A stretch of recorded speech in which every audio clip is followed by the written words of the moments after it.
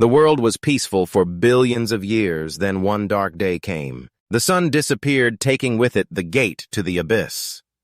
Billions of strange creatures poured out from the hellish portal, causing a catastrophic event, the greatest threat humanity has ever faced. The laws of the world quickly changed as the main source of profit for humanity became items found in the abyss. People abandoned their old industries to start trading the rich resources from the abyss. From basic utilities to crucial services essential for human survival, everything depended on this new economy born from the abyss, which was monopolized and controlled by private companies. To survive and grow alongside the abyss, it granted humans the ability to change professions, turning ordinary people into warriors with diverse occupations and special powers to fight the powerful creatures from the deep.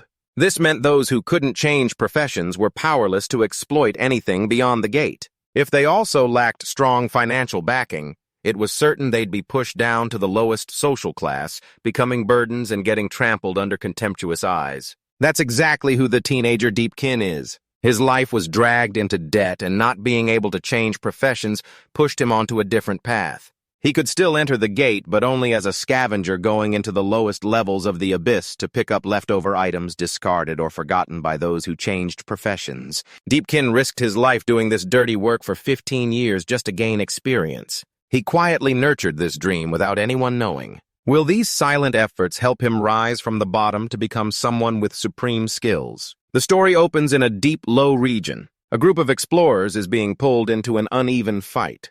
Those nearby are running away one by one to save themselves. Monsters are attacking.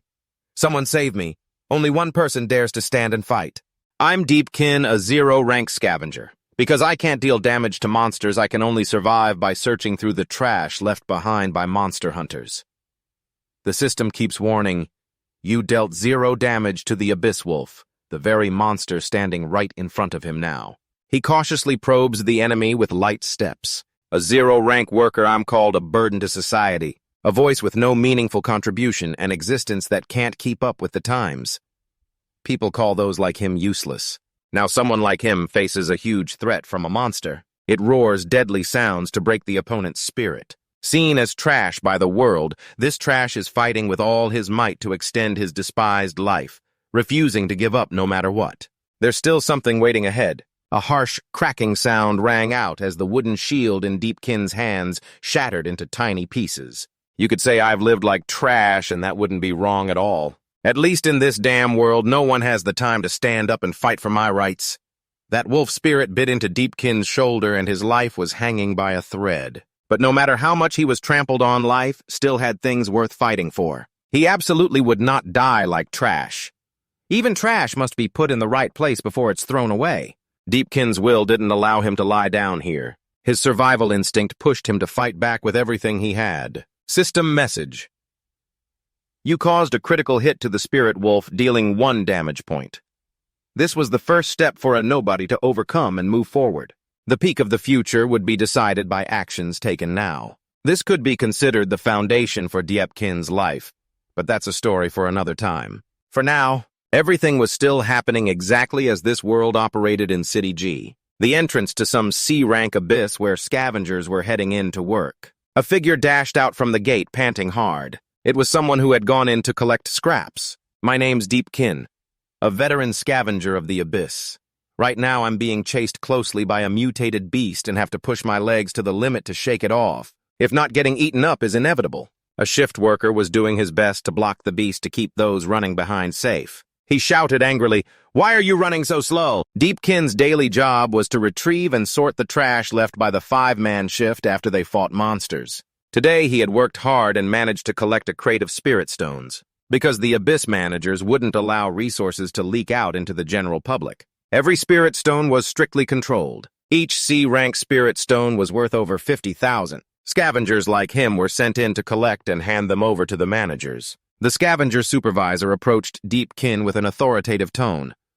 "Troublesome kid collecting this stuff is your job, and everything produced from this dungeon will inventory every bit of it. If you stash any demon crystals yourself, not only will you have to pay a huge fine, but you'll also be locked up in jail, understand?" Deepkin was experienced in this, so he definitely understood. "Don't worry, boss. I've been doing this for many years, so I know all the rules. I wouldn't dare do anything dishonest. The usual work of an abyss scavenger was what low-level players couldn't handle, meaning those without the ability to shift roles. If the five-man combat team up front didn't clear out the monsters thoroughly, mutated beasts could sneak past and attack the rear lines, putting low-level players in deadly danger at any time. You could say this job was like risking your life for money, and that's not an exaggeration. Returning from the dungeon alive, each scavenger received a base salary of 300 coins per trip. Additionally, each scavenger could get a share of the over 1,000 value of spirit crystals collected, roughly around 600 coins. After deducting a 30% intermediary fee, the actual amount received was only 540 coins.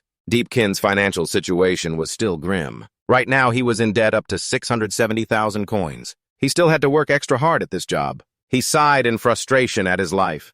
An elder in the group approached with news about a more promising job. "Hey kid, Diep, there's a big gig here. 3 per 1,000 commission, wanna go?" Hearing that cut, Deepkin was startled. 3 per 1,000. Such a high commission. He knew Deepkin's tight money situation well, so he offered this deal. "Aren't you always short on cash? If you want to go, follow Team 5 and leave immediately, seeing no better option." Deepkin agreed right away. "All right, I'll start collecting now." His eyes widened as if he saw gold right in front of him. Team 5 scavengers quickly set off as instructed. Rumors about this mission spread everywhere. The location was the People's Mall in Shenfeng City. Wasn't that the Abyss dungeon just reported? It was rated A rank, definitely not easy. No wonder the commission was so high. And they said a 5-man team was wiped out there before. No one survived. Now they're sending another team there. Probably so. Others continued gossiping.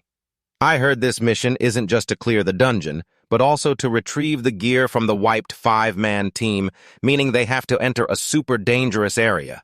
Those damn capitalists really eat people alive without leaving bones. But there's nothing we can do about it." Who told us these abysses are managed by capitalist businesses? Deepkin was way too familiar with these things in his miserable life. He just had to do this job. No time to worry about anything else. First of all, it began when abyss gates slowly opened from the void, bringing chaos to humanity. Creatures from the abyss appeared, spreading horror and destruction everywhere. Humanity was gradually swallowed by a shadow of despair. Humanity was gradually being swallowed by the darkness of despair. Yet amid extinction, humans found a new way to survive. When the abyss brought disaster, it also granted some people special abilities. Those who could shift classes, these exceptional individuals, somehow could harm the abyss creatures. Because of that, the campaign to conquer the abyss had a chance to be launched. As victories mounted, humanity began to step foot into this dangerous land. And then people discovered that inside the abyss, there were not only demonic beasts and death, but also priceless resources, crystals, and magical weapons and gear that could make people much stronger. The hunger for exploration rose. The abyss, once a threat, now became humanity's promised land. A new profession was born: abyss exploration. But in return, this rise also brought devastating consequences. Traditional industries declined massively, unable to keep up with the new economy. Huge money flowed into the abyss sector, leaving behind those who couldn't adapt. And that became the nightmare of the powerless. "Sorry, we don't hire low-level staff without combat ability." "Then go somewhere else. This hospital is not a charity, no money, please leave. If you can't pay the fee, take your sister somewhere else for treatment." Society changed, but not for the better. Those who couldn't shift classes were treated like trash. Basic rights like healthcare, housing, jobs, all were stripped away. "You've been open for 2 months without paying rent, get out. Trash like you has no place here." Humanity entered a new era, but that era wasn't for everyone. Those without abilities were discarded mercilessly, thrown away by society. Anyone who couldn't fight, anyone who couldn't be part of the abyss industry was treated like garbage in this cruel world. Opportunists began to appear, targeting those at their wits' end, short on money. "We lend immediately, no collateral needed. Cash in a second, just sign here." Those sweet invitations were actually deadly traps. The weak and desperate had no choice but to sink deeper into the quagmire of debt. Deepkin was once like that too. No collateral. There is your most valuable asset is your organs. Loans piled up like that. People at their wits' end, clinging to a faint hope, sank deeper into this social hell. Don't kill them, just let them kill each other. That was the dark past Deepkin went through. And now all he can do is sit here sighing over his hopeless fate. A huge debt, a heavy burden on the shoulders, a life with no way out. But no matter how miserable it is, it's still better than being trampled on by others. It's not just you. Tens of thousands of people out there are living like this too. A voice beside him pulled him back to reality. I heard there's a guy who borrowed $1 million to play stocks, lost it all, can't pay back now, probably has to sell a kidney. And there's a sister who's sick every day, the treatment costs a fortune. Those rumors might be about someone else, but to Deepkin it sounded like they were talking about him. Shame and helplessness took over him. He bowed his head and covered his face, not daring to look at anyone. What's the point of living like that? But right now he's carrying too much on his shoulders, only able to live a life like garbage. The mission location is almost right ahead. Just ignore everything and get back to work, same as always. Anyway, this isn't anything new. The waiting transfer workers are getting annoyed from the delay. Or maybe this is just a necessary formality for low-level scavengers, the trash. You guys are slow too.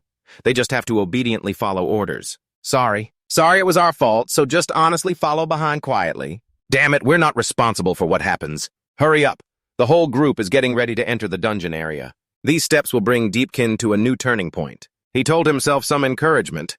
This job is just like all the others. Used to it now, no need to fear the difficulty. Even if it's a bit above level Euro 1, it's not a big deal. Gotta work hard to earn money, then survive and come back. That's definitely the minimum to achieve in the underground city of the People's Commerce Center, Shenfeng City B-level Abyss. The group went through the gate and entered inside. High rewards every day, but dangers just as high. But they've already bet part of their lives on this kind of job. Deepkin looked around, not quite used to the surroundings compared to the lower levels he'd been to before. So the feeling wasn't exactly reassuring. Still his first time in a B-level abyss. The veterans were a bit cautious of the surroundings too. Suddenly a series of sounds came in, making the transfer group in front get into battle stance. Their faces focused on guard. Ahead was a pack of fierce abyss wolves charging at them, each one shining with a bloodthirsty ferocity. The danger level of this place was shown right as they stepped in. The raider holding the shield called for backup. Old Chen.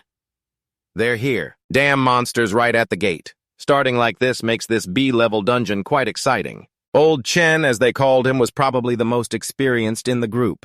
He didn't look worried, I know. Those are just level 1 abyss wolves. No need to shout like that. The wolves quickly showed their power. They lunged one by one to tear into the warriors. But Old Chen stayed calm handling it. He had stored energy, creating 2 fireballs in his hands. Immediately, he shot the fireballs toward the wolves craving human flesh. A deafening explosion with flames shooting everywhere made the wolves behind hesitate in fear. They all turned tail and ran when they realized they weren't facing amateurs. One by one, they were pushed deeper into the dark cave. The opening raid was quickly stopped by the strong abilities of the transfer group. Though the danger passed ahead was still a dangerous zone. The shield holder warned the group not to lower their guard. Any dark corner could hide a beast lying in ambush to attack. Watch everything carefully to avoid surprise attacks. The glasses-wearing guy confirmed the location they needed to reach. So, where's our destination? The lead guy pointed. The 5th floor. Another noticed something unusual. Not sure if it's an illusion or not. The 1st floor of this shopping center had become more than 5 times bigger. The height of the 1st floor was also more than 3 times higher. The glasses guy was probably an analysis expert. This is the abyssification process of the dungeon, creating a creative copy based on the appearance of the real world. But the internal structure has completely mutated. Speaking of Team 5, who was supposed to arrive earlier, why is there no information at all? So where are the bodies?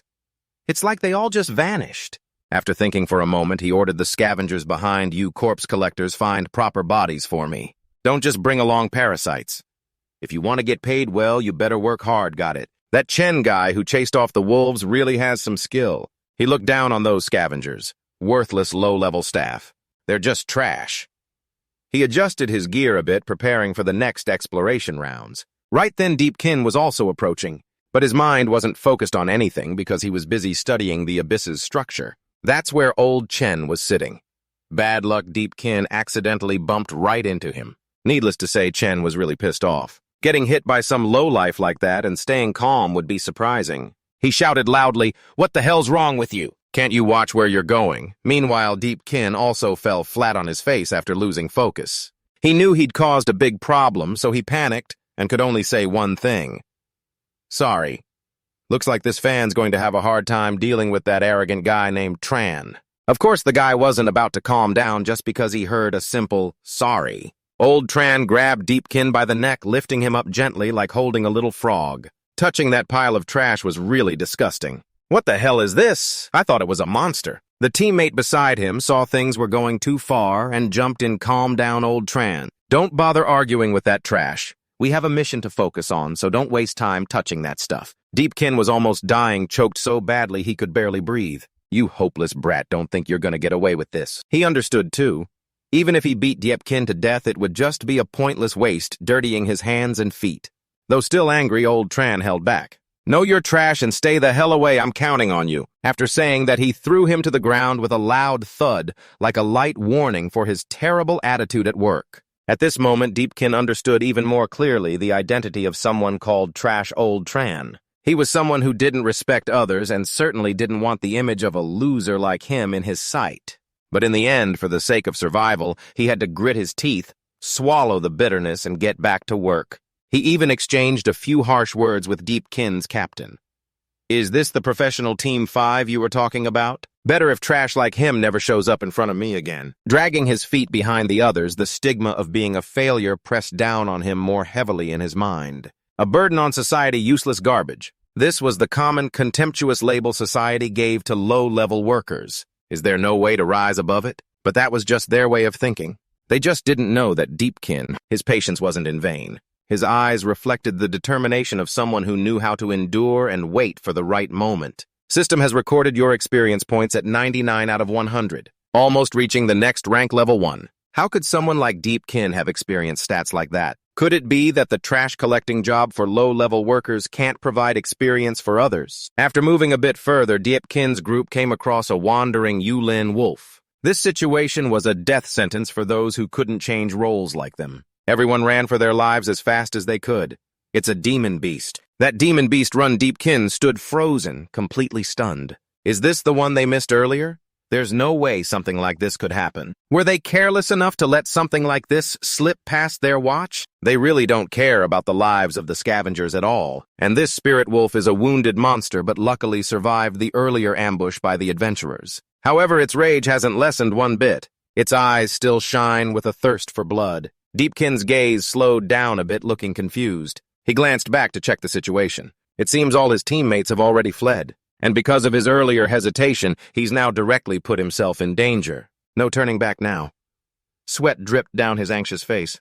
He used the system to analyze and quickly found some basic weapons left behind. Just a level 1 wooden shield and a level 1 wooden club. Besides that, there's nothing better to use. Deepkin quickly analyzed the enemy's situation. It's a brutal monster separated from its pack. That means he can face it alone without worrying about a pack attack. Right now, the spirit wolf has run out of patience waiting for prey. It wants to start hunting immediately to get some nourishment. A roar breaks out, signaling to him that he can't afford any more delay. Time's urgent. The werewolf begins to attack fiercely. Every bite could easily send Deepkin to his ancestors. Quickly grabbing the club and shield, he dodged to the side. This monster is the opportunity he's been waiting for so long. He has to take advantage quickly. What kind of chance makes him risk his life like this? Could it be about evolving his job transferability? The spirit wolf changes its attack direction. Then Deepkin's eyes suddenly sharpened fiercely. He moved into a combined attack and defense stance. Even the smallest mistake could mean death. This time he took the initiative to attack first. The monster's eyes were still sharp enough to notice. Is betting his life at this moment really worth it? He made a strong leap toward the spirit wolf, but it seemed slower to react than expected. Maybe it needed more time to recover after the missed bite earlier. Seizing this perfect moment, Deepkin struck the wolf sharply on the head. His swift move left the wolf only able to watch. Or maybe it sensed the power of a loser, which made sense. Anyway, he did hit it, so it can be called a success. But he forgot one thing his job skill can't activate here. He can't deal damage to monsters like this. Though flashy, the damage dealt was 0. The wolf looked at him with surprise. Could someone really be sparing a weakened monster like it? And Deepkin was stunned too. At this point, there's no saving those who ran off earlier watching him make a fool of himself in front of the monster. Is Deepkin just an idiot? He didn't really focus much. Maybe all monsters have some weak spot that guys like him could exploit. But this isn't the right place. No words left, this kid's heart condition isn't minor either. Doesn't he know only players who've transferred jobs can actually hurt monsters? Of course I know, but what do you guys know to be so noisy? Still determined not to give up. Deepkin decided to attack every part of the wolf's body, hoping to get lucky and find a fatal spot. From head to body, whether using shield or club, he had to find a way to survive. Now, it's not about skill, but pure luck. But his stats don't look very promising. All his stats, from level strength, agility, intelligence, willpower, constitution to luck, are just barely 1. Asian parents would definitely not want to see this. So what hope can come from stats this low? He fully understands how weak he really is. With stats like this, even the weakest monster can't be broken through. Now it's recovered some stamina. The only choice is to run put as much distance as possible. Of course, I know this better than anyone. My strength only goes this far, that's the limit. But the reason he pushes himself so hard is because he clearly knows one thing. Deepkin took a running jump onto an obstacle. This is a desperate move, putting trust in a life-or-death moment. After the impact, he jumped onto the wolf's back and it lunged forward and snapped right at his takeoff spot. That nearly ended badly, but it opened a new chance for a deadly strike. This was the perfect spot when the opponent lost rhythm and sight. But his determined gaze made every move even more certain. That's why I have to use all my strength to hold on to the hope that I'll be the last one standing. All his power focused into the club in his hand. He charged at the werewolf. Meanwhile, the adventurers on the other side were laughing because nothing could stop them. Ha ha ha! Even the low-level guys would be scared stiff by a bloodthirsty monster like this. They probably just have to run around screaming loudly, hoping someone will come to save them. As for us, we just need to swing our arms and kill a few monsters to make a big score. Those guys have no way to deal with the monsters at all. No wonder they're a bunch of low-life trash. Bringing them along only causes more trouble. Old Chen snorted coldly, showing clear contempt. Let those scavengers pick up the most valuable treasures left behind. Call that trash over here to clean up. I don't know where they've been hiding to dodge work all this time. One sharp guy suddenly noticed something was wrong. Boss, it looks like a monster got through over there. It's a monster. I have to run quickly. The screams caught the attention of the others. These trash people really cause a lot of problems, just like the boss said. Old Chen frowned like he just caught a disease. This is so annoying. I'm going to deal with this purple gear. I want it, so don't anyone try to snatch it from me. He pointed to the new gear and marked his claim. Meanwhile, things over there were getting intense. This really is hopeless. Deepkin's plan has failed miserably. He himself has become a tasty meal for the wolf, which chewed up the crappy weapons he was holding, and took a bite out of his shoulder, too. His life was in danger as blood poured out from the wound. Deepkin was trying his best to suppress the pain torturing his poor body. His eyes were full of rage mixed with determination. His scream echoed loudly, showing his strong will. I absolutely refuse to die like trash. Despite the threat, he still wanted to do something. After all, isn't it possible to discover something after all these probing strikes? Deepkin grabbed a broken stick tightly and thrust it straight into the ghost wolf. Blood sprayed from the wolf's body where it got stabbed, leaving it stunned and confused. Those earlier hits were just like scratching an itch, but now it actually worked. Right at this moment, it was a critical hit. He had successfully created a damage point. The ghost wolf's ear-piercing scream showed it was injured and about to fall. But losing just one bit of health was barely entertaining. The others saw that and felt all their efforts had been rewarded. One chance after another passed by. It seemed like the wolf was about to be finished, but now it was the wolf that was about to fall. Deepkin was exhausted and collapsed to his knees. He gasped for breath as if trying to suck in the air of life itself. His body was badly battered, but his eyes were wide open. Still a satisfied smile spread across his lips. Ha ha ha. The joy of someone who just escaped death is truly beyond words. Every cell in his body seemed to awaken again. That laughter quickly exploded into pure ecstasy. A celebratory shout rang out. Hey, hey, hey, if you had a bottle of booze right now, you'd probably down it all. But that joy quickly faded when the guy from earlier arrived. He came to play the hero and intimidate the weak trash, but it seemed he was a step too late. The young man that old Tran looked down on had just won the bet with his prey. Hey, look who just made a move. He walked over to Deepkin and tossed sarcastic compliments at that piece of trash. That guy was furious at Deepkin's unauthorized actions. You want to be a hero, huh? Did your parents think you haven't lived long enough yet? The jerk grabbed Deepkin by the collar and spat the worst insults he could think of right in his face, all aimed at someone who had just risked his life fighting against what they carelessly let live. We don't spend our money to buy your corpse trash. But those words were like dogs barking at the wind. Deepkin's mood was much more uplifted now, with a smile on his face. There's more than one path to job advancement. Everyone always thought you had to have talent to successfully advance jobs, but there's another way. That's when your experience points reach level 1. Even a low-level employee can successfully trigger a job change. It's even easier to unlock hidden professions, so that's why there are still undiscovered professions. The Abyss's mysteries are countless, waiting for people to unleash their potential. So whoever has patience and doesn't give up will go further than those naturally gifted. Because to reach this goal, you have to figure out how to get the experience points needed to level up. And for a low-level worker who can't even harm a demon beast, that's harder than reaching the sky. At first, experience only sits at 1%, forever trailing behind others.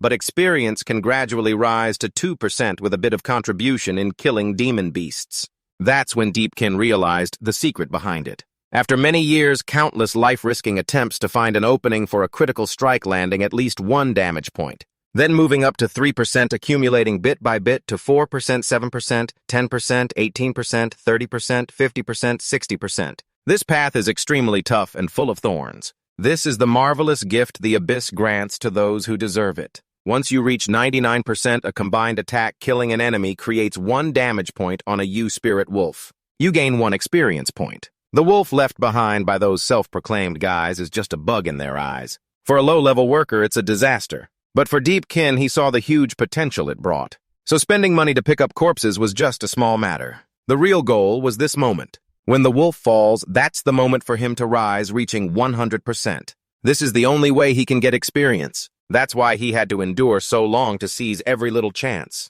Giving up was never something Deepkin wanted to think about. So now he can meet the condition. System announcement. Your experience points have reached 100. You qualify for leveling up. Thinking about how much his life will change after this fateful moment made Deepkin unable to hide his joy. Old Tran, witnessing this moment, just stood there with his mouth open. Kid, you actually have enough experience to change jobs? What kind of crazy joke is this? A low-level worker trampled by society, wanting to rise up. Congratulations. You have reached level 1. The leveling up process proceeds smoothly, with energy radiating non-stop. A truly magical moment that few get to see. You have earned the title Level 1 Mantra Avenger Picker. You have reached the maximum level. Deepkin felt like he was turning to stone. After seeing the level stats, it seemed like life wasn't ready to let go of this trashy existence of his. Old Tran also got his eyes opened wide. This was probably the most emotional job advancement he had ever witnessed in his life. He couldn't help but laugh at the comedy show. Just moments ago, he was wide-eyed, studying every little detail, and now the result was just a joke. Laughing till tears came out. My brother Deepkin, what kind of freaky job change is this? A level 1 Awakener job change is still just Awakener max level is only 1. Oh man, this is a shocking event. Deepkin must have made the list for the fastest advancement. Ha ha ha ha. Sorry, really trashy, I just can't hold it in. Once in a lifetime, the most precious chance, and you change into a trash job. Even the name is pure trash. Ha ha ha ha, so awesome. This profession was made just for a loser like you. It really suits you. How about framing that title and hanging it on the wall? Hear this clearly, level 1 picker. All your buddies have run away by now. The cleanup mission will be done by you alone. Do your best not to disgrace your title. Done. The entertainer Deepkin lets loose as old Tran walks away.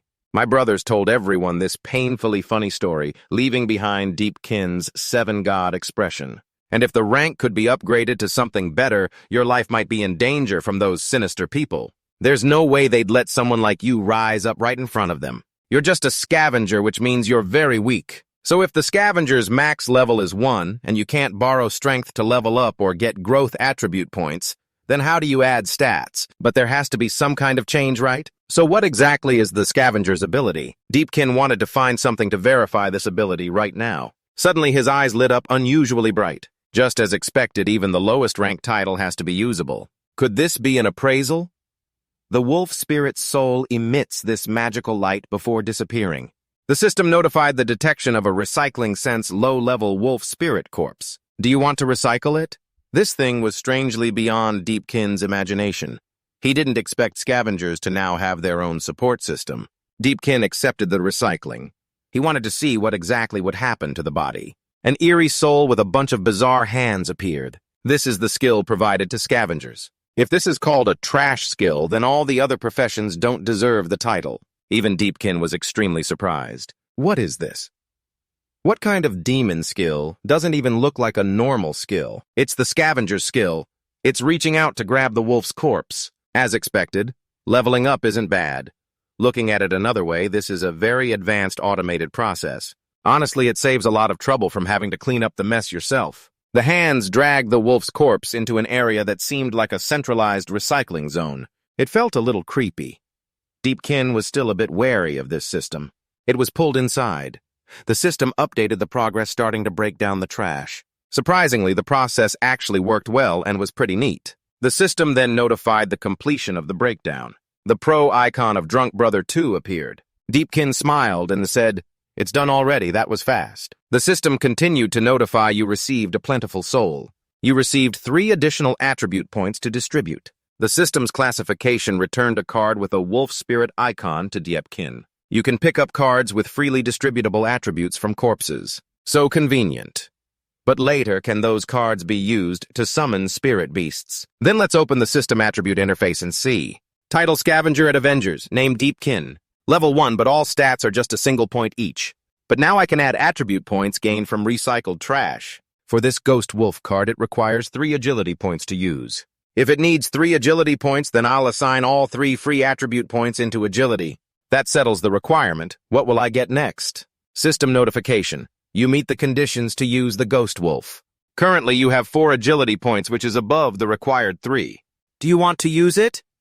Deepkin immediately agrees. Okay, let's use it. The body absorbs the power from the Ghost Wolf. This is learning through the recycling decision. It can become a core ability to develop diverse skills. The process is finished, but is that all? There's no effect or change in the body at all. It seems Deepkin was expecting a bigger transformation in his body. The hackers kept calling the staff, "See, hurry over here and clean up." Deepkin is still a loser, so he just obeys. Suddenly, cleaning up caused part of the ground to deform. Maybe his body changed a lot, but he didn't feel anything unusual because the system neutralized those sensations. Deepkin ran as fast as he could. This was a feeling he had never experienced before. The only time he ever ran for his life was when chased by demon beasts. Excited by his high agility, but small obstacles almost made him fall. This guy kept doing clumsy stuff. No wonder he didn't make the Tran family angry back then. The situation is really intense now, but playing the ground game with humans is all about measuring the terrain because of this reckless game. So this is the benefit gained from absorbing. That was the skill earlier, but the current abundant soul is still on cooldown. Sure enough, skills come with cooldowns. Never thought I'd use a job changer's skill someday. It feels like a dream. Deepkin slowly sat up and let out a sigh. I really have to control myself so others don't think I'm both a failure and an idiot.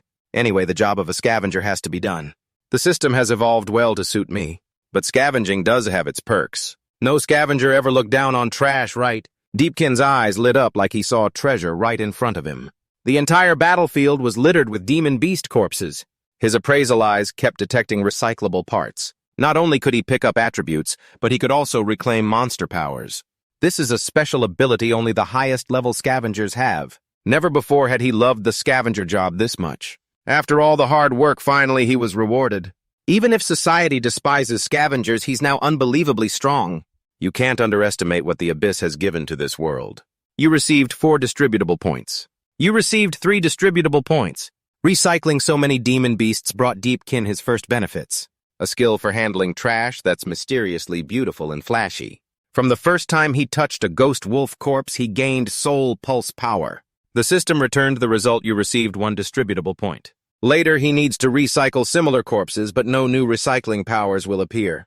Also, recycling many corpses of the same species will gradually reduce rewards, so he must explore more types of monsters. If skills are one-time rewards, then recycling new species is the way to get more right. Deepkin instructed his teammates to sort through other areas to recycle. There's still trash over there. His system seems very energetic and encouraging. But distributable points have already reached 111. The Avengers Scavenger's agility stat has been increased to 4. The rest are spread out as single points, so he needs to balance it. What attribute should I add to now? I've gotten quite a bit already. Looks like I won't be short on attribute points later. He seems a bit indecisive. With so many benefits, might as well be decisive. Heh, if you're a versatile player with 4 points, you should spread them evenly. Strength, agility, willpower, stamina, and luck all go up. So he just added points evenly. Fill in what's lacking. All stats are now a balanced 20. He leveled up rapidly in such a short time. No doubt this is the hidden profession of the Abyss. Meanwhile, the professional job changers were still fighting one by one. They're proud, but their teamwork is very smooth. They seem to have all the necessary jobs for offense, defense, and endurance. Good job, guys. Only these last 2 left. Finish them quickly. The last ghost wolf has been defeated. Now waiting for the staff to clean up, they stand around chatting a bit. You said that guy already switched jobs to a scavenger. This is the hidden profession never seen before in the career transition chart. Look, the guy taking the hits also seems very curious about Deepkin's unique title. The name Sorcerer isn't of much interest.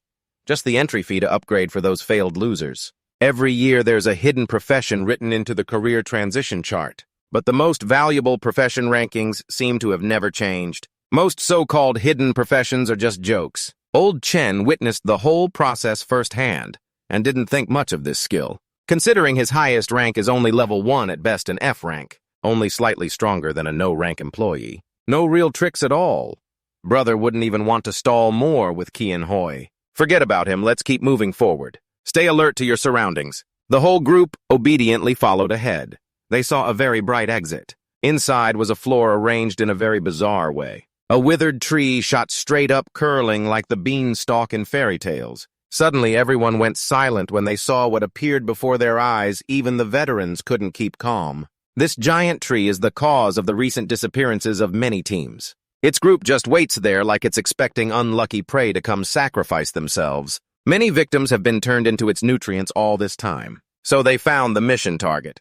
Is this the eagle-eyed team leader hunter from the Earth Mound Hunting Corporation? Why is there an Earth Mound area inside a shopping mall? This is the 5th floor. The scenery here is nothing like what it originally was, making it hard for them to believe. They really went forward to check on the hunter's situation. The total time this place has been abyssal hasn't exceeded 48 hours. The corpse was dried out to this level with some kind of magic sucking out all its essence. Countless roots invaded the body until it was hollowed out. What a terrifying sight. Clearly on the way here we only encountered low-level ghost wolves and faced no obstacles at all. They're a B-rank hunting corporation, so isn't it strange that they all died here? No, everything has its reason. These people were only part of it. But unfortunately, they didn't learn the lesson early enough. This place isn't just them.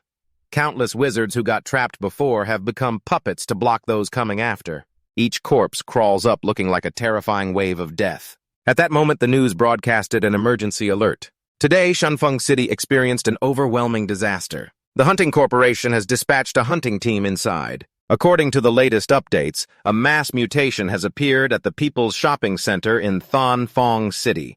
The initial assessment is a Grade B mutation. So far, the number of missing people has reached 217. The pioneer warned everyone. Step back, danger is coming fast and no one has time to prepare. It's an ambush, we fell right into their trap. The cult master has cornered us all into the center. Their fate now depends solely on luck. I told you. Why couldn't we find their bodies? Because they're all gathered here, piled up like a heap of trash. The path they flew out was all low-level monsters. It was just bait that the enemy deliberately used to lure us in. The warrior only realized it too late. It's because these people overestimated themselves. Suddenly, a huge creature burst out from underground, terrifying everyone.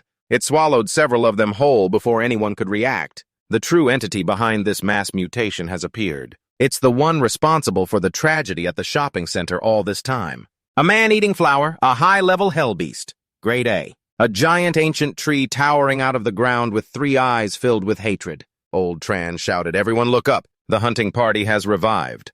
More precisely, those people are controlled by cells implanted by the man-eating flower. Now it's using the victims to eliminate new prey that enters. Deepkin still doesn't realize what's happening. He's still busy recycling. Wolves cut in half, wolves burned to ashes. This system really knows how to sort trash well. Already reached an achievement. The scavenger just recycled 50 bodies. This first small achievement made him visibly happy. Ha, got an achievement already. There's even a reward, really looking forward to it. The system says, you have received a level 1 normal dagger as a reward. Wow, so cool. Newbie gifts always have more sentimental than material value. Level 1 is what I need. This profession's achievement gifts are usually rubbish, but at least it's thoughtful. His poker face said nothing. That's the true spirit of someone switching classes. Harshly critiquing the loot. Snail, snail, snail, snail. Some strange sounds echoed from behind. What's that? Something's wrong.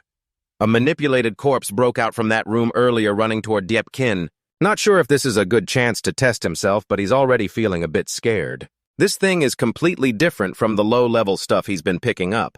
It's alive, wrinkled, and full of strength. It jumped and struck the ground right where Deepkin was. Luckily, he dodged quickly. Activated agility check 20, perfect evasion. Deepkin performed several flips in the air to show off his new skill from the loot. That was something, damn it, you scared me to death. I thought I was done for. Luckily, his stats had improved a lot. Even though fear was still deep in his nerves as a loser, he still managed to dodge skillfully. Took a moment to feel the changes in his body. Now his body feels much more flexible. Is this because my attribute points have increased? Looks like I really have gotten stronger. Confidence finally came to Deepkin. His awareness of his own strength was no longer faint like before. Before he could steady himself, the opponent lunged to tear him apart. This time, its killing intent was stronger, but Deepkin stayed calm. In the moment, he sensed every move of the tree demon as if he understood its basic attack patterns. Right in front of him, Deepkin dodged the attack in a flash. This showed all his senses had become sharper and more focused. He quickly put distance between them, moving into a safe zone to avoid the cult master's attacks. His feeling had changed a lot. Preparing to go on the offensive, Deepkin unleashed his strength and speed, with his spirit soaring high. Now it's my turn. I'm the one switching classes this time. It's not like I have no damage to deal anymore. His powerful punch sent the zombie flying into the wall cleanly. So this is the power of a class switcher. System activated power check 20. You created a defense-breaking effect on the target. Physical damage increased by 100%. The zombie was caught off guard and seriously injured by this critical strike. Painful sounds came from it. Gurgle, gurgle. This time I'm not the same as before.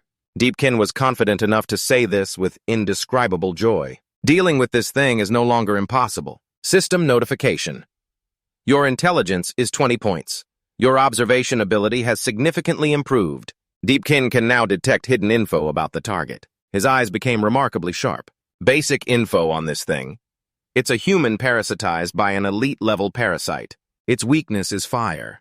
Its neck keeps making screeching sounds as if warning the opponent it's very angry and needs to vent. Both rush toward each other for a life-or-death showdown. This is a great chance for Deepkin to show off the skills and progress he's made. He carefully watches every move of the corpse, then dodges a deadly strike just before it hits his face. Using the zombie's high speed against it, he slips underneath to avoid the charge. His agility and sharp thinking make perfect sense when facing something being controlled. He jumps behind the opponent, making it lose sight. Now he's in position to counterattack. Its weak spot is the neck.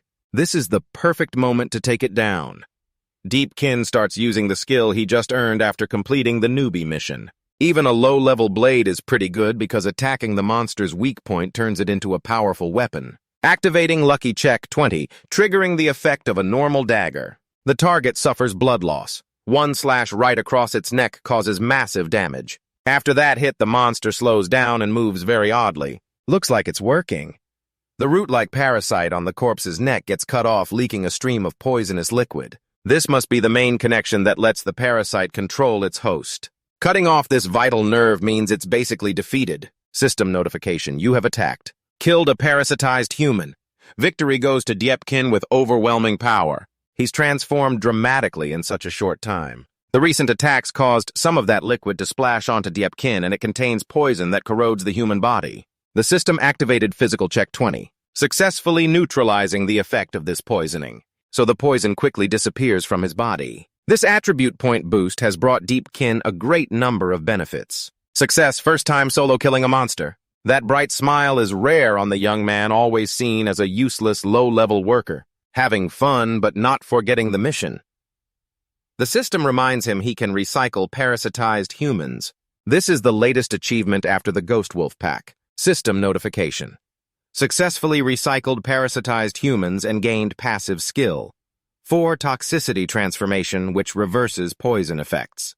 At the same time, it randomly turns the effect into a benefit for you. Physical stat requirement is 15 or higher. The effect of toxicity transformation lets you treat poison like medicine and actually heal by drinking it. Why not just use it right away to heat it up?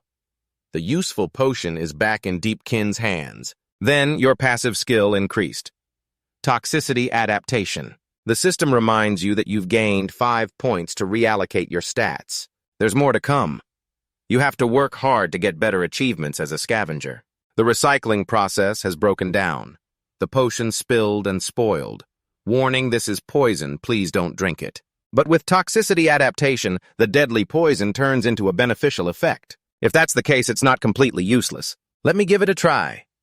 Deepkin decided to drink the poison to test the new ability. There's a result its effect is poisonous. Because toxicity adaptation has transformed it into a healing effect, it's recovering the wounds. The system reminds you've gained the Spirit Pen boost. All basic attribute points double for 10 minutes. The random effect is so strong. This is awesome. I can feel the power rushing through me. This time, Deepkin gained some experience using potential points. I remember after increasing intelligence to a certain point, I can see more hidden info about targets. So this time, I allocated 5 attribute points to intelligence. Before that, the main stats board changed significantly. Intelligence points increased by 5 and doubled to 50. After finishing, a new challenge appeared. Another group of parasitic zombies broke loose, wandering everywhere looking for targets. Their screams are extremely annoying. Ugh, ugh, ugh, ugh! This time, Deepkin was no longer surprised. His face stayed calm, a bit cold. Did those guys let the monsters escape again?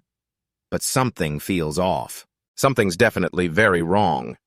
Hordes of zombies poured toward Deepkin, looking extremely bloodthirsty. Looks like the fate of the people inside isn't looking good. Bold, prejudiced thoughts stirred up in his mind again. Like social burdens, trash, useless people. They all called me that. I'm kind of used to it. Meanwhile, waves of parasitic zombies kept flooding in, filling the space. Holding the small blade firmly this time, everything felt very different. Now I can loudly tell them my name's Deepkin. I'm the one who clears out all this trash. Right over here with the strong power of a scavenger, I won't be easily crushed here. Old Chen's group is clashing with the transformed fighters who were taken out earlier. Damn it. The hunting group got parasitized. They're all dead now, no one can tell real from fake. Right or wrong, the Guardian is holding off the enemy's deadly strikes. Already strong, plus raging in a controlled state. The situation's entirely one-sided, making things very difficult for them. Damn it. That's a pile of corpses whose strength is even tougher than when alive. How terrifyingly strong is this group? If we can't deal with these parasitic zombie minions, forget about the real boss, the man-eating flower. It's a being with power beyond what can be handled. This is bad. Squad, prepare to retreat. This isn't a normal fight anymore. It's a full sweep against the transformed. We can't hold out. We have to rely constantly on the sorcerer's skills to clear a path. One got taken down by an assassin, blood oozing out from the parasite. It looked pitiful, didn't even get to say a last word. The warrior was quickly swarmed by the zombies, too. Then ended up infected root by root, spreading fast throughout his body, turning him into a rotten husk. The 2 strongest ran farther thanks to their teammates holding the line. The warrior was about to be turned into a tasty meal. Damn it, they keep sticking to us! They're too strong. There's no way to win this round. The warrior kept running while trying to block the smaller waves. The corpses were parasitized. All efforts felt like banging your head against the wall. But it showed the will to survive and escape alive. They ran first, constantly thinking of ways to get out alive. Damn it, I'm here for the money and gear. If I die here, damn it, I'll be meat. Suddenly the warrior got held back, unable to move. It's the slowdown magic from that guy Old Chen.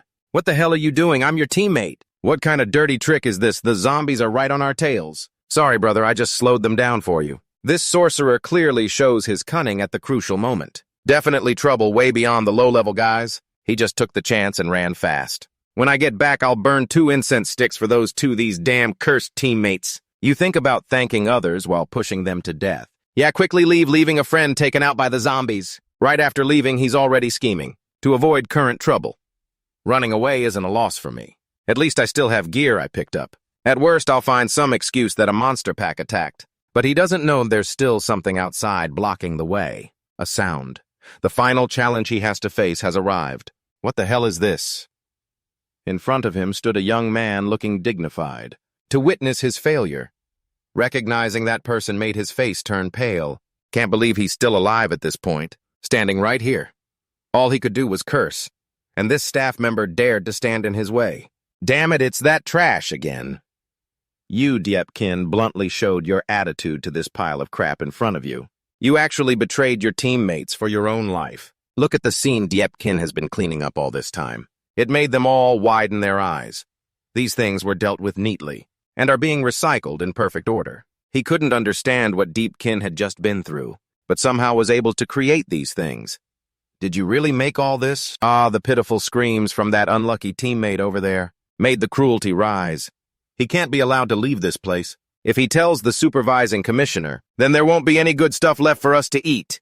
He charged at Deepkin. You gave him a shove toward the gang of zombies rushing in. Don't you want to get stronger? Go get eaten by the monsters already. Message from the Tran family system. Activating power check level 4.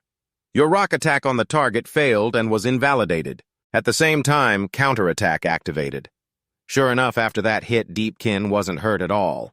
But the guy who played dirty got all the bitter consequences. What the hell is this garbage? What the heck is going on here? He clutched his injured leg, screaming like an idiot. Deepkin was done listening to nonsense. Let go of that guy, you bastard, you're less than trash. You used your super recycling system to deal with that pile of trash taking up space and consuming too much oxygen.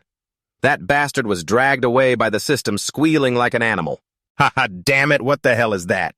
Somebody save me. Oh my God, already screaming for help. Who'd want to save a despicable traitor like that? System is sorting the trash classification. Please wait a moment. He's being dragged into the garbage pit looking utterly pathetic. System confirms this is non-recyclable trash. Come to think of it, he's still a human, still functioning fine and even knows how to sort himself out. But he's so disappointing and annoying, just a dead weight. Isn't all trash supposed to be recyclable? Isn't it a hassle to have the system reject you like that? You fainted cold.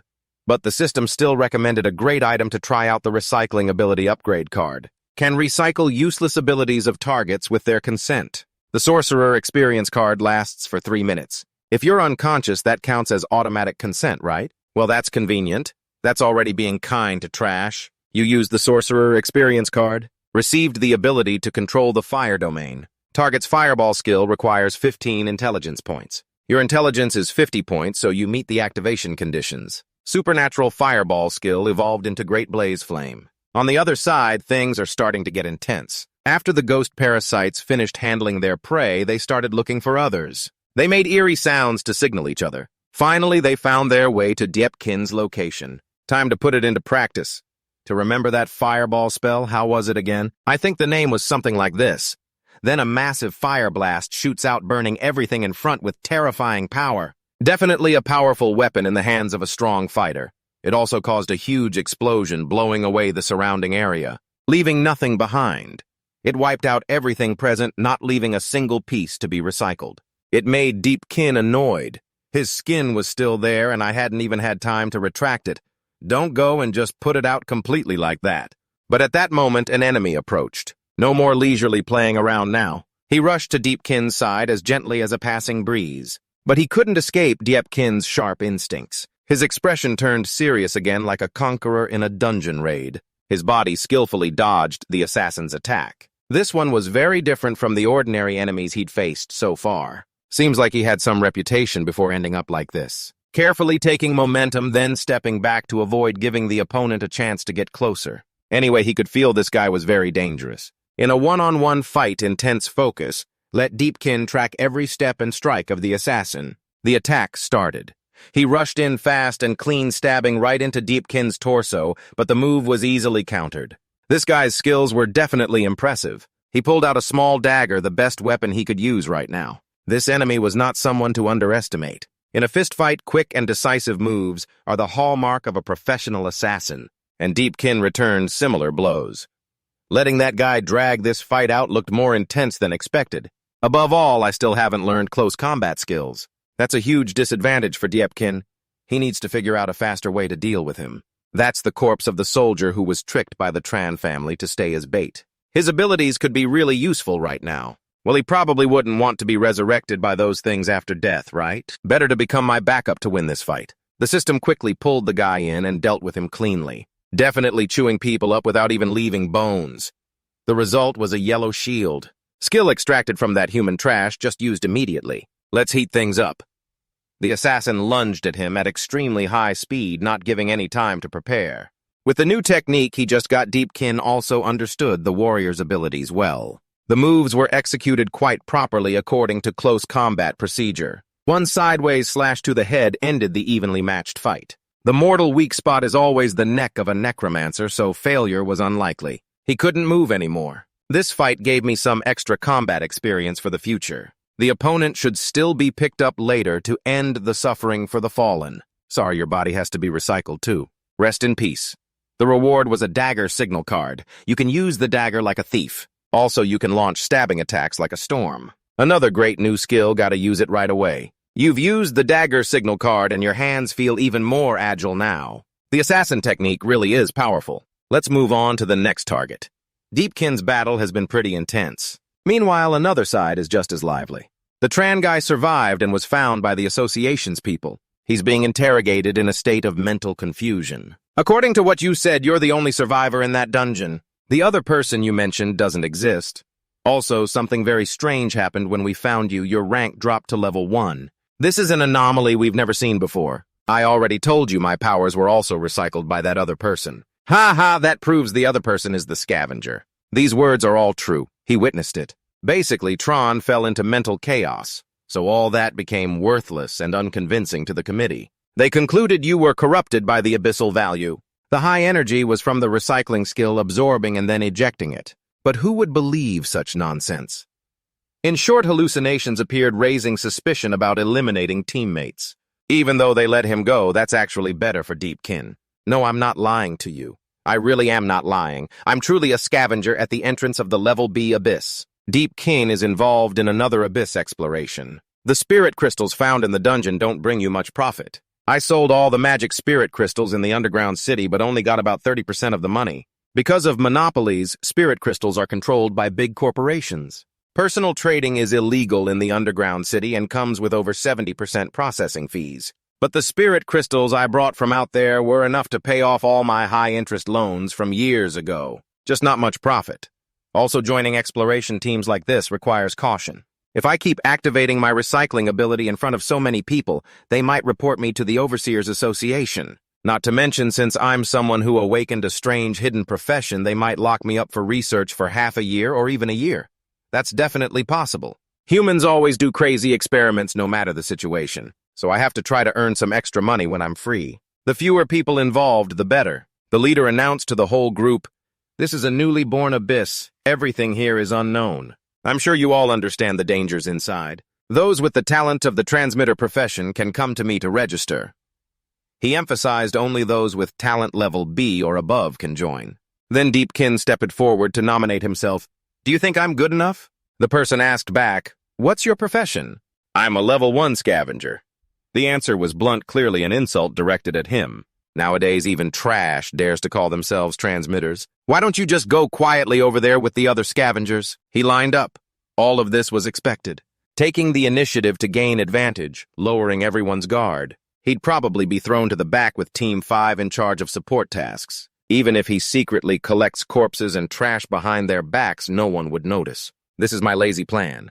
Someone stepped forward with a loud voice. "Let go immediately." Everyone showed respect to the girl who just appeared. That was Tian Kim Lu. Her awakened family profession was the divine recruiter. The girl ordered that he be brought along. Our number is just right. She was seen as the rising star of the hunting guild. She was called the daughter of the divine recruiter Liu Tinyim. Although Tinyim tried to explain, it was clear this guy was only level 1 and a newbie without verified talent. However, Liu Tinyim didn't really care. Whether newbie or not, it didn't matter. They were all level 1 anyway, so it didn't matter. They were all trash. They just needed to gather enough numbers. She seemed like a very arrogant young lady. Despite the harsh words, those remarks still reached the ears of her admirers.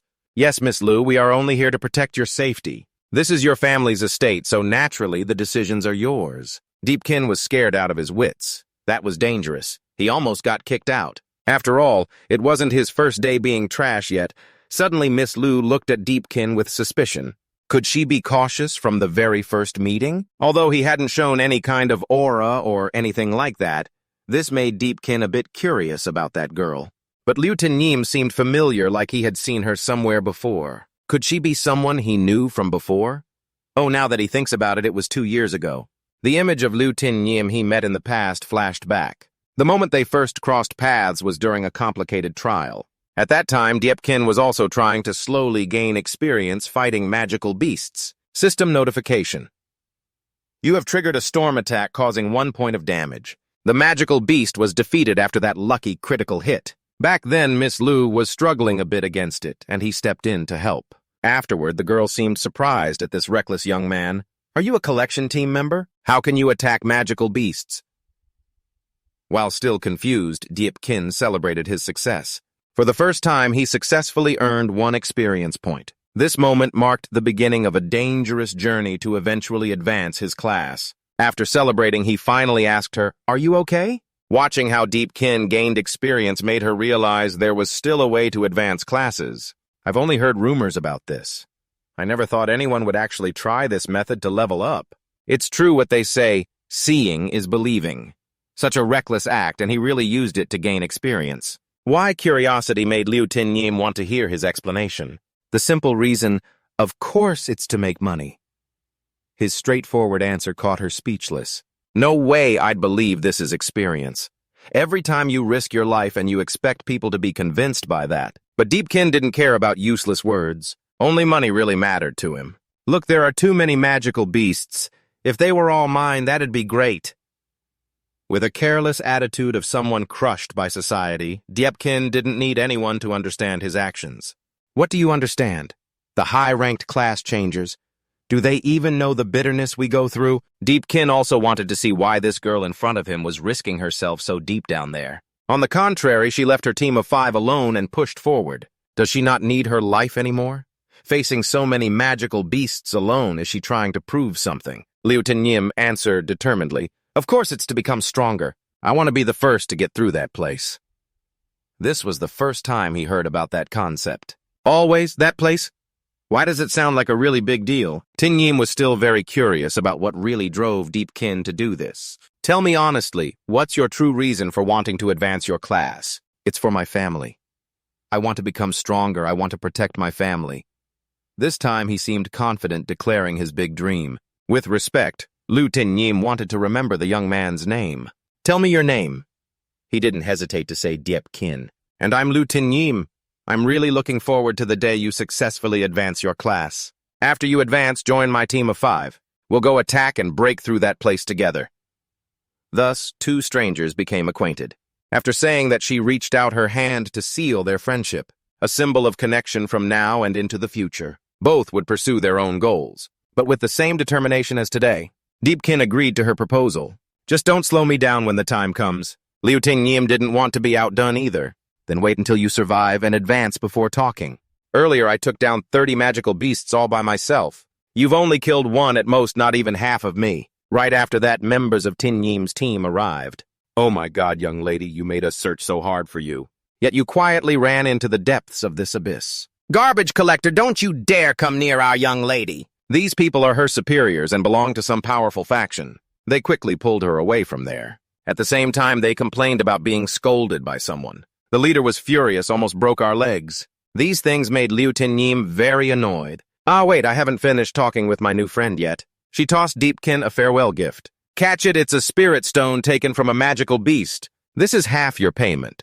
Consider it proof of our shared big goals for the future. Since then, they never met again. What was her name again? Liu Han-nyuk. After struggling to remember, the team leader behind gently reminded him it was Liu Tinyim. What are you looking at? Hurry up and transport the spirit stones. Deepkin thought back to the words he said earlier. I have to do my best not to hold everyone back. Meanwhile, Miss Liu remained silent. Liu Tinyim, with determination, rallied everyone's spirit. Good gear up and get ready to go. Now departing, the entire group advanced into the widening abyss gate. Cheers erupted non-stop as they witnessed its grandeur. Oh, this time I really have to work hard to make money. Then live and come back.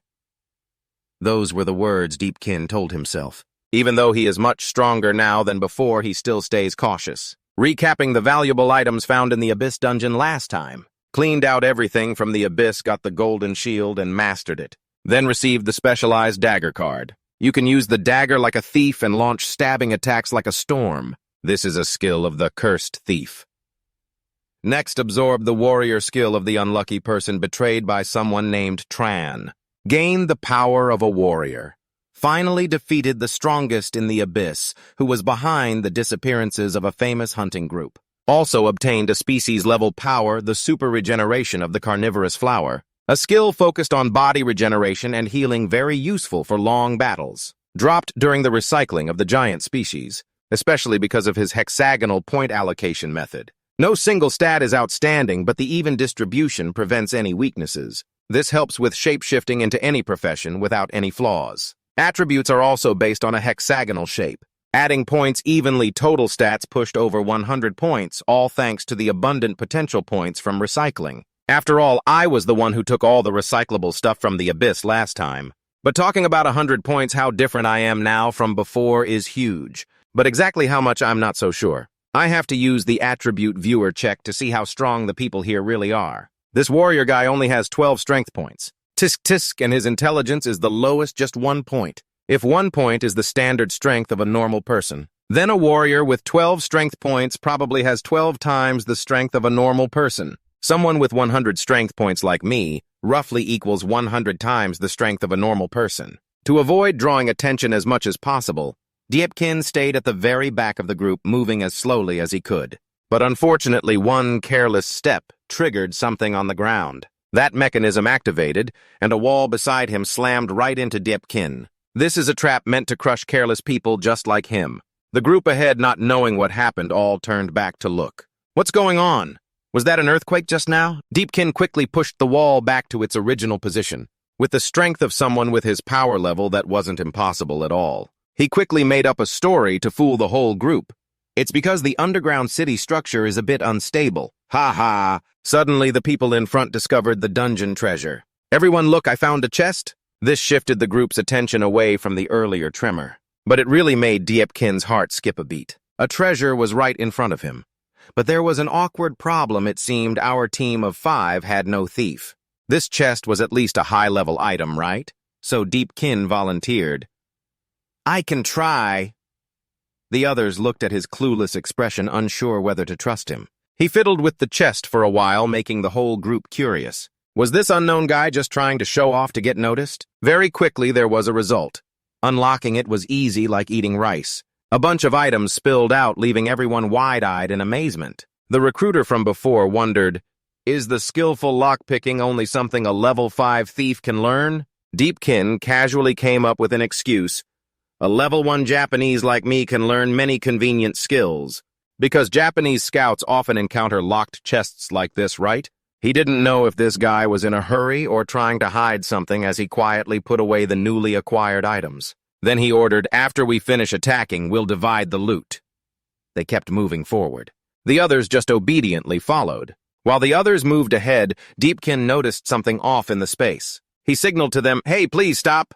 Looks like there's something ahead. Deepkin grabbed a stone and threw it forward. This place hides something dangerous. He threw the stone so it bounced between walls to maximize the check range. Soon it was clear traps were carefully set on the surrounding walls. If he hadn't been careful like Deepkin at first, he would have been skewered instead of just pushing the trap safely aside. His meticulous action only made others more suspicious. Is this guy really just level 1? Deepkin made excuses with many reasons. Don't take it personally, I just happened to encounter them carelessly.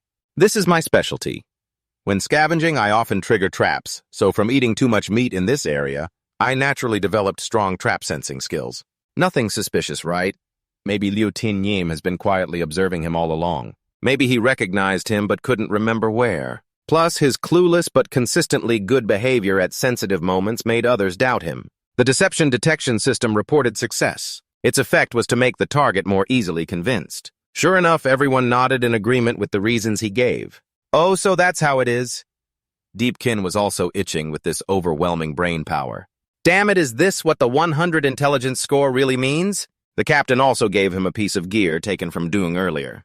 This is your reward. Take it with gratitude. With that superior attitude, it was clear there was no kindness.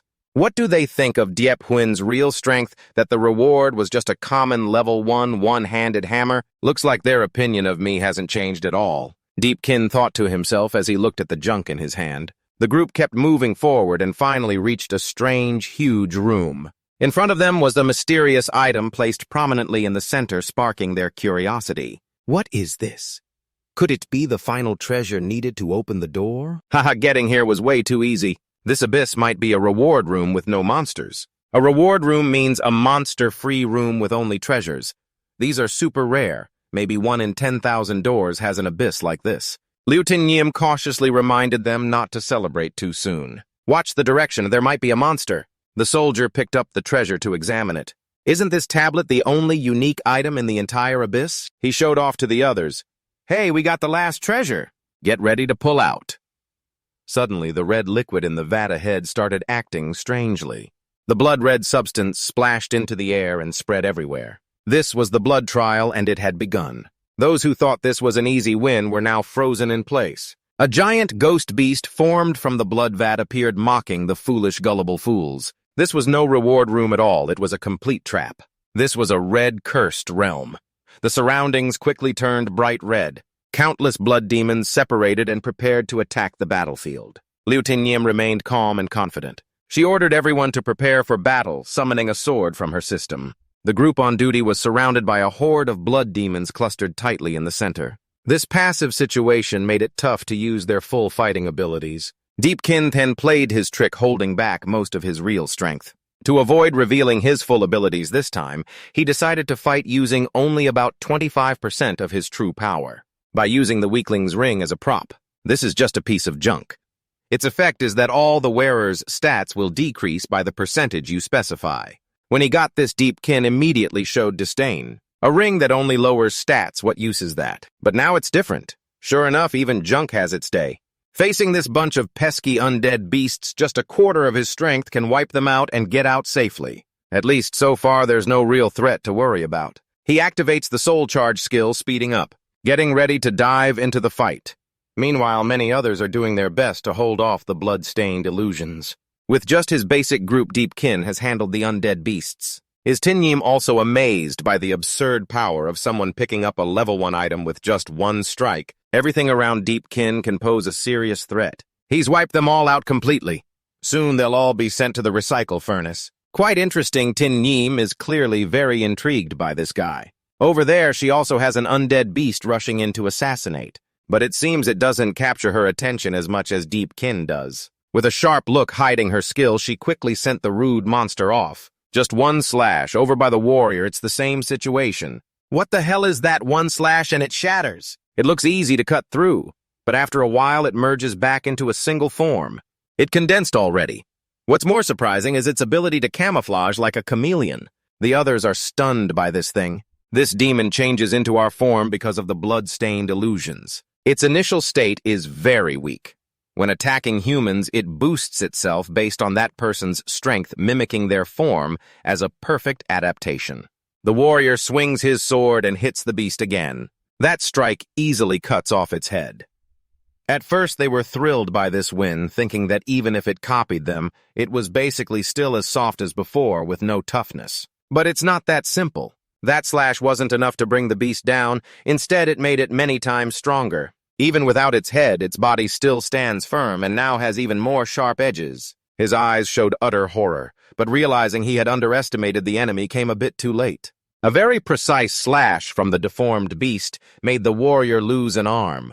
He didn't even have time to react because its stats had been greatly amplified. Basically, it's like fighting himself, but in a larger, more dangerous crowd. Even chopping off its head is useless. This thing can't be killed. He just lay there with his arm bleeding non-stop and unbearable pain coming on.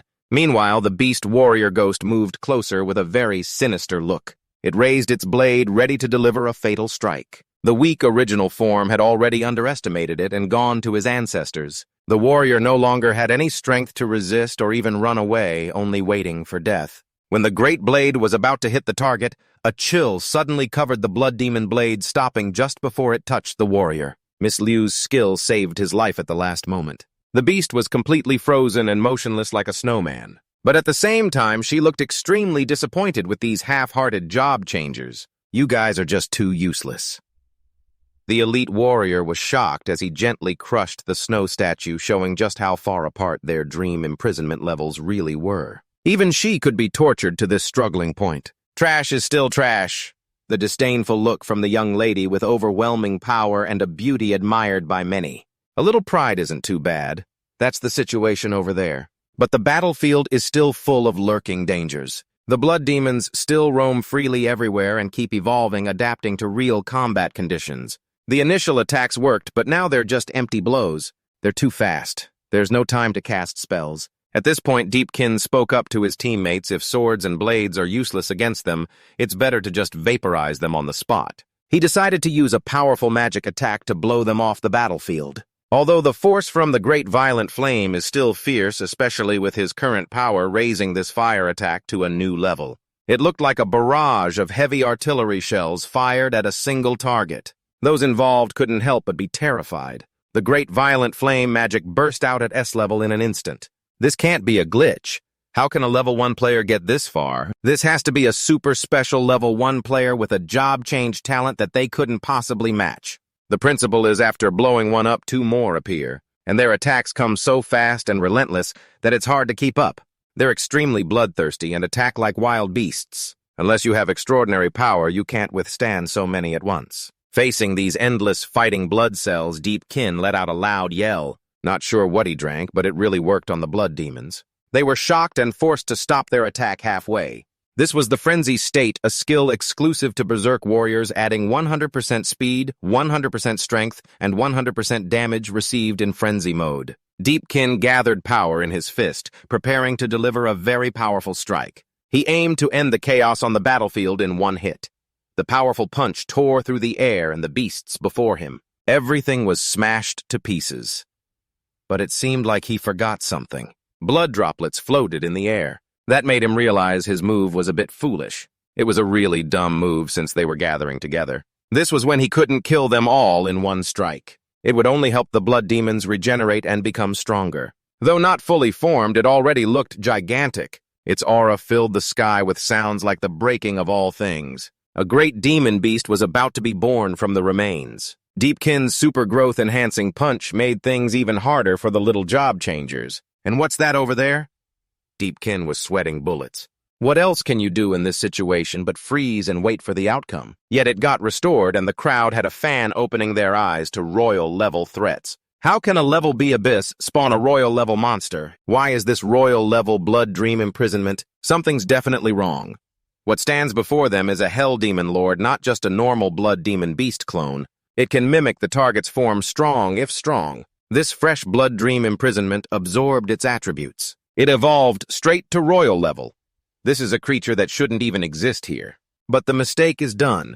Now it's time to find a way to deal with it. The royal demon beast stretched its arm to grab Deepkin. Maybe it realized who was strong enough to create it, and its mission was to kill that person first. Deepkin quickly dodged the grab. Otherwise he wouldn't still be in one piece, because that force had already crushed all the rocks around earlier. He thought silently about the true strength of the demon beast equivalent to his ancient level, so there's no way to suppress its combat attributes. Then Liu Tinyim stepped forward coolly in front of Deepkin. She was like a heroine standing up to protect the weak. Step back quickly. Dealing with powerful opponents like this is my job. Deepkin felt a bit offended hearing that. Both sides were ready to face off in a showdown, shaking the abyss. The great demon beast stretched out its bloody tentacles, stabbing straight at Liu Tinyim, but she was quick and easily dodged. Taking advantage of her large body, Tinyim shot straight up, using the close distance to launch a direct attack on it. She swung a sword strike filled with bone-chilling cold, aimed at the demon beast's body. The powerful close-range strike managed to injure it. The cold energy spread more and more. In an instant, it pushed the beast back. The move hit, but probably not a vital spot. The creature quickly shielded itself with its tentacles. Deepkin watched closely and realized this was an extremely rare skill. In terms of power, Tinyim controls the Icebone domain, but that last move didn't cause much trouble for a king-level creature. It still charged forward full of strength, continuing with an attack aimed at the lone Liu Tinyim. This fight was far tougher than she first thought, because the demon beast's resistance was huge. From now on, she had to be more careful with every move. Even a slight hit was enough to make her struggle to defend. She stepped back to steady herself. Only then could she continue. At this moment, she realized just how big the power gap was. She had thought this was a low-level dungeon and easy to clear. No, I'm still too reckless. I remember the reckless days when I stubbornly pushed into gates beyond my ability. Miss, we've detected the energy levels in this abyss are very unstable. Do you really want to go in alone? Trying is good, but your body won't be able to handle it. Still giving up is not what Liu Tinyim wants. Her goal is to finally conquer that place. The final tower of all the highest-level dark ranks. Yet her current growth speed is still far behind the others. More accurately, she's been left even further behind. Inside, a burning desire to conquer always flickered. But first, she had to surpass her own family members. Her true purpose, whether to gain recognition or something else, was still unclear. But stop thinking about far-off dreams for now. If I can't even easily handle this abyss, then I'm not worthy to inherit from them. Liu Tinyim's eyes flared with determination once again. Many times before this had helped her overcome difficulties. With that mindset, her high spirits fueled a stronger power burst inside her.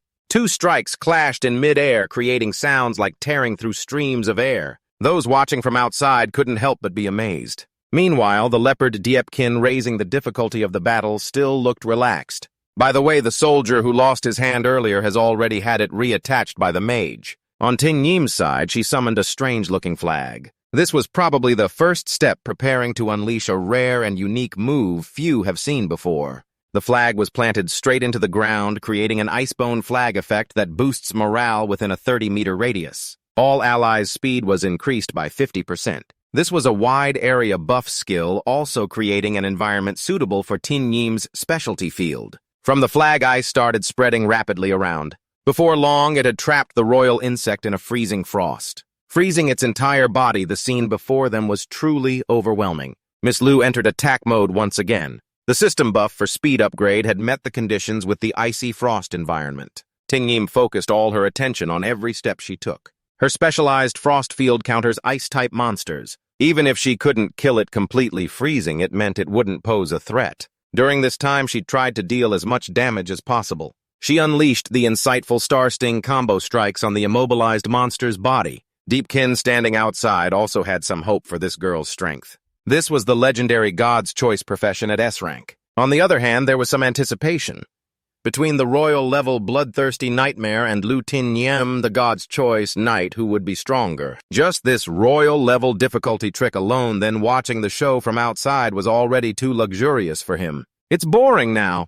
After a flurry of attacks using all her strength, it had no effect at all. Everything Miss Liu tried so far had been completely nullified. The bug frantically shattered the layer of ice imprisoning its body and broke free. All the blood that had escaped earlier was sucked back into its body, making it massive again like before. Tinyim was completely helpless against this uncontrollable bug. It attacked again with the tentacles around its body, showing no sign of fatigue. Tinyim tried to resist and dodge as much as possible. Her insecurity about her strength weighed heavily on her mind like a psychological blow. Even though she was an S rank, her power was nowhere near that of the others. Even though she was from the Liu family, she was always left behind, abandoned far away by them. She was the weakest existence among them. The Liu family was always mocked and ridiculed. Carrying her own anger, she was determined to unleash it on the demon beast to prove her strength. Every sarcastic and mocking voice echoed clearly in her mind. What a humiliation for the Liu family. Why do I have such a useless little sister? No one wants to live like trash. Just stay obediently at home, little sister. The abyss is a very dangerous place. It's complete isolation from your own blood. I have to get stronger. Even if I start from the abyss, all I need to do is keep challenging myself. The harder the challenge, one day I'll surpass them all, surpass everyone. Right now, all she could do was charge forward like a moth to a flame, putting all her strength into this slash. I have to be able to solo. This fierce desire to win and get recognition from everyone is what fuels my will. Tinyim poured all her strength into this strike. She slashed down at the boss, but harsh reality pulled her back. When her sword came down this time, not only did it fail to cause damage, but the blade actually broke in half. This thing is terrifyingly tough and strong. Deepkin looked on, feeling powerless for her. If you risk getting that close with no result, you're definitely going to get hit by that thing without missing. Tinyim felt the danger coming closer than ever from behind. A coiling tentacle was rushing toward her at a terrifying speed. The powerful direct strike caught Tinyim off guard. The wall was damaged and shattered, showing just how strong the attack was. Miss Liu really couldn't avoid it. Her whole body was pinned tightly against the wall by the boss's giant arm. Her condition was critical life-threatening. The other hunters watching lost all faith. Even Liu Tingyim had been defeated. The S-rank hunter was defeated. We should run now. The Bug King definitely won't spare the girl lying on the ground. It launched another strike, hoping to finish off this annoying enemy. Seeing things going downhill, Deepkin couldn't just stand by and watch anymore. Actually, it had been bad since he accidentally punched the blood demon. As soon as the boss's arm reached him, he charged in and gave it a fiery punch, teaching it a lesson about bullying women. Its huge arm crashed right where the others were standing, giving the whole group a serious shock. Everyone held their positions, not knowing what else to do. Run as far as you can, but it'd be humiliating to get crushed by that mess. Liu Tingyim was only now sitting up after falling from the giant hand. They barely escaped death, but her pride was probably seriously wounded. Once more, she was amazed by the hidden strength inside Deepkin. This guy had turned the battlefield into a fight between two evenly matched warriors. The battle had now reached a balance. What kind of earth-shattering event was about to happen? Deepkin scanned with his eyes to find a weakness. Only by doing this could he spot a flaw in something so perfectly balanced in offense and defense. According to preliminary analysis, if a monster reaches the pseudo-level, it will naturally have resistance against abnormal states. If the rank is high enough, it might even achieve immunity to freezing coma paralysis and slowing effects perfectly. Some spots that were originally weak points may no longer be weaknesses due to their upgrade. But we have to feed it some heavy flame attacks to find out. By now, there's no need to hold back anymore. Release all power attributes, return to the original body state, and have enough strength to maintain balance or at least not fall too far behind. A huge heavy flame strike hits the War Beast King full force. Sounds like something collapsing echoed, but this time it didn't affect it at all. Right away, it targeted Deepkin to settle the score with a threatening look. Now you have to choose to run to preserve your stamina. Facing a creature like this, a direct fight will easily get you punched out. Outside, it's Liu Tingyim's turn to watch the show, just taking the chance to recover some stamina. These guys are going to be surprised by Deepkin again. His speed is crazy fast. He keeps gliding in front of the beast, making it impossible to catch him.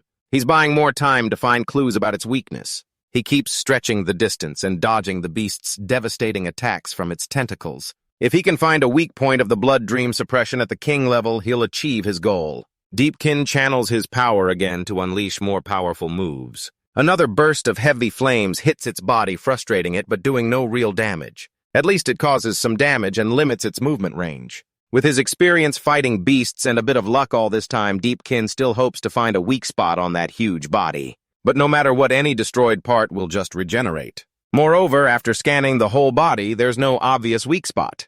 This guy seems to be controlled remotely by something. Wait, remotely controlled. An idea suddenly flashed in Deepkin's mind, making his eyes light up.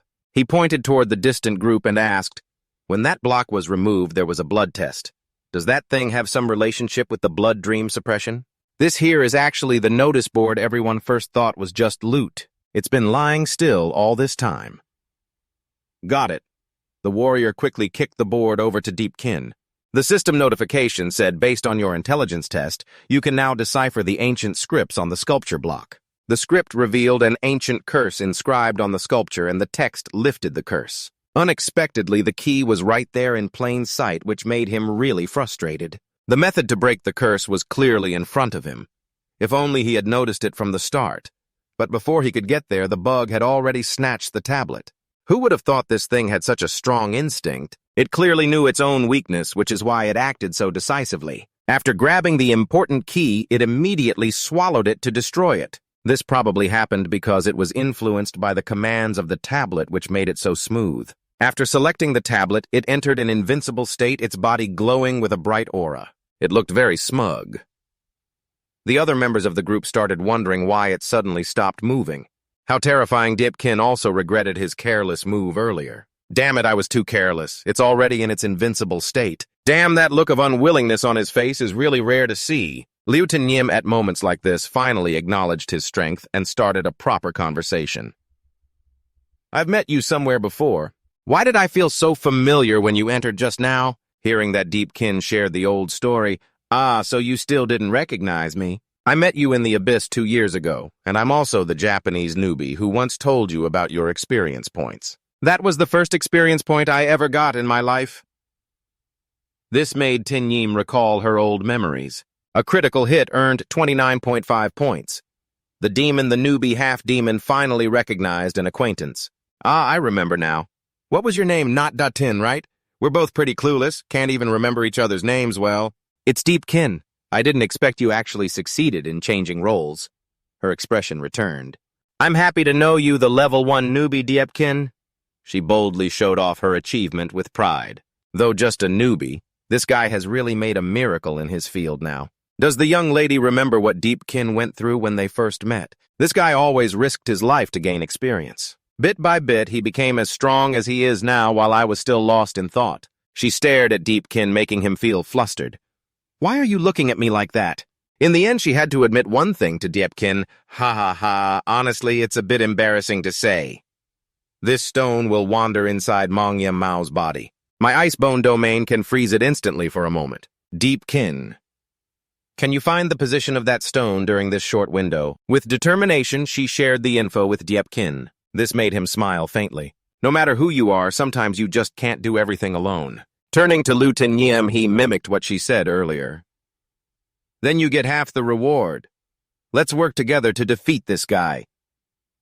Deepkin's clenched hand reached out to Tinyim as a sign of this deal. They are now in new roles, but their old promise still guides their actions. Ha ha! Don't hold me back! Tinyim also raised her fist to make the deal. Still the confident style of Deepkin from back then. The others in the group witnessing this were filled with determination. Wait, we want to join the fight too.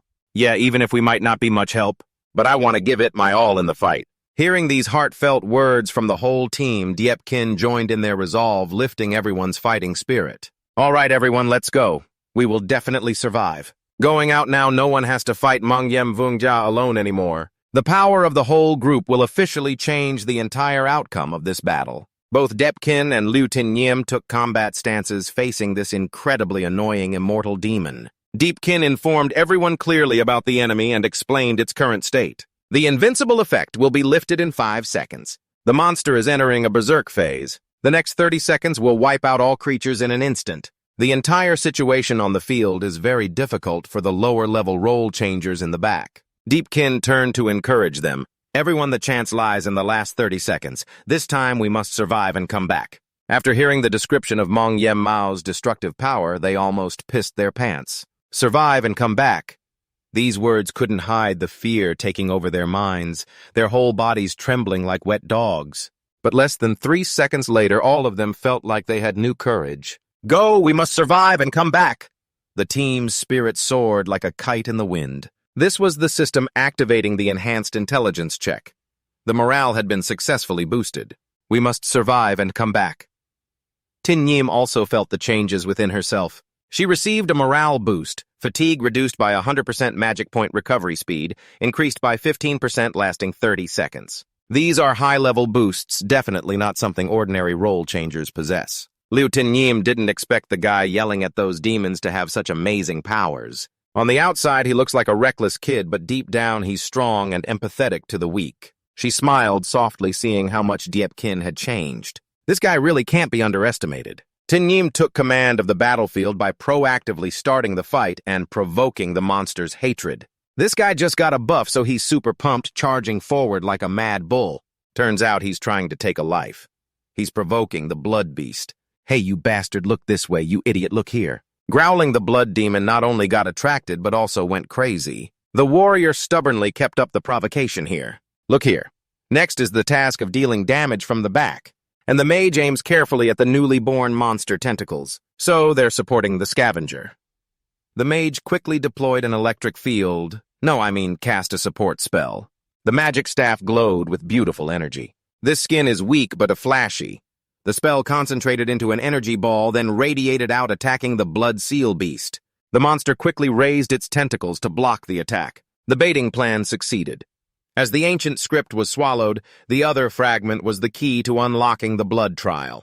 If the beast's loose body can't absorb the spell and the fireball explodes it, this trial will never close. So attacking with violent flames is not only useless, but also a death sentence. Hearing this made Tinyim and the others even more worried.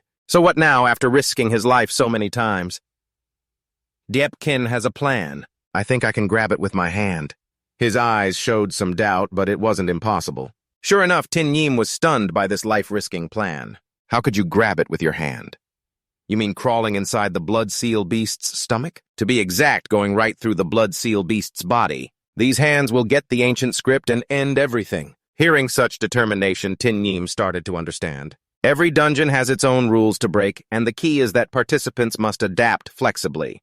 Quick, get the situation! Miss Liu immediately executed the plan. 6 archers aim precisely at the ceiling, dropping lava rocks to build a ladder to jump up. Got it. Archer Duong aims straight at potential spots to shoot arrows one by one. Momentum carries the lava stones crashing down on Bloodseal's head. The long-lasting crowd control effect will be handled by Liu Tin Yim. I'll freeze the lower part of Bloodseal Beast. Leave what comes next to me and Deepkin. You'll handle the most crucial part of the plan. The blood demon was trapped in lava, confused and furious, just standing there screaming at the top of its lungs. Tin Yim and Deepkin took advantage of its distraction to rush in together and suppress Bloodseal. Quickly noticing the presence of its opponent, it directed countless tentacles toward Deepkin to block his path. Then it planned to take him down in an instant. Using his agility, it wasn't hard for him to dodge the continuous attacks, leveraging the terrain to both create obstacles with the tentacles and keep moving forward. His body was pierced a few times during moments of vulnerability, but his super regeneration ability could heal small wounds in the blink of an eye. Therefore, minor attacks from the blood curse could be ignored. Liu Tin Yim quickly summoned the ice bone flag to freeze the battlefield. The ice bones covered the lower body of the demon beast, immobilizing it so Deepkin could easily approach the part of the body that held the key. With his sharp eyes, he knew to aim for the chest area, which was easier to penetrate. But his speed still wasn't fast enough. He needed to be quicker to dodge attacks and apply more pressure. He pierced through the cursed body and activated the Berserk mode, boosting his speed by 20%. This mode was only used in the most urgent moments to clear the battlefield. You could say he used every speed boost combo he had to turn himself into a super speed train. The drug card he picked up at the edge of the abyss had also kicked in by now.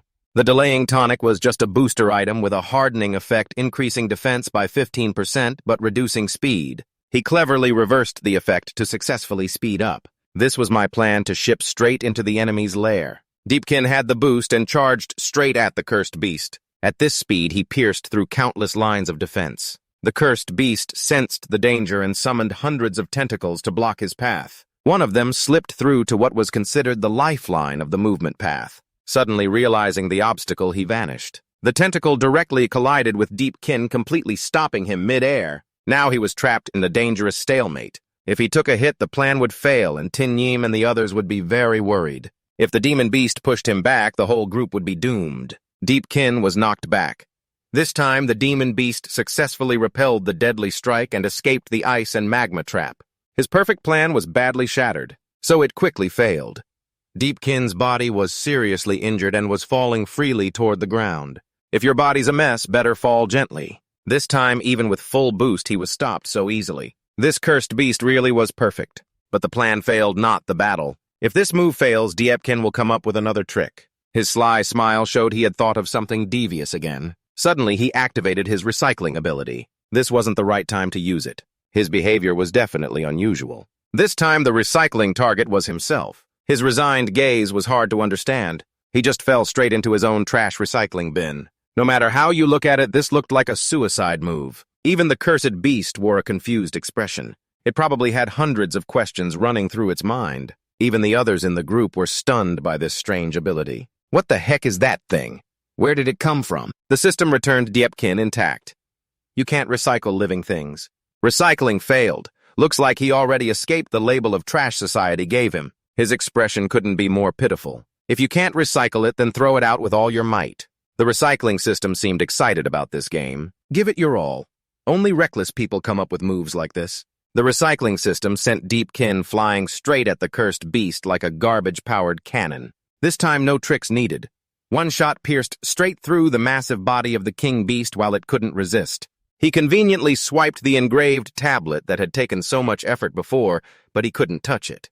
The dream seal no longer had the energy to sustain itself and quickly collapsed. So the increased difficulty trial was ended by its own creator. This thing really needed some trickery to beat it, no doubt. Even if you're evenly matched in a one-on-one fight, you'll still get worn down to death. Deepkin read the words on the script, but only he could understand this language. Thanks to his intelligence being over 100 times that of a normal person, he completed the blood trial. Their huge bodies shattered into tiny pieces and burst into flickering embers in the air. Everyone else was spinning like tops, stunned by one surprise after another. Damn, what just happened? The most important question was what kind of monster had been summoned and disappeared right before their eyes. Liu Tingnim watched the creature vanish from the battlefield, thinking they were about to lose. Clearly, the previous plan had failed miserably, yet now everything ended unexpectedly smoothly. Did we win? The whole team jumped with joy, relieved to have escaped their predetermined death. Plus, they got a decent share of experience for their contribution in attacks and stalling. Last month, glowing auras surrounded those who just leveled up. If you look closely, all the stats are quite low, just slightly above the average of regular level 1 employees. It's a small gain, but still it couldn't stop the excitement from leveling up. At least it contributes a bit to future work, as long as I don't run into any guys like Deepkin again. Leveled up. Strength, plus 33 agility, plus 28 intelligence, plus 38 stamina, plus 26 willpower, plus 21 luck, plus 34. With strength, neither too high nor too low, Tingnim really isn't an outstanding individual in the clan. That last team fight proved that clearly. All efforts yielded no results because her current strength isn't even a third of a level king Mangyem. On the other hand, Deepkin's level up failed. You've reached the maximum level. This feeling isn't new anymore, but the disappointment is still overwhelming. Haha, it was expected. Losing interest in leveling up probably came way too soon for someone who just transferred jobs. Then a Yang treasure appeared after the Mangyem aura completely vanished, exciting everyone. Damn, now this is a real treasure. It was a Yang treasure glowing with a brilliant golden light. The Yang war chest popped open, releasing dozens of equipment and items, all rare level or higher. They were evenly distributed to all the job changers who contributed in the trial. One piece of equipment went to Deepkin, a sword with an attack stat of plus 88 requiring level 10. Extremely high stats, but no special effects attached. But what does it matter? Seems like my limit is level 1. The system immediately notified me that my rank doesn't meet the requirement. This dish looks appealing, but Deepkin, you're like someone who's lost all sense of taste. Now all you can do is let your tears express your feelings. That said, these flashy, colorful items are basically trash for someone like me who can't even equip them. This trade-off cost you a lot of benefits from using the gear and items obtained from the Abyssal Book, which is essentially the resource that draws humanity into it. As a respected figure, Tingnim also spoke up, proposing that the person who passed the blood trial, you're the biggest contributor. So these spoils will be distributed by you. Hearing that, Deepkin felt somewhat reassured. Well, sort of, heh.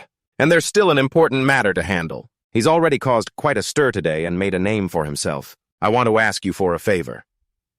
Deepkin leaned close to Tingnim, whispering some secrets. Outside the gate, the staff following Liu Tingnim couldn't help but worry about the situation inside. Quick contact headquarters, prepare to send a rescue team. But honestly, sending more rescue teams only adds more incense to the annual memorial, that's all. The staff outside thought something had happened, so they were really surprised to see someone come out. It was the Tingnim group who had entered. At first, they stepped out looking completely calm and without any significant injuries. The security team leader seemed very worried about her. He looked very loyal, like someone who was responsible for Tingnim's safety. Tears streaming down his face and nose, he called her Miss, very affectionately. Somehow, a guy with a microphone appeared like a reporter. He praised the young lady non-stop, saying, no wonder she's Miss Tingnim going solo and finishing the abyss all by herself. The team leader kept breaking down, thanking heaven and earth. Tingnim also played the role of a hero who made a major contribution. Exactly what's there that Miss can't do all by herself. Then he signaled the others following to step back to keep things confidential. They quickly slipped away. Taking advantage of no one paying attention, I'll head out first. We'll keep this secret from those clueless bodyguards who don't fully understand the situation. Miss Liu also fully committed to her role. I'm S, but no one will know the truth inside. It's a secret that can't be revealed. Back to the story. Before leaving the abyss, Deepkin had a private talk with her. What do you want me to do? She asked. He made a proposal. Liu Group, you probably don't lack money. Can I sell you this loot of mine? I'll give you a discount, just 5,000 magic points. Even if it's life or death, you still need money to live. Hearing that, Tingnim had no reason to refuse. No problem. Deepkin's face tensed up. There's one more thing to take care of when we get outside. Please pretend I don't exist. Just say you soloed the abyss. Clearly, he wanted to keep this performance hidden from the public. Understanding Deepkin's intentions somewhat, Tinyim accepted the deal. Then he parted from the group. You girls go ahead, I'll sneak out quietly later. Tinyim wasn't getting nothing from this deal. Maybe some reputation within the family, because if they used her strength as a baseline for the blood test, the difficulty wouldn't be that royal level hard. So this guy was basically selling her a favor. Now inside the abyss, only Deepkin remained. Taking advantage of this moment, he sat down to study the ancient script again to see if he could gain any more benefits. From the water gap in the script, suddenly a tiny strange creature appeared. It looked like a small worm, but might be the spirit of this ancient script, acting like a brain to control all the functions of the dream seal in the test. As he guessed facing a tough situation, Deepkin's face showed clear delight. So this key with the ancient script really contains a secret that few noticed. Not just luck, but the sharp eye of a scavenger spotting a tiny creature full of hidden potential inside an ordinary item. Deepkin really wanted to tame it, so he took the time to do some mental preparation. You're so weak you couldn't even tie a chicken properly, so you don't want to be armor. Anyone could just step on you, right? Then become my strength. He said that without needing its agreement because scavengers don't allow themselves to ignore anything that's trash or discarded. Like this, it hides enormous power inside the system. Notification Dream Seal. Blood successfully reclaimed from now on. This thing is part of your power. Gain the ability of the Dream Seal body that consumes life. Summon a Dream Seal clone. This clone can shield the host's body. It can absorb 1 instance of damage or deal 1 instance of damage. The clone will disappear immediately after activating its effect. This ability can be upgraded.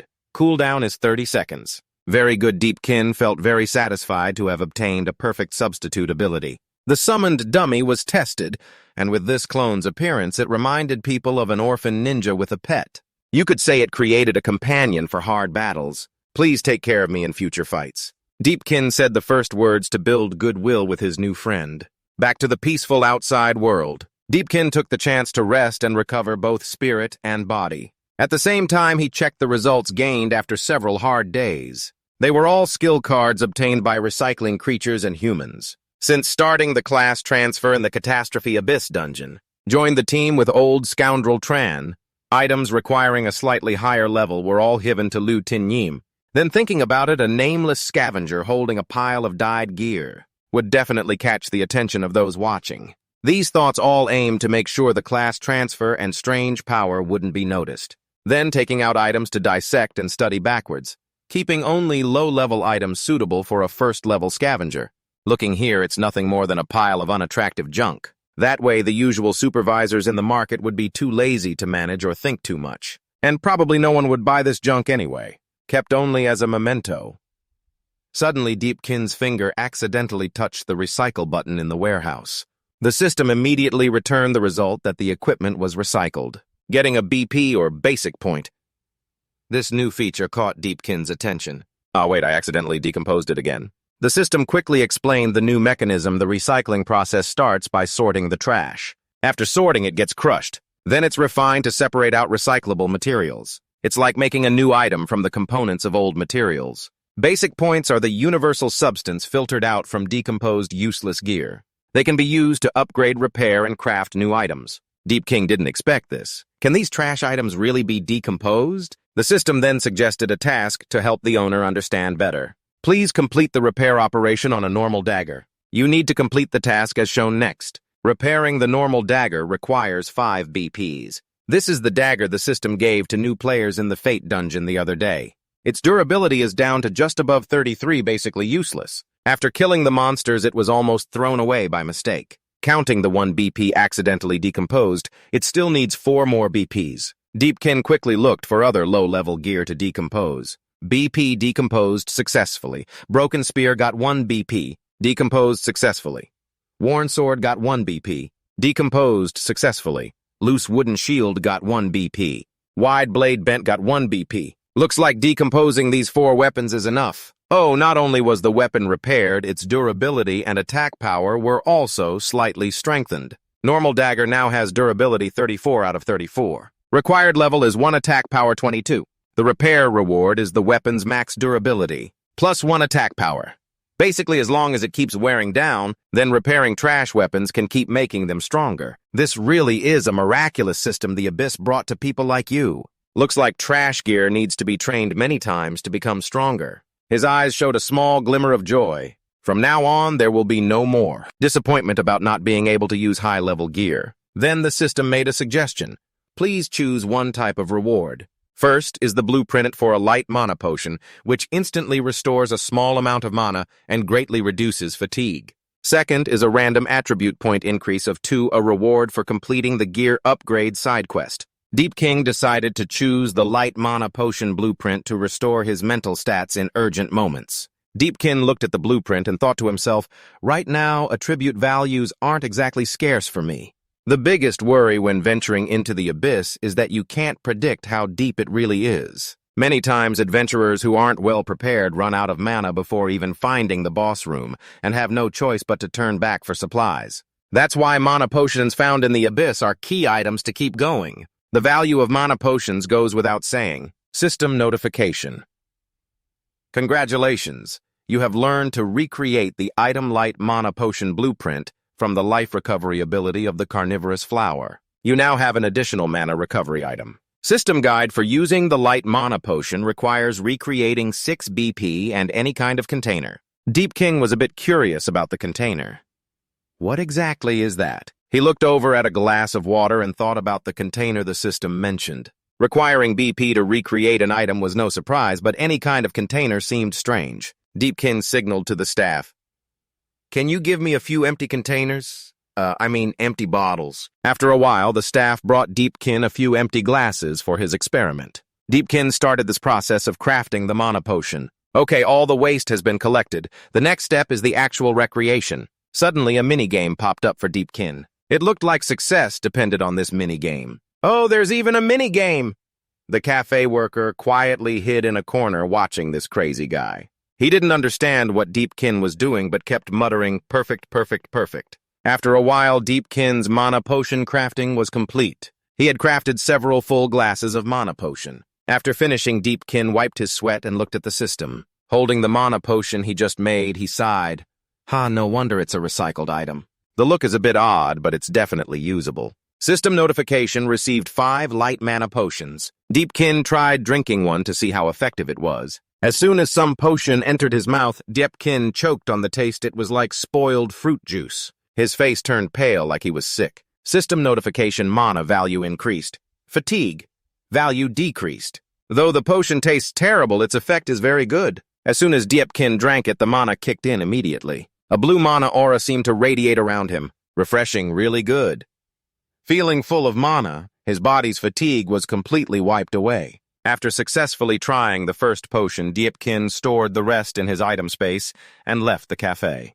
He figured he could still train a bit more in the abyss today. Just as he stepped out of the cafe, Deepkin ran into a group of tough-looking gangsters. They acted like they knew him but spoke very arrogantly. One of them said, "You're Deepkin, right?" Deepkin ignored the greeting and kept walking. He clearly didn't want anything to do with these lowlifes. But they weren't about to let him go. Each one blocked a different way, stopping him from moving forward. The guy spoke again, mocking, just a few days and your whole vibe has changed." That lowlife grabbed Deepkin's shoulder, acting like they were close. He continued with insulting sarcasm. "Don't tell me you picked up a treasure while scavenging trash. I've been looking for you for a long time. Almost reported you as missing by accident." Deepkin wanted to get away, but had to answer a few things out of politeness. "I've paid all my debts with interest. I've paid in full. Don't come looking for me to cause trouble anymore." The lowlife ordered his guys. "You all pull back. Pull back now." He pressed forward, slapping Deepkin on the shoulder. He even insulted Deepkin by pressing a lit cigarette into his glass of water. "You think you're done? Your debt is paid off, but your contract isn't over yet. Don't forget you're a scavenger, so you gotta live like trash." The lowlife started losing patience with Deepkin's indifferent attitude. He spat insults. "Now you're acting all cool and cocky." Deepkin bluntly knocked over the dirty glass as a reply to the rude jerk. The bald jerk taunted Deepkin. "Hey, look at you, how blind are you? You just knocked over my black sugar pearl milk tea." His guys joined in, low-level employees who can't even hit a person. What kind of B-rank promotion is that? You know what? Just waiting for this chance. They didn't want to cut Deepkin any slack anymore. Each one acted like they wanted to punch Deepkin's face. "Heh heh. We've been annoyed by you for a while now." Deepkin looked at the camera overhead, thinking, According to the Abyss outside management rules for those changing ranks, no occupational abilities are allowed. Only law enforcement or special armed personnel can activate occupational abilities outside the Abyss. So the recall and recreation abilities I just used had to be done in a camera blind spot before I dared act. The bald jerk started making demands to force Deepkin's submission. Here's the deal. You picked up pearls from the ground, eating them one by one, and then licking the whole milk tea spill clean. I'm still making you do this trash-picking job. Anyway, this is a rare job opportunity, right? Ha ha. Deepkin angrily replied with a cold glare, I refuse. That bald bastard finally got pissed off by Deepkin. He immediately reached out, gathering strength to punch, You're really embarrassing yourself. But suddenly he seemed to see something. Something that made him stop right away, trembling and scared out of his mind. He even muttered someone's name, Khazar. Before him appeared a very imposing and fierce-looking man. His face was covered in scars, as if he had survived countless life-or-death battles beyond the Abyss gates. Khazar was from the Fresh Blood Hunting Squad, head of the S-Rank Guild. Khazar stepped right up to the bald guy. He grabbed his collar, pulling him close, and threatened, Are all the people here yet, bald guy? He looked really scared. It seemed like he was about to piss his pants. The bald guy stammered, Almost all are here. Just missing one last person. Khazar got furious, his face darkening. He tensed up and seriously asked him, Don't forget. Deepkin saw you sneaking away from them, so he glanced toward you. Hey, kid. Then he turned back to Deepkin and said, You're hired. This left the bald guy clueless about what was going on. He was probably wondering why the boss said that to Deepkin. That bald bastard was still terrified of Khazar. He was sweating profusely, stammering as he explained, He's just a trash picker. Deepkin heard Khazar's words and stopped. You turned your face toward him, watching closely. Of course, the bald guy didn't accept Deepkin joining his team. He kept going on, The person we need must be able to handle one side alone. I can find someone like that right now. Khazar also spoke up to explain why Deepkin was needed for the team going into the Abyss. During the blood moon, the entire area is full of extremely ferocious monsters. What I need are a few guys to act as meat shields. As for strength, it's not necessary based on what Khazar and the bald guy said. Deepkin only focused on the words, blood moon, his face coldly thinking about it. During the blood moon, monsters in the Abyss go into a frenzy. Rare monsters appear in the Abyss. The number of items dropped after killing monsters doubles. At the same time, the quality of demon spirit stones dropped also becomes purer. After a moment of deep thought, Deepkin decided to join the team heading into the Abyss during the blood moon state to get some valuable loot. With your sensory regeneration ability, you confidently said clearly, I'm in. Khazar saw Deepkin agree and felt quite satisfied inside. He praised, but with a hint of sarcasm, You're good, a sensible guy. Seeing the team was complete, he began to give orders. Everyone get inside. Suddenly, a loud shout came from afar. The shout sounded familiar, making Deepkin turn to check. It turned out there was a traitor in the team trying to run away. Old Tran, surprised and stunned, pointed at Deepkin and stammered loudly, Short sugarcane. Luckily, Deepkin caught the luckily part from the traitor Old Tran, so he quickly reacted, preparing to silence him. Deepkin stepped quickly toward Old Tran. His hand swiftly covered Old Tran's mouth, stopping him from making another sound. Otherwise, Deepkin's secret would be exposed, causing a lot of trouble to handle. Although Old Tran was silenced, he still tried to make sounds to expose Deepkin's story. Luckily, Deepkin noticed this and quickly dragged him away to another spot. At the same time, Deepkin left a message for the confused Khazar. I need to borrow someone for a quick talk. Finally, Deepkin pulled the traitor Old Tran into a dark corner. Old Tran couldn't breathe because of Deepkin's hand on his mouth, so he was gasping for air but tried to calm down and talk. Old Tran caught his breath and wanted confirmation from Deepkin. It's not a hallucination. It's really you. Deepkin explained, but with a bit of threat in his tone. If we hadn't used everyone's strength, we'd all be dead inside. You surviving out there is partly because of me. Why suddenly stick your face out halfway? He stared at Deepkin and asked Old Tran while talking, Oh, so you two know each other. Deepkin was startled, forcing a smile to seem as natural as possible, and explained, Of course not.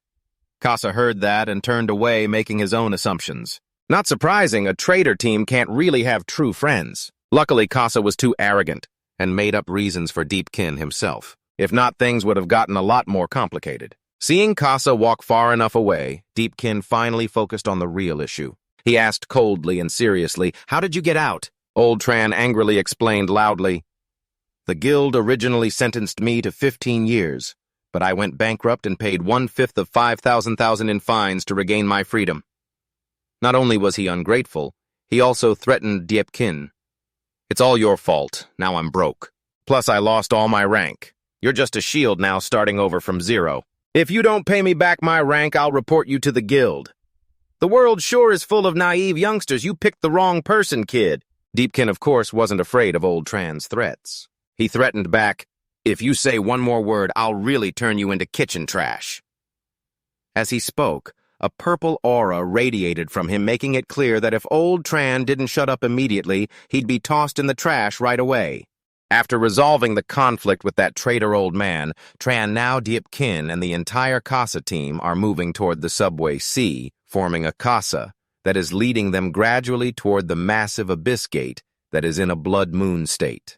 An energetic young man in the lineup waiting in front of the gate spoke up. "Hey bro, welcome to the cannon fodder team. Go ahead and share your organization's name." "Chow Thong, 3rd level traveling poet." Deepkin and Old Tran also introduced themselves. Deepkin, Japanese 1st level mage. Tran Tingjian, 1st level spellcaster. The energetic young man, Chow Thong, put his arm around Deepkin's shoulder, showing sympathy for him. "Hey bro, usually our guy is a standard cannon fodder, no need to mock each other after all. It's life for money, no one is nobler than anyone else, right bro?" Deepkin felt tired and annoyed. He thought to himself, it seems this trash is definitely wanting to follow Chow Thong. Starting to introduce Deepkin to the other members of the team, getting to know these two cannon fodder teammates a bit, "Our cannon fodder squad will choose a squad leader. I think a 3rd level traveling poet like me is very suitable for this position." Old Chu, a 2nd level healer, spoke up, "If your rank is the highest, then we'll have you lead." Another soldier agreed. "I have no objections. Old Truong, 3rd level soldier." After a while of getting Deepkin acquainted with the cannon fodder team, Casa began to explain further. "As I want to announce this news, besides the 6 main forces of our Blood Oath Alliance, there are also 5 temporary team members." The main force members of Casa's group looked down on them, not wanting to be grouped with Deepkin's cannon fodder team, and voiced, "Damn, don't talk about noble sacrifices like that. Cannon fodder is cannon fodder compared to regular professionals like us. Aren't cannon fodder just bait to reduce casualties?" Casa continued to explain the mission of the cannon fodder team. "Deepkin, the Abyss, is a maze-like structure with many traps spread out in each room. Your mission as cannon fodder is to quickly find a way to the boss room, while also bringing back intel for the main force Team 5. He began to pull out a small red key. "I don't expect much from your combat ability." In his words, there was also a hint of mockery towards the cannon fodder. Deepkin, the Abyss gate opened completely. Casa turned back and made one last explanation to the cannon fodder team. "If you just want to split the money, at least one person needs to survive to leave. If only one person survives, that person will take all the rewards." Old Chu suddenly coughed vigorously, and Old Chu next to him concernedly asked, "Old Chu, are you okay?" "Nay?" Old Chu thought about his family. His firm will not stopping here but pushing forward to take care of them. He is indeed a true man, but he doesn't know if he can come back this time. "No, I can't back down. There are still 4 daughters at home waiting for food." Old Chu, besides, sighed heavily, also explaining his situation of why he had to reach this desperate point. "Alas, my wife is seriously ill. She also needs money. Otherwise, why would we take the risk to come here?" Deepkin stepped forward, leading the group. Chow Tong started signaling, "Let's go." Old Zhang looked at the back of Deepkin and wondered, "Hey, that guy seems to be a new face." Old Chu next to him chimed in, "In the job of cannon fodder, isn't it always a new face?" Old Zhang continued, No, I mean a new face that is calm and composed. This is the first time I've encountered someone like that." At this moment, Deepkin was very confident with his hands in his pockets, leading the group slowly into the blood-soaked abyss. The whole group finally stepped through the gate and entered the abyss. After a long while exploring the abyss, Chow Thong suddenly spoke up. Doesn't it feel strange compared to what we know? We've come this far, and there hasn't been a single monster.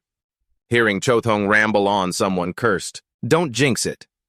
It seemed that old Chu was sensitive to the weather. He immediately noticed that the atmosphere around them had suddenly turned cold. Then old Zhang, upon hearing what old Chu said, also felt it. Indeed, the temperature had dropped.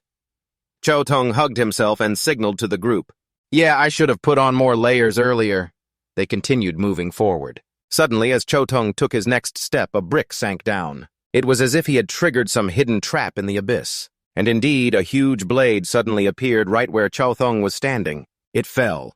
Deepkin, who was right behind him, noticed. He pushed him hard forward to avoid the giant blade falling down. Chothong, caught off guard by Deepkin's push from behind, screamed loudly. It hurts. At the same time, he turned to look back and saw a massive blade had just sliced down where he had been standing. Confused about what had just happened, he asked, "How did this guy survive until now?" Chothong had no idea that Deepkin had just saved his life, so he became complacent about his luck. My luck is really good. He almost got taken out by the trap. In reality, his luck was only a 1. Truly the comedian of the team. Ha ha. It's impressive how he can still be cheerful after such an event. I really admire this Clown King. He continued signaling to the group. All right, let's keep moving forward. Something else appeared in front of him. Bags of cocoons suddenly fell from above. This startled the Clown King Chothong. Seeing the large cocoons falling, he quickly stepped back. He ran back to his companions. Old Chu and Old Zhang stepped forward to investigate. Is there something alive in there? Before they could get closer to examine, suddenly sharp black spikes emerged from the large cocoons. They pierced through the cocoons. Turns out inside those cocoons were the spiders of the abyss. Level 5 shadow spiders. Elite creatures on the shadow plane. Extremely poisonous. They quickly crawled out of the cocoons, revealing their fierce appearance. They looked terrifying. They stared at the group of cannon fodder. Deepkin saw them as delicious prey ready to be devoured. The clown Chothong still refused to get into a defensive position. He was still screaming, "I'm afraid of bugs." The most disgusting old Tran was quite calm. He quickly cast a spell. Get back! Burn! He fired several fireballs at the spiders. Because he had been downgraded, he was only level 1 now. So it seemed that his fireballs didn't do much to the spiders. It was like scratching an itch for them. Not only did it not cause any damage, but it might have made them even angrier. Old Chu saw that old Tran's attack was ineffective. He realized they were elite creatures. Old Zhang quickly rushed forward. He intended to block the spiders' advance. The spiders began to charge, quickly toward the group of cannon fodder. Deepkin's mouth opened wide as if to swallow them all. Old Zhang stood in front of the team, swinging his sword wildly at the spiders. Suddenly, a spider tried to approach Deepkin. Everyone could see Deepkin still had his hands in his pockets, confident. He didn't make a move, but waited for the spider to come closer. The spider approached and bit at Deepkin's leg. But unfortunately, you picked the wrong person to attack. The spider felt like it bit into a hard steel bar. Its bite didn't affect Deepkin at all. Deepkin casually kicked out, and the spider was instantly annihilated. Blood and guts splattered everywhere. Old Tran, knowing Deepkin's strength, couldn't help but curse. What's this guy bragging about? Isn't it just his ability as a thief? The system has detected a shadow spider. It can be retrieved. Would you like to confirm retrieval? Deepkin certainly didn't want to leave any trash behind. He quickly decided to retrieve it. The system reminded him. You have received 1 attribute point. Gained 1 attribute point. Acquired. Mysterious poison decay once the weapon hits. Once the weapon hits, it comes with a poison effect for 6 seconds. Total damage equals 60% of the weapon's damage. If this attack results in a critical hit, total damage increases to 120% of the weapon's damage. Requires a flexible value greater than or equal to 25. The item type is a blood-sucking ring, an ambush type that excludes each other. The system explains that the ambush is a supplementary ability that can utilize items and equipment. After use, the mystery will disappear. A target item or equipment will receive the enhancement effect of this mystery until the weapon is destroyed. Mysteries of the same type cannot stack on each other, but different types of mysteries with compatible properties can merge. Deepkin looked at the system's explanation and realized the issue. It seems that recovering corpses can not only yield skill cards and job cards, but also this type of mystery card. Moreover, this type of card seems to enhance equipment. Old Jiang was struggling to fight off the spiders and saw Deepkin still leisurely doing nothing. He reminded the whole team, "Dude, what are you standing there for? If you don't want to drag everyone down, hurry up and move to the back." Seeing everyone fighting hard, Deepkin finally decided to take action. He took out his level 1 sword and said, come here, use poison on the regular gamer knife." After combining the level 1 sword with the poison he just acquired, the sword transformed. It seemed sharper and much more dangerous. In front of Deepkin, he saw Chao Thong, the funny guy, being cornered by a cursed spider from the abyss. He watched as Chao Thong desperately tried to run among the bones. Suddenly, the funny guy Chao Thong pulled out a gas mask and put it on. He continued to run while thinking, damn it, although I'm the highest level traveling poet in Team 5, I can't tell them that my specialty is spiders. Suddenly, the spider lunged at Chao Thong. It lunged while slashing with a sharp strike. If Chao Thong got hit by this attack, he might as well sell salt. But he managed to roll down just in time to avoid it. He looked at the spider and thought, actually, my profession has no combat ability at all. I only know how to add corn. Right now, this scene is too dangerous. I can only add corn to protect myself first. This guy, Chao Thong, suddenly pulled out a microphone. He held the mic up high, ready to perform corn for himself. He exuded a golden aura, looking really cool. He began to unleash his skill, reciting poems of skill to receive corn. I am a traveling poet who loves elegance in combat. I must remind myself to maintain elegance at all times. I don't care what you're here for today. All the fish demons and gods on my turf must surrender. Deepkin observed from afar, curious about what Chao Thong was doing with the spider. The system reminded him that the target enhancement was successful. Unexpectedly, Chao Thong not only failed to catch anything for himself, but instead enhanced the cursed spider, making it stronger and fiercer. Ha ha ha! Seeing his plan fail the comedian, Chao Thong could only cry and run away. Before the spider could adapt to his corn, he was careless. Why did it evolve into a monster? Of course, the spider wouldn't easily let him go. It quickly adapted to the corn and rushed towards him. The transformed spider looked very different from the others. It was ferocious, aggressive, and much larger. Perhaps it was because of the corn from the comedian Chao Thong. It quickly approached him, looking ready to tear him apart, leaving him with no choice but to run. But fortunately for Chao Thong, Deepkin realized that the comedian of the team couldn't be finished off here and needed to keep being funny elsewhere. So he decided to step in and save Chao Thong. With just a basic move, Deepkin stabbed through the transformed spider that wanted to tear Chao Thong apart. After a while fighting the spiders, they had been partially enhanced since they were newly hatched, so they had grown somewhat over time. That was enough for them to mature a little. At the same time, the magical power of the Blood Moon state had caused them to grow stronger at an even faster rate. The transformed spiders now looked much more ferocious. Their speed and attack power were getting fiercer. Old Chu looked at this situation and didn't know what to do anymore. He asked them, "What should we do?" Old Trung was also at a loss. Unable to fight them at this moment, he decided to retreat towards Old Tron. His companion was still desperately casting spells to counter the spider's fierce attacks. Ah, damn it! Deepkin at this moment finally unleashed all his abilities. He darted like a shadow towards the group of spiders. Suddenly, the spiders screamed in pain. Their bodies were riddled with Deepkin's cuts. Immediately, they were sliced into pieces right before Old Tran's eyes, causing him to be startled for a moment. One by one, they began to be chopped down. Deepkin then glided back behind his teammates. He struck so quickly that it seemed no one saw him, and suddenly the spiders were lying scattered on the floor, because Chao Thong was standing facing the spiders. So both Old Trung and Old Chu thought he was the one who had defeated the transformed spiders. This guy had just attacked right. Maybe that's it.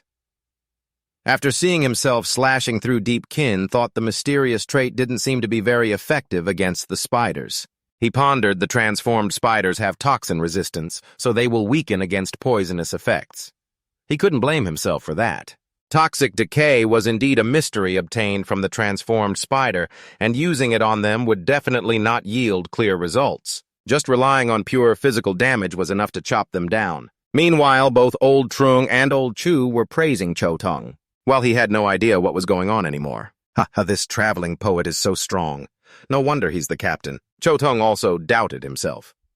Wait, did I just kill them? Ha ha, he thought to himself.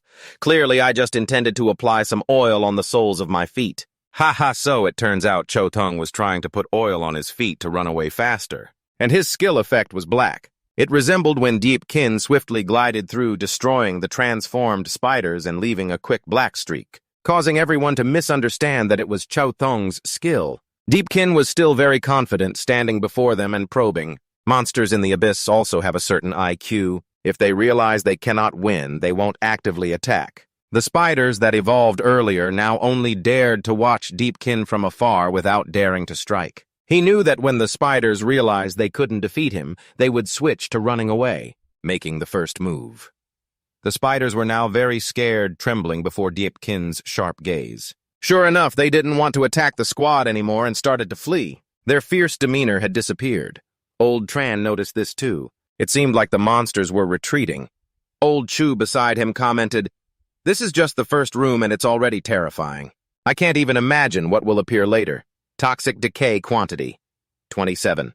The mysterious toxic decay system had retrieved a lot, keeping one reserve. 2.7 points were converted entirely into BB points, and the system reminded him he received 54 BB. Chotong also began to speak, "Signal the monsters have all retreated. Let's continue moving forward. Our mission is to scout the path. We need to be careful later and don't activate any more traps." Chotong truly thought he had wiped out all the spiders earlier, and even frightened them. Ha ha! He confidently marched ahead to lead the group. Be careful. Avoid triggering traps. While he had been the one triggering all the traps so far, it was hilarious. Deepkin beside him was also feeling exasperated with him. Isn't he talking about himself? Suddenly Deepkin noticed something emitting a faint light on one side of the first room. The system notified him that he had discovered a hidden ghostly area in front of him, which seemed to be a passage to another area. At present, Deepkin stopped to observe silently, thinking that due to the influence of the blood moon, a new split branch appeared in the dungeon. Should I try to explore that route? He decided not to follow the group, but to venture alone into this new mysterious path. He activated the dream summoning skill. Deepkin instructed his clone to go ahead with them for a while. I will catch up later. The clone quickly obeyed the order and ran ahead towards the group that had gone before. Chowtong saw this and asked, "Where are you running off to?" "Don't fall behind the team, otherwise you won't know how you died." Deepkin decided to step into this mysterious space to explore a different area. He was transported to a vast cave. This area was completely different from what he had just seen in the abyss. Deepkin gradually stepped out of the cave. He paused at the cave entrance to observe his surroundings. Outside the cave, suddenly a giant spider was crawling above the cave entrance, quickly approaching Deepkin without making any noise. But with his instinct for danger, Deepkin immediately noticed this giant spider. When it saw that Deepkin had discovered it, it decided to charge quickly towards him, intending to crush him with its massive body. But Deepkin was not that easy to deal with.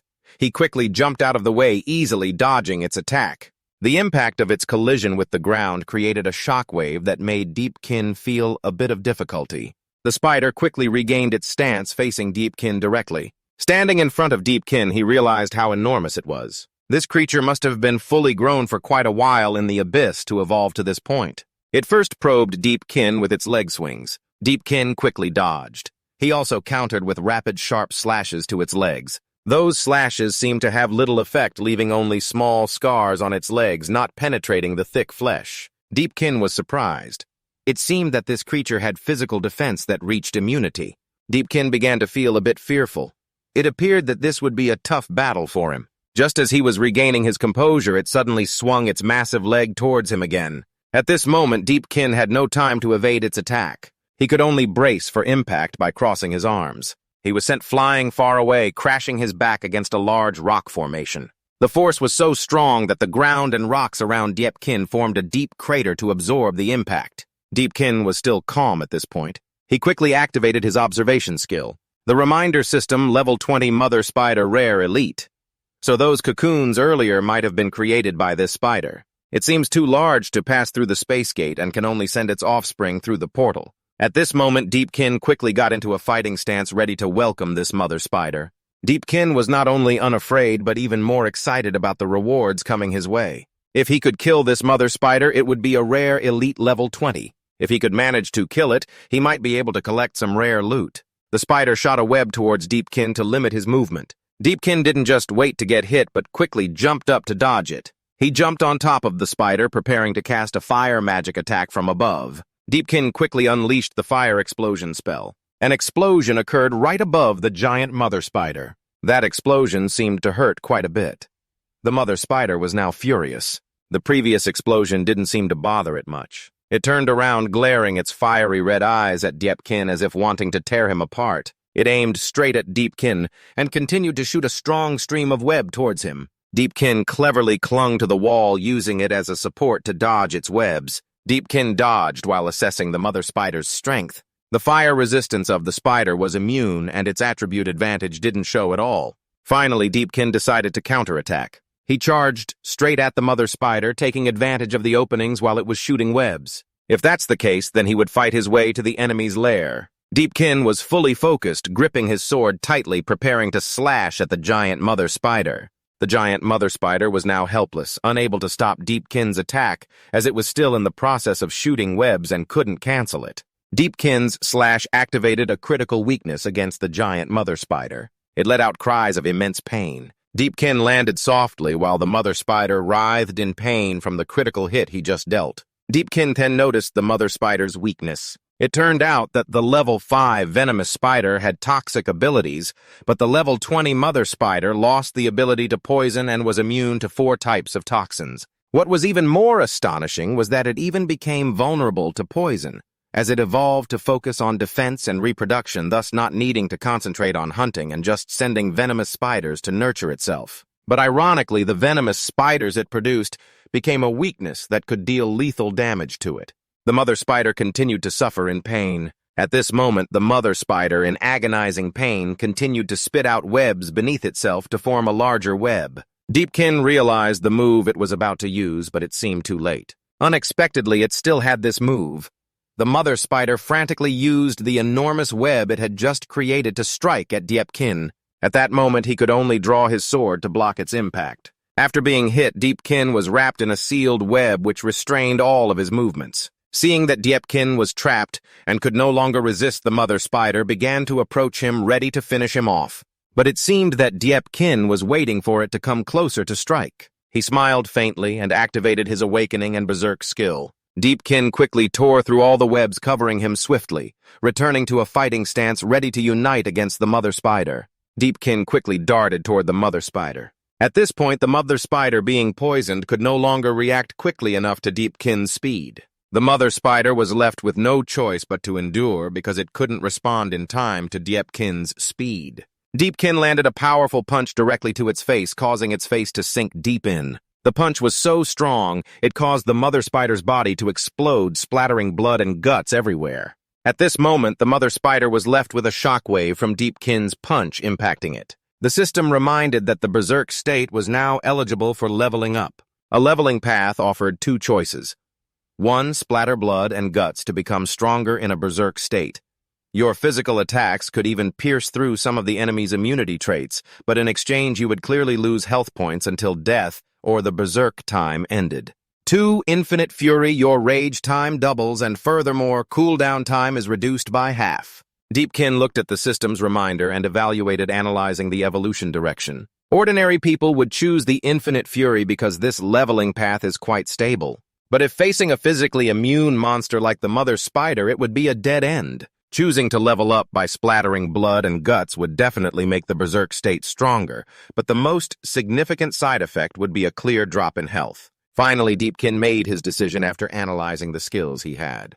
Of course I choose to splatter blood and guts, because I still have a super resurrection card that can effectively negate the negative effects of splattering blood and guts from the leveling up notification when activating splatter blood and guts. Even if the monster is physically immune, it can still deal damage. This is the greatest strength of this card. After defeating the mother spider, a bounty appeared.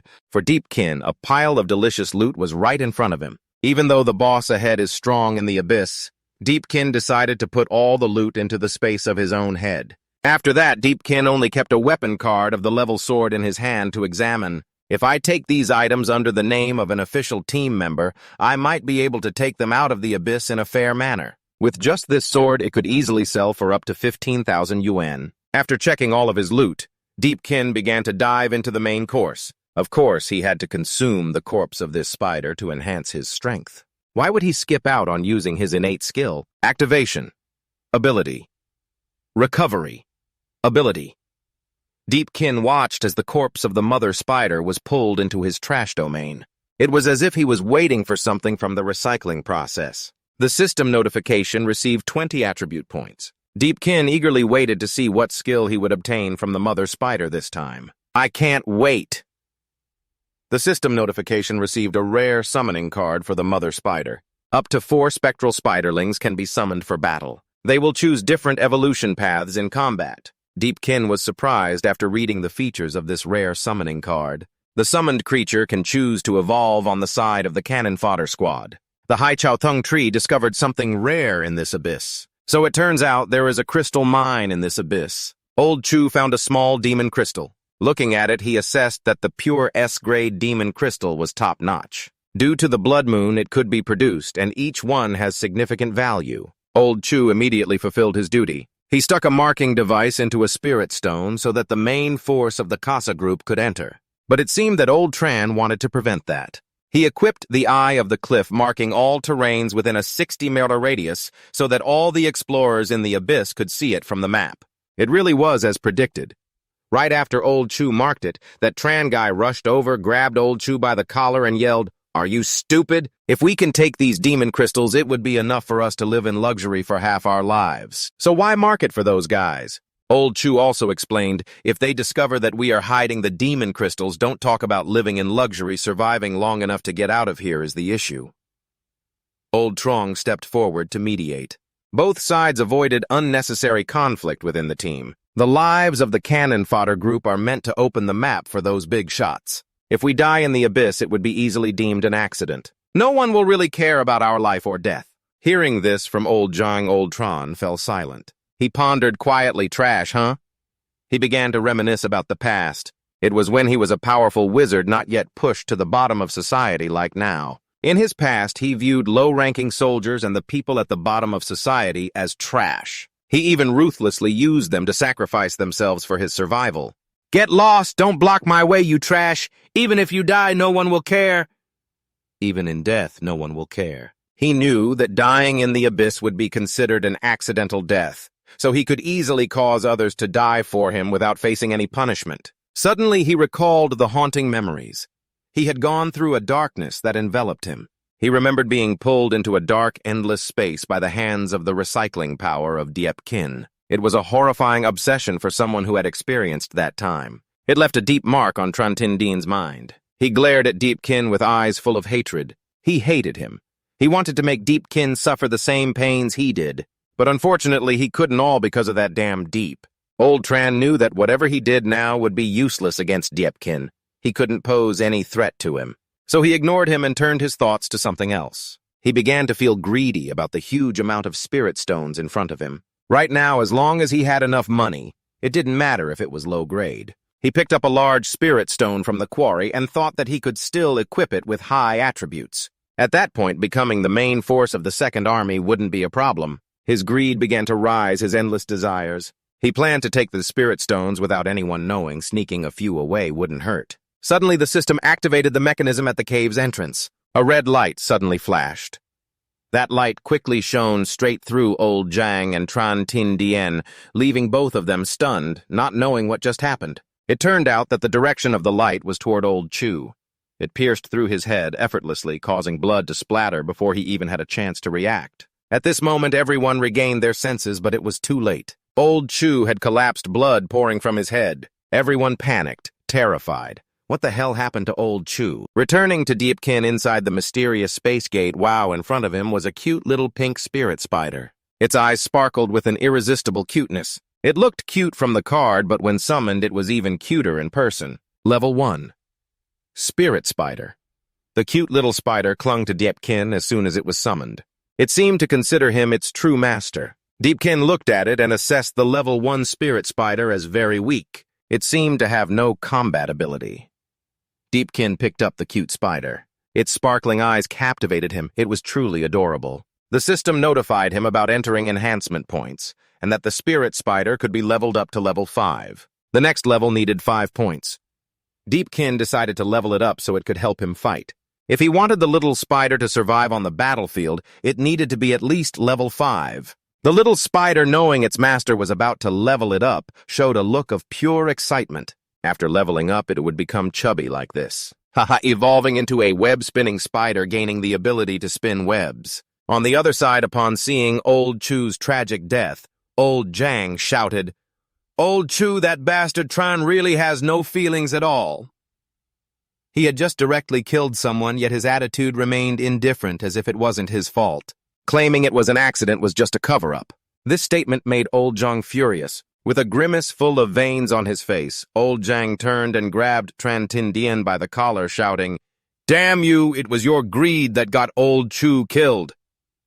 Old Jang yelled at Tran Tin Dien, "Do you even know that Old Chu was the main support for his entire family? He risked his life every day to support them, and now he's dead because of you." Tran Tin Dien tried to justify himself contemptuously, saying, "Everyone here, I just wanted to make a little extra money, is that wrong? If I hadn't dropped to level 1, I would have been living it up already. Why the hell would I need to squeeze in with you trash?" He was just making excuses. What a ridiculous reason. If your brother played with life like this, who would play with you? Everyone plays with their lives. If it were you, surely everyone in this country would be SSS level because you live so dirty. At your age, it's no wonder you got kicked down to level 1 by Deepkin and still haven't learned. Old Jang continued to curse at Tran Tin Dien. "You damn fool, don't act like you're so noble. In this world where the strong oppress, the weak wealth and power are the absolute kings. Still, that's how it is." While old Tran was still cursing, a figure appeared from afar, approaching the cave. It turned out to be Casa. He walked over, clapping his hands in praise of what old Tran had just said. "Well said, I like your perspective, kid. Are you interested in joining the Church of God? There's still a reserve spot." Old Jang and Tran Tin Dien were confused about what was happening and didn't understand why Casa said that. The two just stared blankly at him. The guy behind Casa stepped forward to investigate and discovered that Old Chu was dead. He reported to Casa one of the bosses is dead. Casa also agreed with that guy from the intel team. He further explained, looking down on the weak dying in the abyss is very common, just like this guy said. You guys don't have enough strength, so you can only use your lives to exchange for wealth. If you want to make money without losing face, even if you die, you won't lose face. Casa stepped closer to Old Tran. He put his arm around Old Tran, pulling him closer as he continued to explain, the spirit stones that grow during a blood moon like this, each one is worth a fortune. Just one random stone is enough to enjoy wealth and honor for half your life. But I forgot to mention one thing earlier. Casa's actions only made Old Tran more confused about what was happening. He could only stand there in a daze, not daring to say a word. What you have to pay to take this stone? What do you need those lowly lives for? Hearing that, Old Tran started to sweat profusely. He glanced briefly at Casa Not Valuable. Casa smiled a wicked smile as he spoke. It seemed like the plan was going just as he wanted. Casa's big brother also understood the captain's intention. He got into a fighting stance, raising his massive blade as if preparing to chop down anything in his way. The blades were all pointed at the expendable team. It seemed like they wanted the expendable team to sacrifice themselves to bring back that blood-stained stone. The red-haired guy noticed that this group still stood there confused about Casa's intentions. So he bluntly explained, "What the boss means is you guys are responsible for mining the spirit stones from the wall and throwing them into the basket in front of you. Got it? Anyone who dares to run will end up dead." Old Trung thought they were being unreasonable. They were looking down on people's lives, and the expendable team spoke up. "Damn it! One spirit stone could be deadly here due to traps. Aren't you just asking us to commit suicide?" Casa spoke cunningly, trying to test them. "I remember your wife is seriously ill and needs money for treatment, right?" He stepped closer, threatening Old Trung by getting in his face. "What's it going to be? Are you joking when you said I'll risk my life to gather enough money for her treatment? Remember, trading your worthless life for money can be done without losing face." Hearing this, Old Trung had no choice but to accept. He trembled, not daring to say another word, glancing over at the spirit stone. Old Trung began to stare intently at the stone in front of him. He might have really wanted to take action to get it in order to receive the money. He slowly trembled as he reached out towards the huge spirit stone. But in the end, he failed. It seemed that his fear of responsibility was much greater than his greed for money. He knelt down desperately, apologizing, "I'm sorry, I can't do it." He cried out, starting to tell everyone his true story. Honestly, I just lost a gamble. I lost too much money. I came here just to pay off my debts. I don't want to die yet. Casa looked at the old man Jang with utter disappointment. Yeah, he really is a waste. The guy Chen's spiritual energy behind observed Casa's silhouette, evaluating him. This guy's rank and power completely outclassed him. Even at my strongest period, I wouldn't stand a chance. He must be his rival. After a moment of thought, he decided to ask to join Casa's guild. Bro, didn't you say earlier that the Blood Moon Oath wanted to recruit new members? Moreover, you even asked me if I was interested in joining, right? I am a fire element mage after all. I really want to join. Bro Casa was skeptical of this guy's words. He asked his underlings again. Did I really say that? The masked underling honestly replied, Bro, yes, you did say that to him. After confirming, Casa said, That Chen spiritual energy guy is obedient too. He stepped closer and bowed down. He probably thinks Casa is preparing to perform the guild initiation ceremony. Who knows, haha. He raised his head and said, I am willing to work hard for you. Before he could finish, Casa kicked him in the mouth. His face twisted to the side. Casa was ruthless, not wanting to accept trash like Chen's spiritual energy, and shouted, You little brat, you really think of yourself as a dish on the plate. What kind of trash do you think you are to want to join our noble guild? You're a damn killer. You should be sentenced to death by the World Guild. But I just want to make your death a bit more valuable. Casa continued to step forward, tormenting Chen's spiritual energy. While cursing in anger, he said, It doesn't matter, you all can't survive out of here. I will turn all of you into corpses. Then I'll have the Necromancer manipulate your bodies to mine these magic spirit stones. This scene of Casa torturing Chen's spiritual energy was quite intense, because everyone was so focused on this torture that they didn't even notice Deepkin had returned to the cannon fodder team. His doppelganger immediately noticed. Turning around, he looked and said, Since you've died once, dying a few more times isn't any different. Deepkin retrieved his doppelganger behind Cho Tong. At this moment, Cho Tong seemed to have reached his limit. He thought, These bastards. Cho Tong decided to speak up. Stop. Before he could finish, Deepkin understood Cho Tong's thoughts and stepped forward, holding his shoulder to stop him. Don't get agitated. Deepkin confidently stepped up and reassured Cho Tong. Leave it to me, you just wait on the side. Deepkin confidently and coldly walked towards Casa's group. At the same time, he boldly declared, It's just harvesting the spirit stones. What danger could there be? The masked underling became angry upon hearing this. Because if he said that it would belittle Casa's group showing fear and not daring to take those trash spirit stones. Yet he dared to show his face at this moment.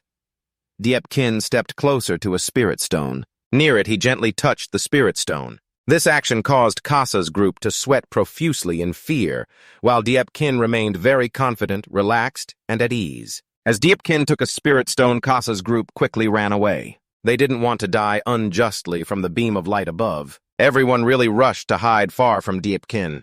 They even left some complaints. Damn it, before taking anything, you should at least say something. Are you trying to get us killed? The masked guy saw Deepkin still safe and sound and was suspicious. The trap must be useless against him. The red-haired underling interpreted, or maybe the trap is only activated once and then becomes ineffective. Deepkin threw the spirit stone, and as soon as he stepped down to the ground, he looked up towards the top and pondered. Although it was said to be an instant death trap, if the luck attribute met the conditions, it could also transform the instant death effect into severe or light injuries. It might even nullify his luck points. Perhaps it just happened to meet the threshold for nullification. He stepped towards another spirit stone, causing everyone to be stunned and gasp.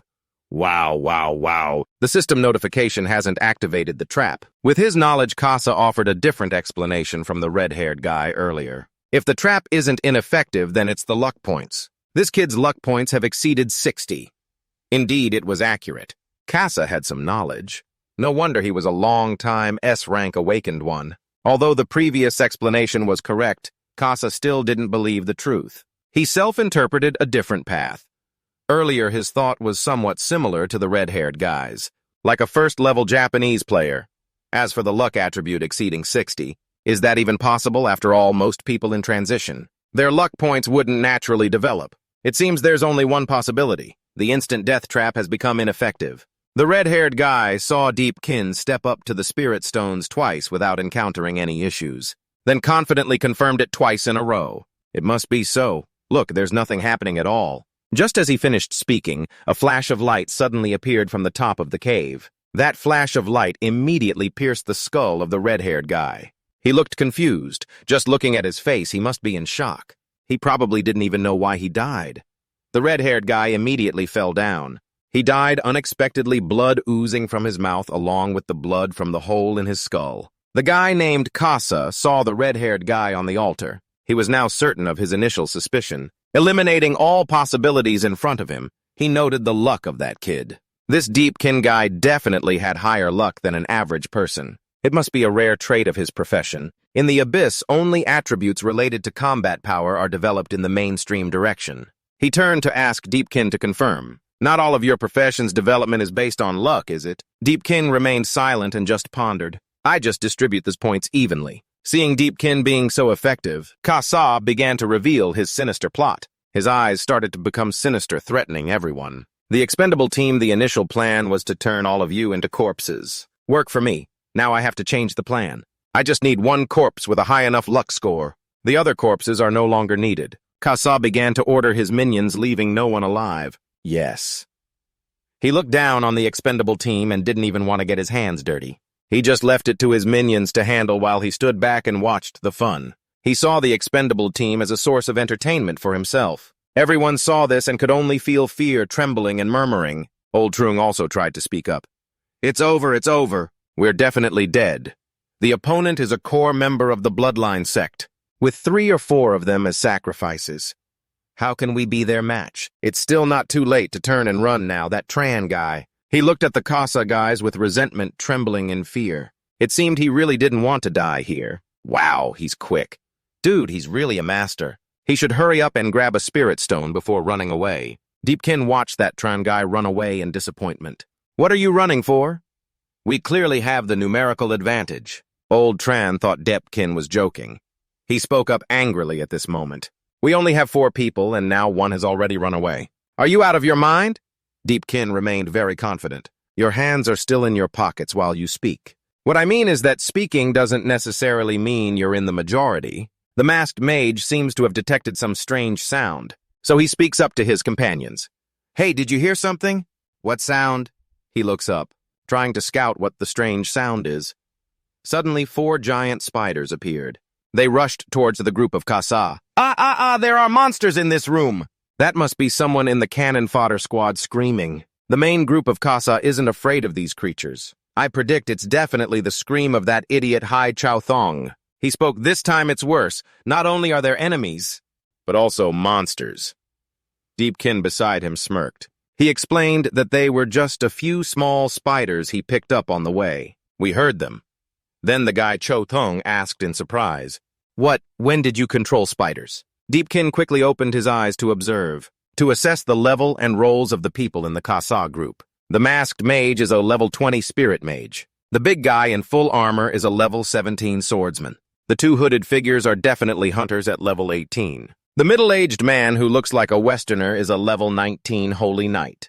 Deepkin pondered how much the power level of humans differs from that of monsters, but his intuition told him it shouldn't be too difficult to deal with. It seems like Deepkin's only issue is with the guy from Casa. He couldn't see the level and occupation of that guy. The notification system couldn't analyze or provide details on the human's combat power approaching the target index. The Casa guy confidently smiled at Deepkin while assessing his abilities, which were controlling abyss creatures. Looks like you have quite a few skills, huh? Deepkin continued to silently observe and gauge the Casa guy.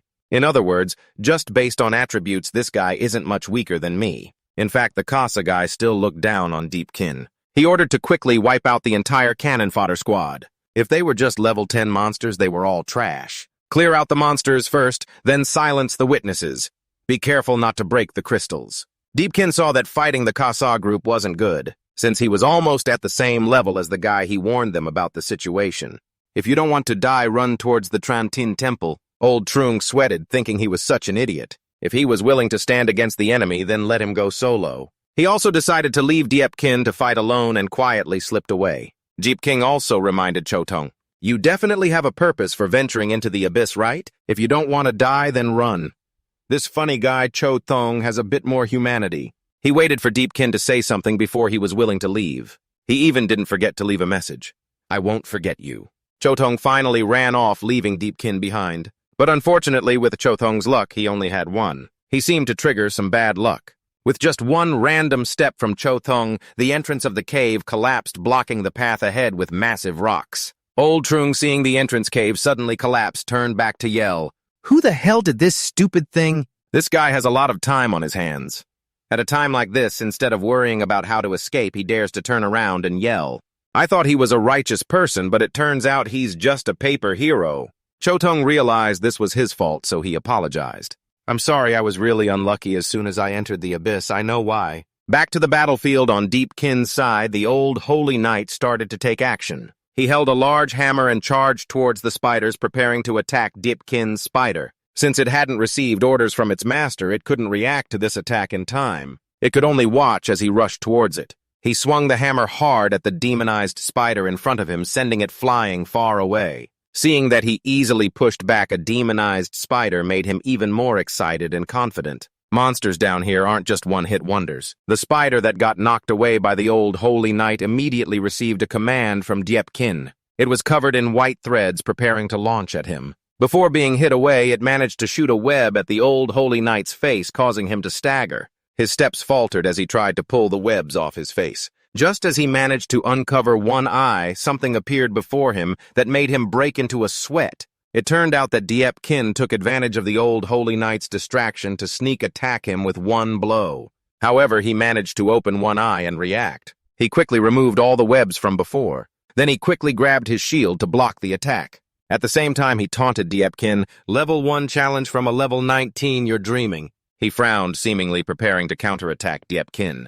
The old holy knight used his shield skill, intending to push back Deepkin. But of course, the plan fell apart.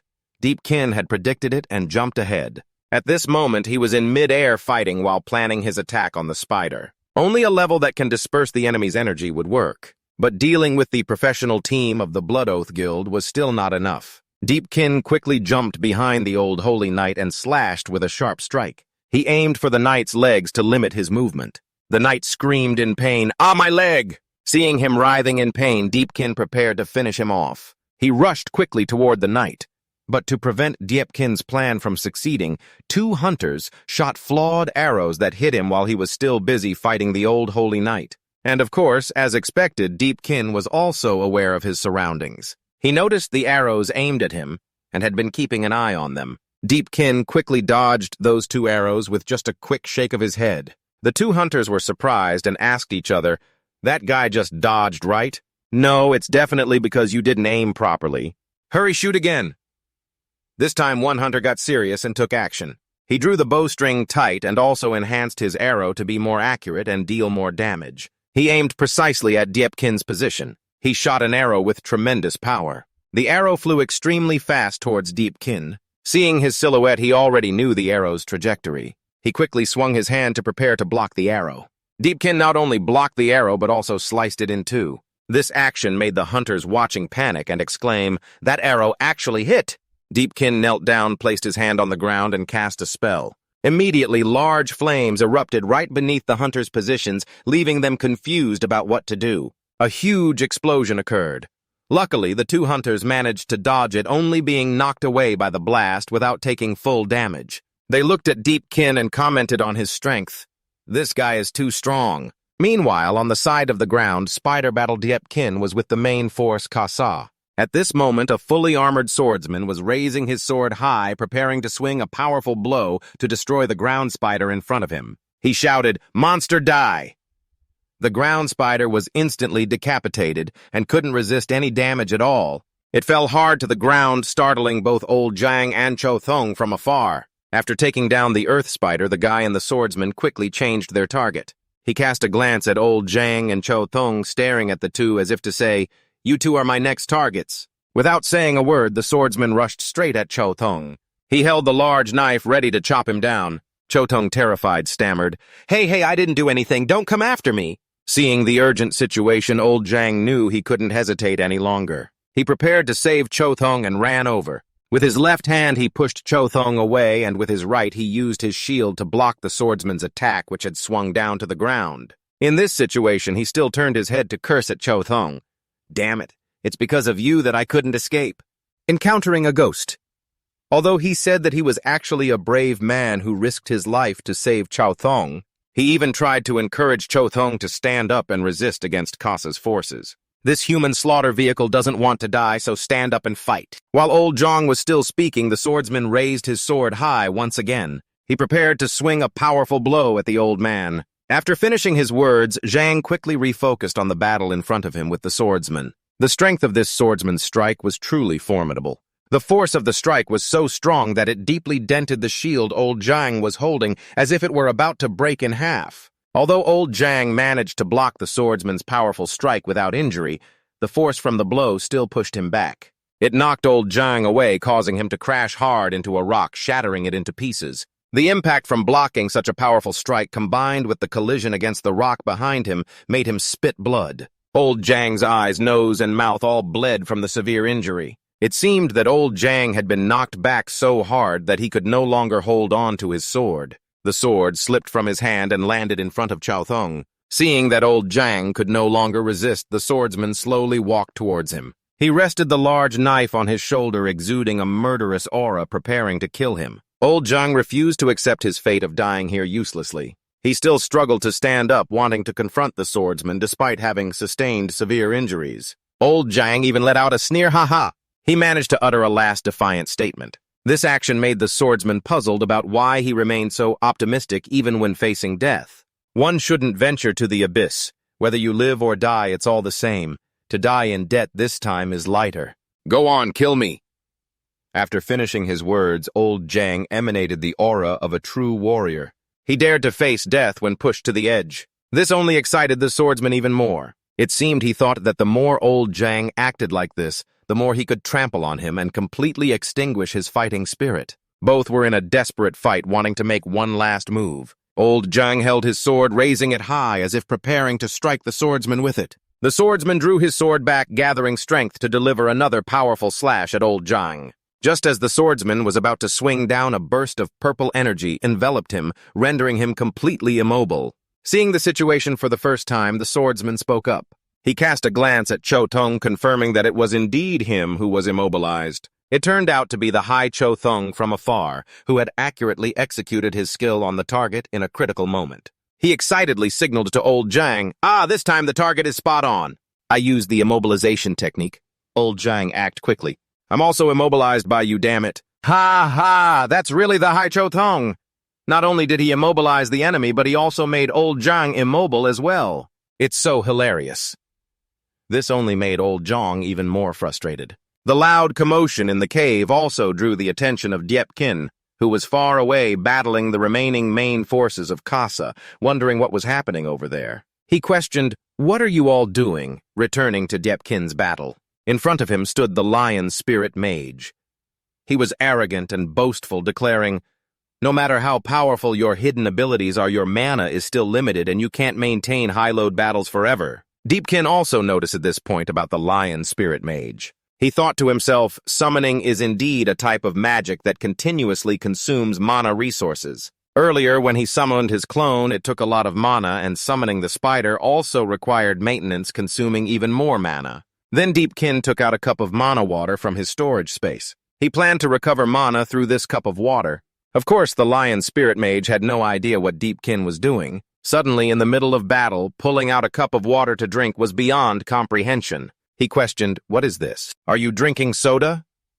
The lion spirit mage intended to obstruct Deepkin from drinking the cup of water to recover his mana. "I don't care what you drink. At this point, replenishing mana is too late anyway." He further explained his combat abilities. The Necromancer of the Death Spirit is a level S profession with incredibly strong power. Creatures controlled by the Death Spirit technique are completely dissected, and their parts will continue to fight without rest. Deepkin was gulping down a glass of water while doubting the skills of the Necromancer controlling the corpses. It seemed that while the Necromancer of the Death Spirit was chattering away, Deepkin had already finished his glass of water. The magic power for recovery had been fully restored. He was ready to activate his skill. Suddenly, a wave of dark energy appeared beneath his feet. Deepkin completely unlocked all of his professional skills. He threw the glass of water down and commanded the recycled hands to prepare to absorb all the corpses controlled by the Necromancer of the Death Spirit. In my place, the dead should rest in peace. Mysterious hands from his recycling ability grabbed the corpses being controlled by the Necromancer and pulled them into Deepkin's recycling field. This caused the Necromancer of the Death Spirit to be startled and panic. He began to fear, his face drenched in sweat, not understanding what had just happened to the corpses he controlled. What kind of dark magic is this? Why have all my corpses disappeared? After Deepkin had recycled those corpses, he quickly seized the opportunity, while the Necromancer of the Death Spirit was standing alone without support, and rushed towards him. Deepkin charged forward and punched him hard, sending him flying away. The Necromancer of the Death Spirit collapsed near the place where the leader Kasa was. At this moment, Kasa seemed to have easily destroyed one of Deepkin's earth spiders. He simply grabbed the earth spider's head, and it seemed unable to resist anything except for trembling. Kasa crushed the earth spider's head effortlessly, staring intently at Deepkin and saying, "Your fight is quite interesting. No wonder I noticed you randomly in the drink shop." Deepkin also wanted to confront him and reasoned, "If everyone just makes some money and then goes their separate ways, we could be at peace. But you want to use lives to exchange for glass have offended me, especially when you treat me as a sacrifice. It seems that what Deepkin hates the most right now is being regarded as trash, not valuing his life." This has crossed Deepkin's breaking point, causing him to stand up and fight against Kasa, who continued to look down on him and explained, "What's wrong with you? Do you think having a little strength means you can't be a sacrifice? Ridiculous. My rotten subordinates are still people above you. Let me remind you, this is a world that devours people. Only ruthless characters can stand at the top." Suddenly, a loud scream caught Kasa's attention. "Don't kill me! I'm just a lackey!" It seems like the scream earlier came from this Hai Chao Thong tree. You knocked the sword of old Trong to the ground earlier, causing it to fly off and point directly at the swordsman. The guy Kasa looked at Chao Thong and calmly continued, "In this situation, the sacrifices you make along with us absolutely won't be able to get out of this abyss together." Before he could finish, old Trong interrupted Kasa's words and spoke passionately. "Don't listen to that devil's words. Since we resisted them, there's no way out anymore. Pick up the sword and cut him." Because the swordsman was still affected by Chao Thong's immobilization effect, along with old Truong's provoking words to Chao Thong. It made the swordsman sweat and feel somewhat scared, caught off guard. But unfortunately, Chao Thong is not a combat class. He just picked up the sword to put on a show and explained, "I'm just a support, don't say I can kill someone. In fact, I can't even kill a single one." Kasa continued to speak. "One side of us must be annihilated. It seems this battle cannot be negotiated peacefully. The outcome of this situation can only be me alive and you dead for anyone to walk out of this abyss." Deepkin laughed at Kasa's earlier words. "Ha ha ha, of course you still dare to retort him. I don't understand the great principle you speak of. I only know that anyone has the right to enter the abyss, and then can survive and leave." As Deepkin finished his sentence, his whole body radiated a dense purple aura surrounding him, clearly showing how angry he was with Kasa's unreasonable words. Kasa also began to take action to start the fight. He raised his fist ready to attack Deepkin. The day before, Kasa threw a powerful punch toward Deepkin. Deepkin quickly crossed his arms with a dagger in between to block his attack. The force of this attack sent Deepkin flying far away. He was stopped by a large rock behind him. With just this punch, Deepkin could assess Kasa's strength. So strong. Just by intuition, I knew this was the strongest creature I had ever encountered. It seems Kasa's assault isn't over yet. While Deepkin was still deep in thought, it seemed he had approached him again, making Deepkin widen his eyes as he lunged at him like a crazed beast preparing to deliver another powerful punch. With Deepkin's sharp reflexes combined with his quick speed, he quickly dodged the next attack from Kasa. Just with a jump upward while Deepkin evaded his attack, Kasa smirked. "In front of me, your strength is all garbage." After the swordsman was immobilized by Chao Thong, he still stood frozen, unable to act. So after the skill duration expired, he shouted loudly at him, and even now he still hesitated. "You're still too weak." After breaking free from Chao Thong's immobilization, the swordsman quickly turned towards him to deliver a powerful blow. After taking the punch, he felt dazed and fell backward. Because the swordsman's punch was too powerful, Chao Thong still hadn't regained his senses. His eyes became vacant again and he was bleeding. At this point, he could only sit there waiting for death. The swordsman slowly raised his large blade high, wanting to gather strength to finish off Chao Thong. Old Truong saw the situation had become critical. He didn't want Chao Thong to die meaninglessly here, so he rushed forward to hug the swordsman's waist, trying to prevent him from striking Chao Thong. He tried to hold on to the swordsman while urging Chao Thong, "Act now, you idiot." The swordsman, finding Old Truong too annoying like a snake that wouldn't die, changed his target to him. He easily turned around and swung a powerful slash, leaving a long wound on Old Truong's chest and simultaneously knocking him away. Old Truong was knocked away by the swordsman, but still managed to say a few words. "Act now, you idiot." Before Old Truong fell down exhausted from blood loss, he left behind a question regarding Chao Thong's strength. "Aren't you supposed to be very strong? You are the team leader." Chao Thong remembered the past before entering the instance. At that time, he was still actively competing for the position of team leader in the artillery team. "We should choose a team leader. I feel that I, as a level 3 wandering poet, am very suitable for this role." Now he finally spoke to explain, "I just feel that if I can be team leader, then I wouldn't need to kill monsters myself." Chao Thong knelt down, supporting himself with his hands on the ground, and continued, "No need to personally touch dangerous things. There's no need to prove that I'm useless. I'm not strong at all. I truly am just a clueless fool. Please spare me." Chao Thong was completely desperate. He pressed his face down to the ground and explained regardless of the dangerous swordsman standing right in front of him. It seemed he had reached the end of his suffering, unable to do anything with his support role in the past. Chao Thong was continuously scolded by his former teammates, even being insulted, treated like a rag. "You're the one with the least talent in Team 5, relying on that weak little bit to gain experience, right? This guy doesn't even know how to be ashamed. Get out of my Team 5. Chao Thong was constantly rejected from Team 5 because his displayed abilities were truly useless, not helping the team at all. "Fool, get out." Chao Thong could only stand still and listen to the insults without being able to retaliate, as his strength was too pathetic to deserve any better. After facing too much criticism, Chao Thong sat alone in a corner, feeling sad and disappointed in himself. At that moment, someone unfamiliar approached him. It turned out to be the villain Casa, who treated human lives like weeds, viewing them as mere tools. He walked up to Chao Thong and greeted him. "Hey kid, what's your profession?" Chao Thong stammered in response, "A third-level traveling poet."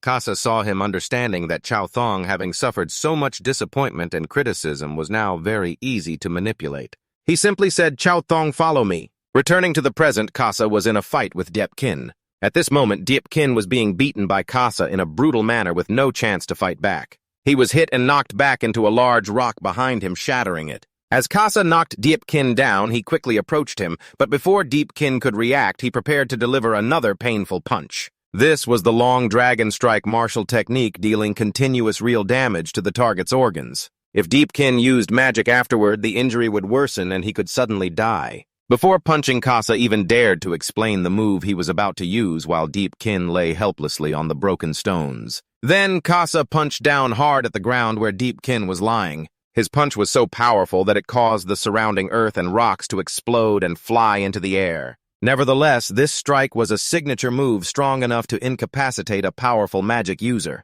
Unfortunately, Deepkin managed to dodge the punch completely, reacting quickly to avoid the attack. After a while, fighting Casa, Deepkin made some assessments about his strength. "The speed is too fast. I need to create some distance." Deepkin quickly seized the opportunity while Casa was still off balance, running fast to escape the villain's pursuit. Seeing Deepkin start to run, Casa, with his towering height, naturally chased after him. He taunted as he chased, "Deepkin, think you can escape?" Deepkin glanced back, thinking that using skills would leave him open and cost him health. He still wanted to. Deepkin suddenly realized the key to victory. "Right now I need to dodge."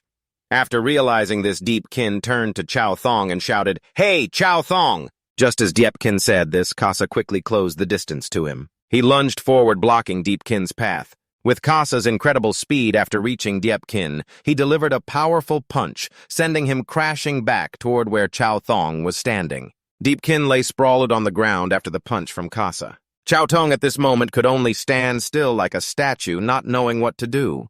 Deepkin took the opportunity to be close to Chow Thong and began to share the story of his own miserable past, to resonate with Chow Thong and encourage him to escape his weak and powerless past. Relying on the charity of others is definitely useless. That kind of powerful strength is what I dream of having more than anyone else. So I have also been disappointed with my own powerlessness. I was truly useless. Deepkin remembered the days when he was a failure, scavenging tirelessly, striving bit by bit to become stronger in life without ever giving up. He tried to deal even a little damage trying to accumulate enough, but I had no intention of running away, because my weak strength wasn't enough to be afraid. The most frightening thing is a weak heart. Upon hearing this, Chow Thong gradually began to feel a sense of awakening. His strength emphasized that it comes from the heart. The system reminds that forming a damage point, the reminder forms a 0 damage point. I won't accept it.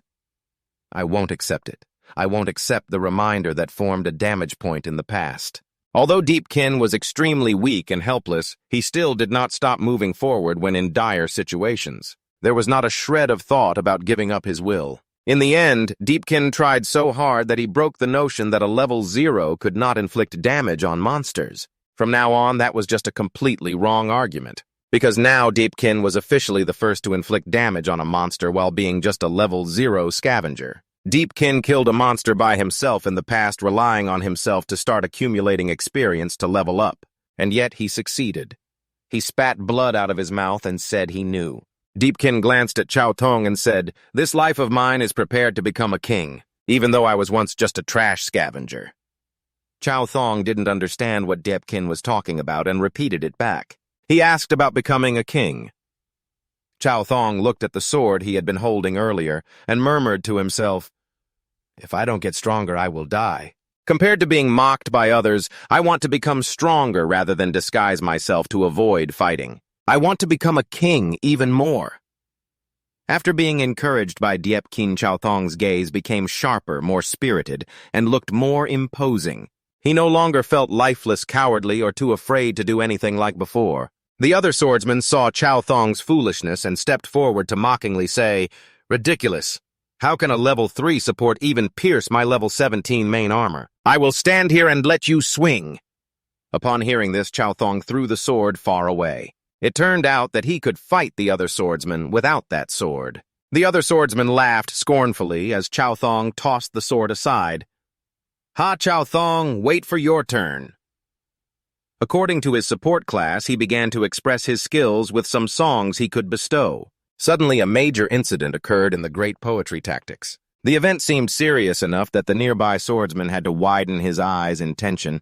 Even Kasa had to be surprised for a moment. What just happened? It turned out that Chow Thong had used his abilities on Deepkin. Deepkin broke into a big smile, confident, and said, "Because I have found the best support in the world." A powerful aura radiated around Deepkin. He now felt filled with power. The system notified him of his status. Damage increased by 15%. Defense increased by 15%. Speed increased by 15%. Resistance increased by 15%.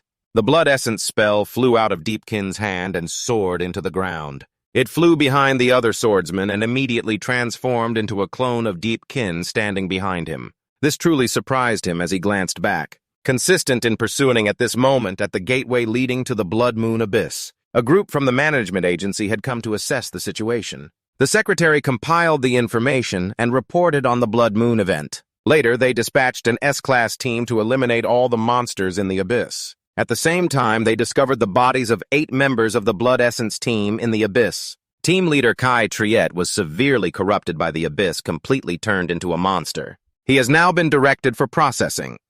Additionally, they discovered the body of an unrelated staff member, among them a familiar face, Tran Tindin. Recently, he had been targeted for elimination by our side during an infiltration event into another Abyss. When discovered, he was deceased and equipped with high-grade gear. It is speculated that there was a fierce battle with Kai Triet after the mutation, but he was still killed. Perhaps he was a random factor that appeared in the plan. The man holding the profile of the deceased studied it very carefully but wasn't quite sure. Was this just a random factor? Indeed, it was just him alone. He was also able to confirm that. So now we know the mysterious white-haired man spoke up. So, does that mean our plan has failed? Perhaps this incident is all part of a scheme by the mysterious people behind it. Kai-Treat was just a useless dog. He couldn't prove himself useful, only able to look for more people. At this moment, at the People's Hospital in Shenfeng City, another mysterious event was about to unfold. I don't know if this is part of a bigger conspiracy. A man looks like he is really struggling. He sits there crying, looking anxious. Please forgive me that this time Dad was also forced into a corner and had no choice but to do this.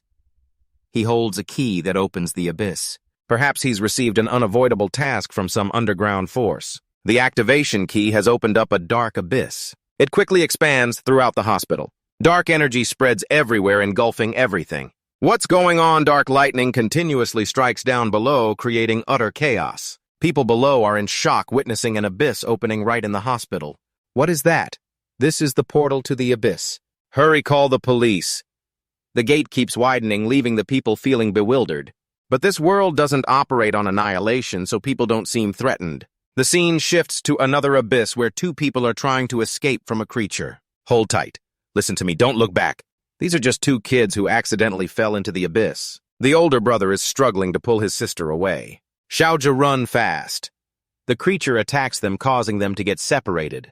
The brother is thrown far away and can't see where his sister is. Brother. The desperate cry for help from his sister is the last thing he hears before she falls into the creature's claws. Ah. Deepkin jolts awake. It was probably just a nightmare, but it reflects part of his past.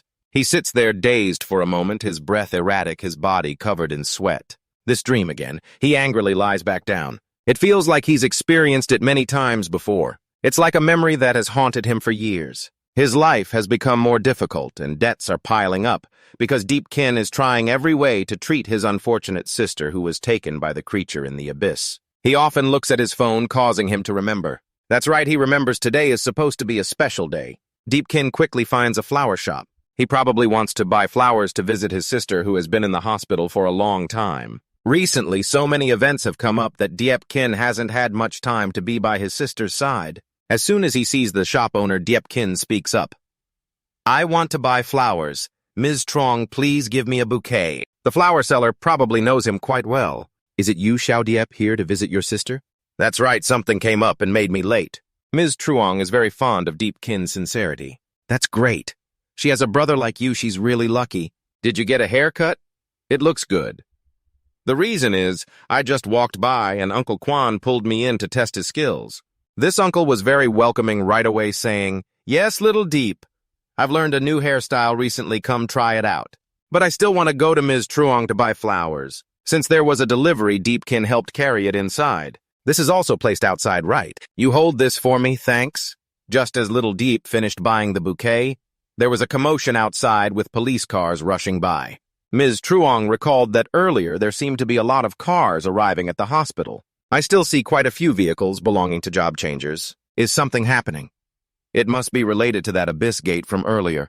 These words made Deepkin feel a bit uneasy. He had a feeling that something very serious was going on concerning the hospital. After all, it's the place where Deepkin's sister is receiving treatment. A place like a hospital with both police and personnel transfers gathering must indicate a big incident. Before he could say anything, he dashed off with a very serious expression, no longer maintaining his usual calm demeanor. Perhaps this incident, along with Deepkin's earlier dream, felt like a bad omen, making him more anxious about the sudden appearance of an abyss in the city, and whether it had anything to do with the abyss transformation at the Shanfeng shopping center that Deepkin had participated in the day before. Many mysteries remain unanswered.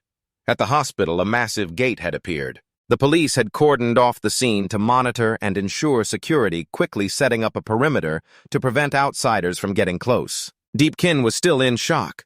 Why was there an abyss gate appearing here? He approached the gate and bumped into a police officer on duty. He quickly warned and asked Deepkin to back away. City residents, please step back. This area is sealed off. But suddenly his attitude changed. It seemed Deepkin didn't have much time to explain, so he directly demonstrated the power of the system.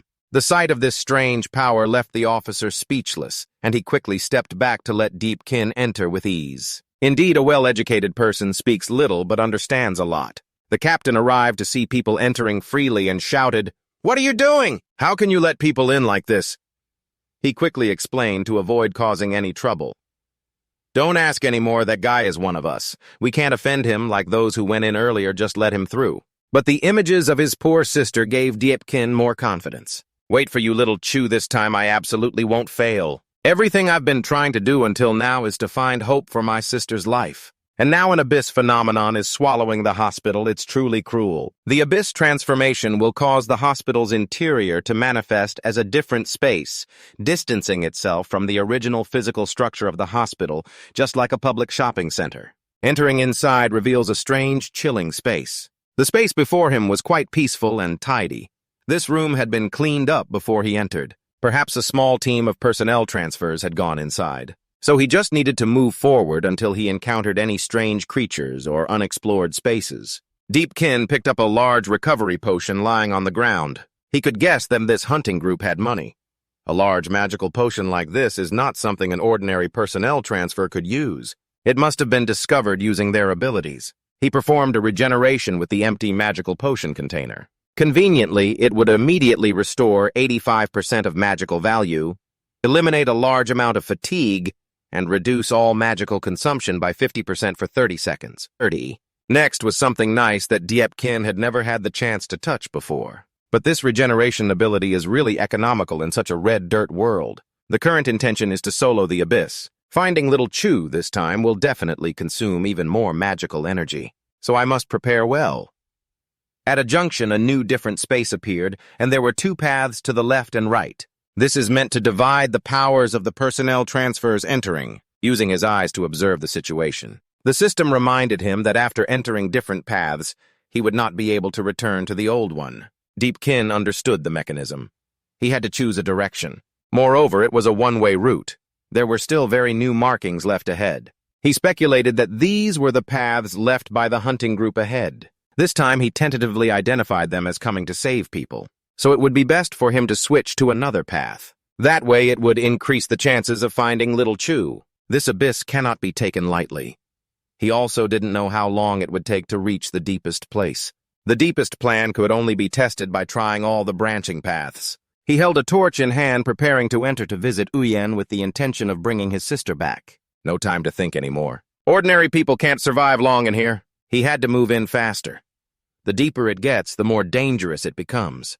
But he couldn't delay outside for long either. After moving in a bit further along the new path, Deepkin noticed a brand new red carpet on the ground. This proved that this place had never been visited before.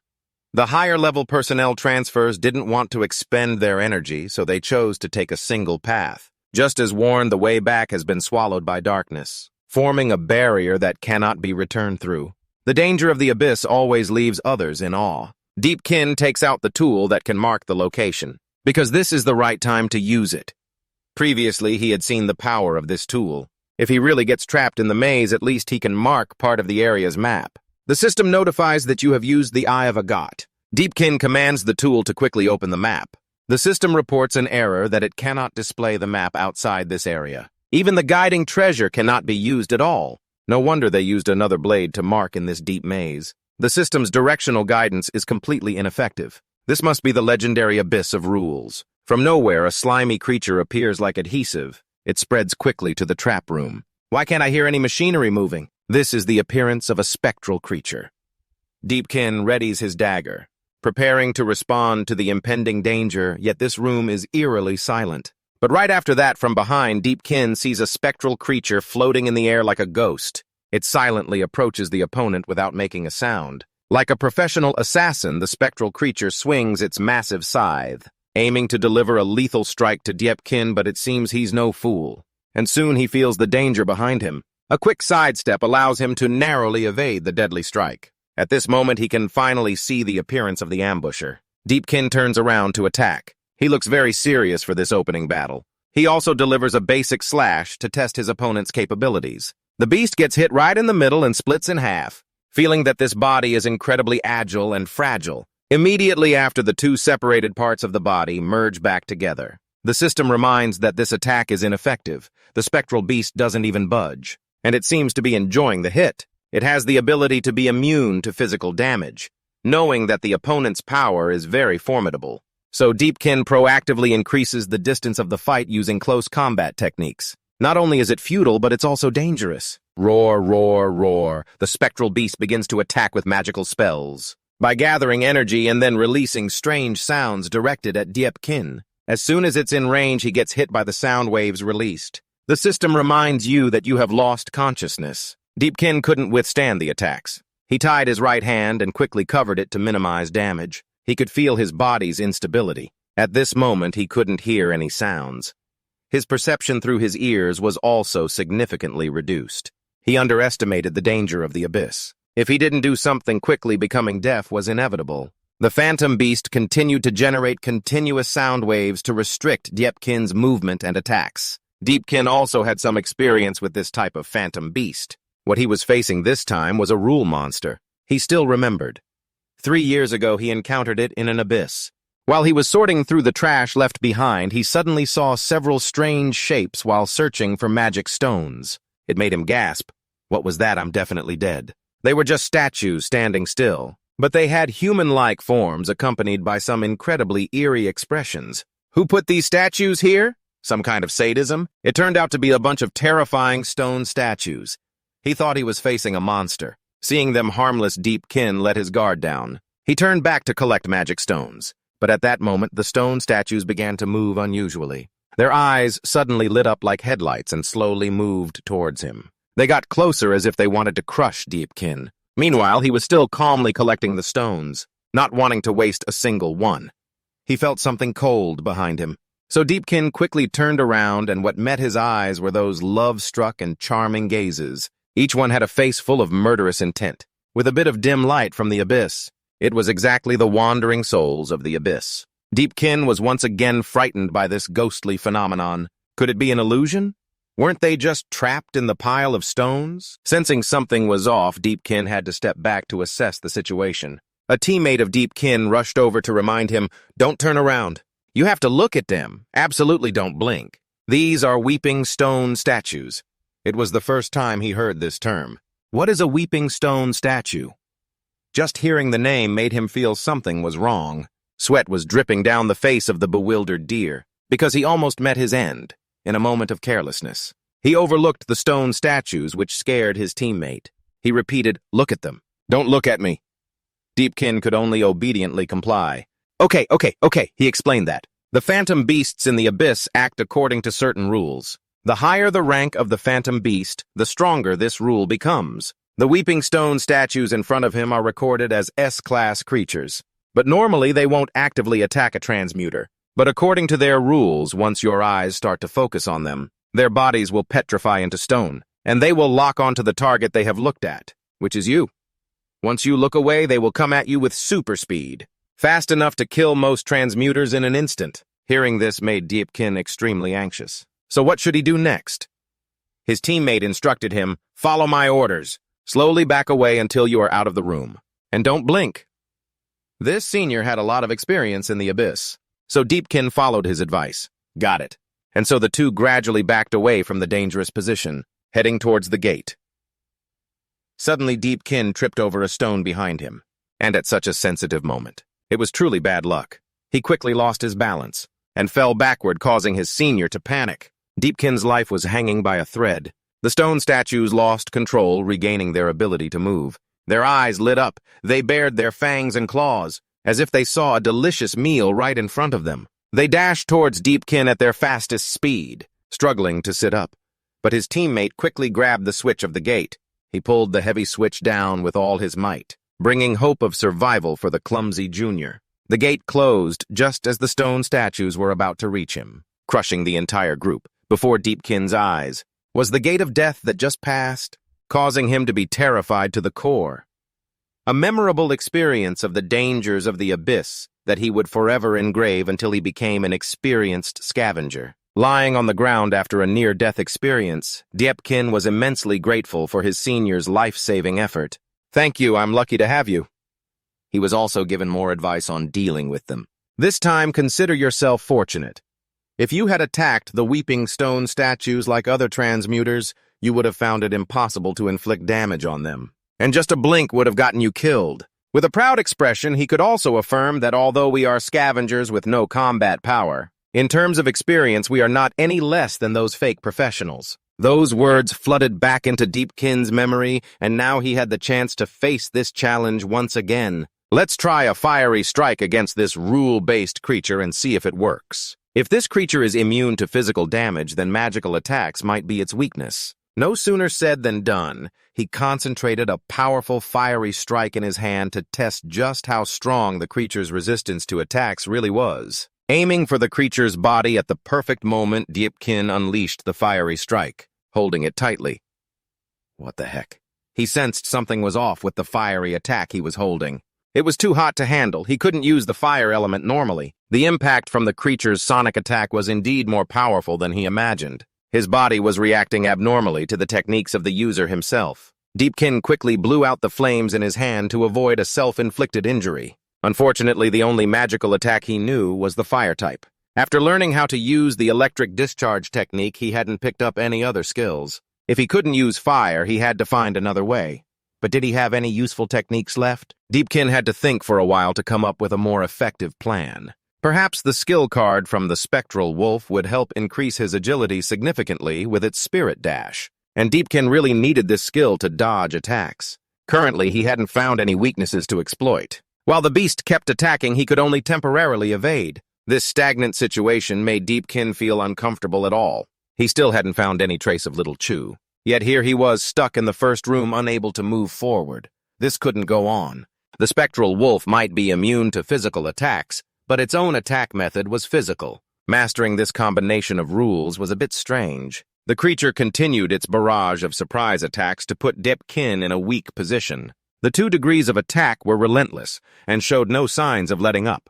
Deepkin persisted in dodging, but everything kept getting worse. This one-sided situation of just running would quickly wear him out. Seeing the momentum of the attacks rising, the creature pushed Deepkin back continuously. So it charged straight at him, calculating a stronger blow to deal damage to the opponent in a tight spot. Thus, Deepkin had no choice but to stand his ground and brace himself with a small dagger.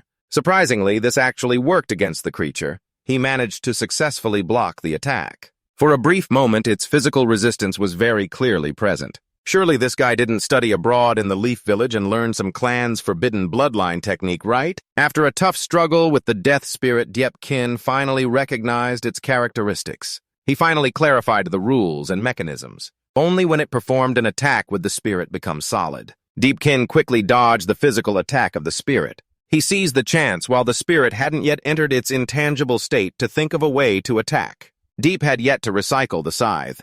Right now, he not only lost the protection against physical attacks. According to the plan, Deepkin quickly charged towards it to attack. He wouldn't let it enter the state of negating attacks with his speed and strength. Kin swiftly glided behind the spirit. He left 10 slash marks on its body while it hadn't even formed a proper shape yet. Its physical attack turned into your weakness. After taking the full brunt of Deepkin's attack, the spirit's clothes were torn in pain. But it didn't die. Instead, it seemed ready to level up. The spirit gathered into a small orb right in front of Deepkin. Deepkin didn't understand what was happening and just let it unfold without doing anything. The red orb grew larger by the day. Inside the orb, the outline of something was clearly visible, as if it was preparing to break free. From within the orb, the spirit slowly reappeared. This time, it no longer wielded a long, sharp scythe, but had switched to 2 short knives. Deepkin looked up at the spirit, transforming, feeling both worried and intrigued. The second form was so interesting. The spirit seemed to be casting a field. It emitted a blood-red power that enveloped a vast area around, and Deepkin was within its influence. Deepkin felt himself surrounded by a strange force. At the same time, he had lost his hearing earlier, making him hesitate on whether to run or not. After losing his hearing from the earlier scream, his vision was also impaired, so he activated the blood splitter to protect his life. That spirit stood still, not moving, but its entire body constantly emitted strange energies and powers enveloping the surroundings. Deepkin stared at it while continuing to think. No, I already used that. This skill needs at least a 30-second cooldown. Moreover, the remaining magic power couldn't last, having been consumed twice due to repeated summoning. Suddenly, the spirit began to take action. It slashed twice powerfully towards Deepkin. Deepkin quickly reacted and managed to block its attack. Although he blocked its attack, the slashes were too wide, resulting in a wound on his shoulder. Deepkin looked at the new wound with concern. He had no time to react, only able to avoid a fatal blow through sheer luck. Yet he faced a difficult situation. A pile of attributes couldn't solve it. Deepkin decided to use his own healing skill, activating the super regeneration of the man-eating flower. System reminder. The torn wound has healed, the abnormal severed state has been removed. Must increase blood to a state to avoid being executed. The light around Deepkin radiated as he used the healing skill. Suddenly, this made the spirit stop in fear, no longer attacking him. With his observation skills, Deepkin quickly realized this point. The second form of the spirit was afraid, because even the weak light of the healing ability kept it from approaching. Suddenly, he had an idea, I understand now. Deepkin cast fire attribute magic on the spirit's hand. He started to smile with satisfaction, thinking it was foolish of him. It knew it couldn't use fire attribute magic, but still tried to use it to reflect back. Deepkin clenched his hand containing the fire attribute magic. He pressed his entire hand against his body, channeling all that fire magic into himself. Deepkin's entire body ignited. Brightly shining flames engulfed him. The light from the flames should have made the spirit afraid to approach him. But in exchange, Deepkin was slowly burning away his own life. He struggled to endure the pain caused by the backlash of the fire magic. Because of the spirit in front of him, this was truly a way to eliminate a monster. By self-destructing, to destroy the monster, you really had to be bolder than ever. System reminder, burning. At this point, I could somewhat see a bit already. Deepkin displayed a crazy expression. It seemed that the spirit wouldn't die without him. The spirit was extremely frightened at this moment. It panicked, trying to fly away as fast as possible to escape Deepkin's pursuit. To it, Deepkin was like a dangerous ticking time bomb. This method of his was really reckless and dangerous. Deepkin began to explain the backlash caused by the fire attribute magic from the spirit. The spirit feared fire because fire was its lifeline. It was a vengeful spirit killed by fire, but its fire elemental skills were rendered unusable by its own wailing. If he couldn't unleash fire normally, Deepkin used another skill. With a burst of energy, he quickly flew toward the spirit beast and hugged it tightly. Deepkin held it tightly, planning to burn it to death with the flames on his body. Then I will become the fire. The spirit beast could only scream in pain at that moment. The tighter Deepkin held it, the more seriously he shouted, "Great explosive fire!" A huge explosion occurred right in the middle of the first room of the dungeon. The expression of the spirit beast was gradually being burned away. After the explosion, Deepkin was thrown down to the ground. With a thud, the spirit beast was now engulfed in Deepkin's flames, writhing in pain before eventually dying. The system announced that the spirit beast had been defeated. Warning: health is below 10%. The system reminds that the arm is severely burned, unable to maintain weapons or cast spells. Deepkin laughed heartily. Ha ha ha! The price of victory is a bit steep. I just need to wait for the cooldown of the super resurrection to end and then heal. After that, he turned to check on the spirit beast from earlier. It was still being burned by the flames. He panicked, fearing that if the fire turned it to ashes, he would lose everything. Hey, don't burn it to ashes. I still need to recycle it. Without waiting for the flames to extinguish, he quickly activated his recycling ability to ensure there was something left to salvage. Recycling. The system announced a basic skill. Any target that dies from this skill immediately activates the special effect of Despair Harvest, restoring 5% health and mana. If you activate more than 5 Despair Harvests at once, you will enter an intangible state for 1 second. In the intangible state, you can avoid any physical attacks and cannot be blocked by entities. If an attack does not result in any deaths, the user will receive backlash equal to the actual damage dealt. Cannot equip divine artifacts that link the soul with the user. Cannot trade. Deepkin stared intently at the skill card he had just recycled from the spirit beast. This card he obtained was somewhat different from the soul-linking divine artifact. This was the first time encountering the soul harvester link. It seemed to allow the target attacked to convert into life points and mana points. If caught in the middle of a group of bandits, it could even save the situation with one powerful strike. However, the cost of using the divine artifact, if you cannot kill the target in one hit, you will suffer backlash equal to that. It could even lead to immediate death. Timing is crucial. After Deepkin completely killed the spirit beast, the seal to the second room was unlocked. The gloomy atmosphere dissipated, leaving Deepkin with a path to continue forward. The large door has been unsealed, and the cooldown notification for the super rebirth has ended. Deepkin quickly decided to use the super rebirth skill. Deepkin completely healed all of his wounds, even restoring his clothing. At this moment, he was constantly thinking about his sister Tuchu. I'm here. In some butcher's room. But this wasn't butchering pigs, cows, or ducks. It was human slaughter. Dead bodies were hanging everywhere with trash piled up against the ceiling. In the middle of the room, a butcher was butchering some victim he had just captured. It was a horrifying and terrifying scene for an ordinary person. The butcher chopped off the arm of the person on the table and tossed it into the trash. In the distance, there was a shadow of someone trying to escape from this terrifying butcher. It turned out that Shadow was Deepkin's sister, Tuchu. Right now, she was trapped here with the butcher. She picked up a glass bottle, planning to distract the butcher to escape. Tuchu threw the glass bottle far away, but it seemed her throw was too weak, so it didn't go very far. The strange noise from the shattering glass caught the butcher's attention. He grabbed a large cleaver, turned around, and prepared to move towards the source of the sound. Tuchu tried to get up.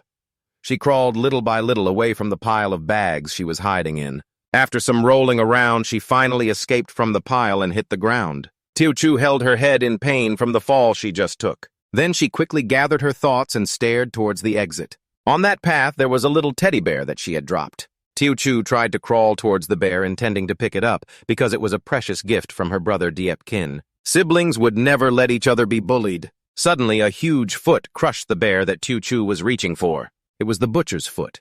He stared directly at Tuchu. He exuded a terrifying aura towards her, as if ready to kill her without mercy. He shouted a few loud words, expressing his anger towards Tuchu, as if to say, "You're done for, kid." The butcher began to move closer to Tuchu, preparing to slaughter. The girl found herself in such a dire situation for the first time, only remembering her brother Deepkin.